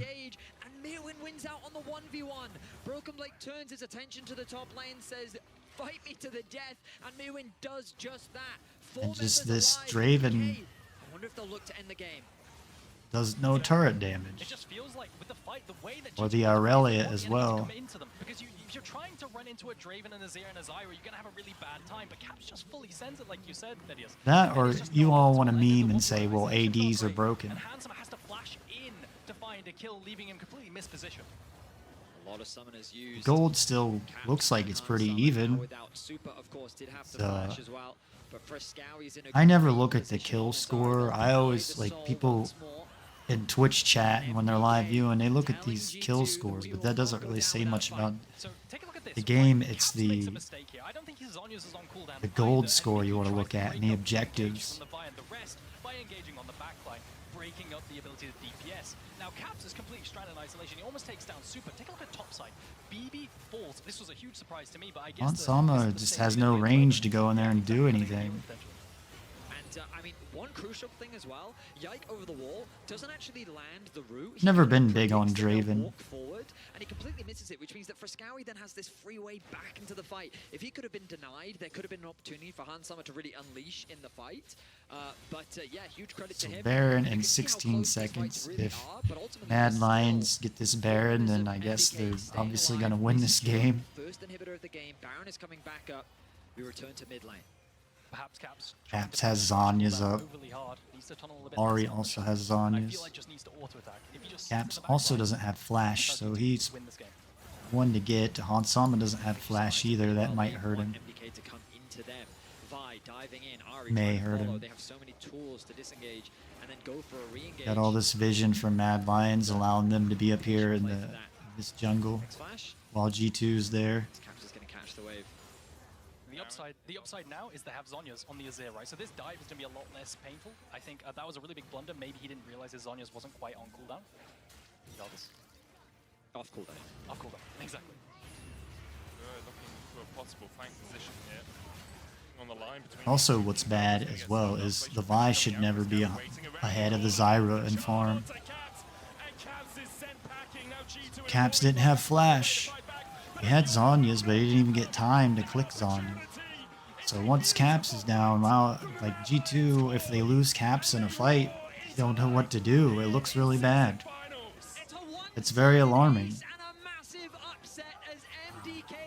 T1's kind of the same way. If they lose Faker, they don't know what to do. It seems like they're working on that this season. Trying to make Faker realize, hey, you don't have to carry so hard. Guma and Zeus and Owner and Carry, they can take care of the things and know how to close out the games. And so maybe that's some of what's going on G2 as well. When Caps is down, they don't know what to do in game. So that's it, guys. Thank you for watching this episode of The Next Level with Sodaron. Thank you for tuning in.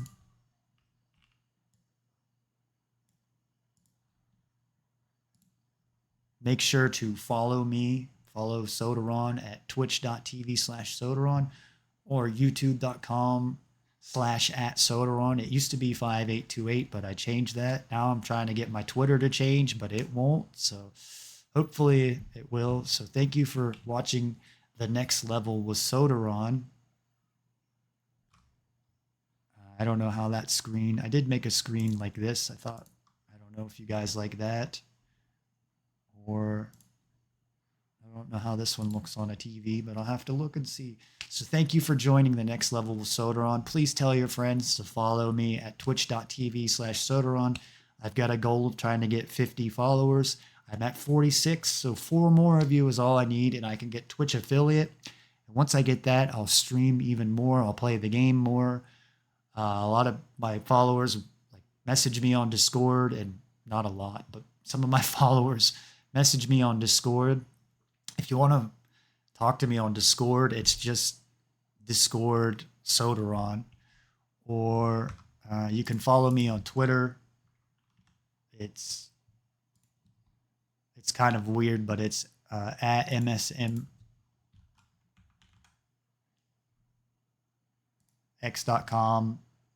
MSMILLS22. I'm trying to change it to Sodaron, which it won't let me do, and I've been trying to do for years. Trying to change it to at Sodaron official or official Sodaron, because I don't really like that one. But my socials are on my Twitch and YouTube, so you can follow me on Twitter or X. I don't really try to gain followers on there, but I'm a big fan of X, so please tell your friends to follow me on twitch.tv/Sodaron. I just need 4 more of you and I can be Twitch affiliate, and we'll stream more, have better content. It'll help grow my channel.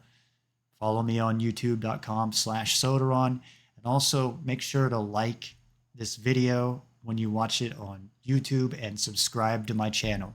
It's very important that you hit the like button, because I made a tweet about this the other night, or last night. Monte Cristo was talking, and I talked about it on my stream. It's alarming when this video has almost 600,000 views and only 3.5K people like it. You get the money off the likes, not the views. So please like my videos, take the time. You just got to hit a button, and it'll allow me to give you better content. So I will see you next time. Thank you for joining in to The Next Level with Sodaron. And are you, the player, ready to reach the next level? I'm here to help get you there. Thank you.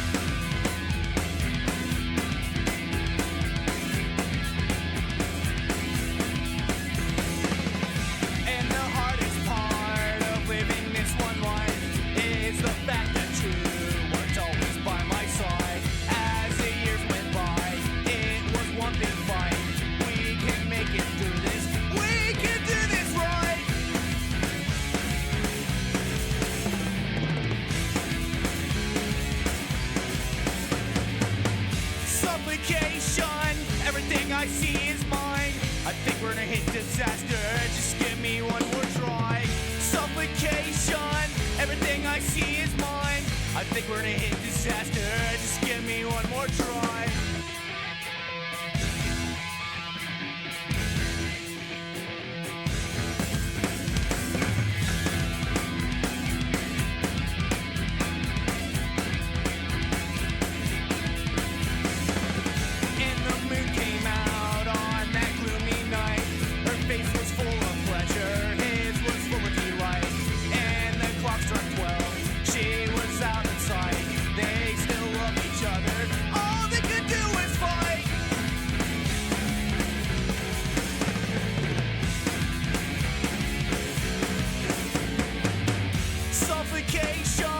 Everything I see is mine. I think we're gonna hit disaster. Just give me one more try. Suffocation. Everything I see is mine. I think we're gonna hit disaster. Just give me one more try. Suffocation. Everything I see is mine. I think we're gonna hit disaster. Just give me one more try. Suffocation. Everything I see is mine. I think we're gonna hit disaster. Just give me one more try.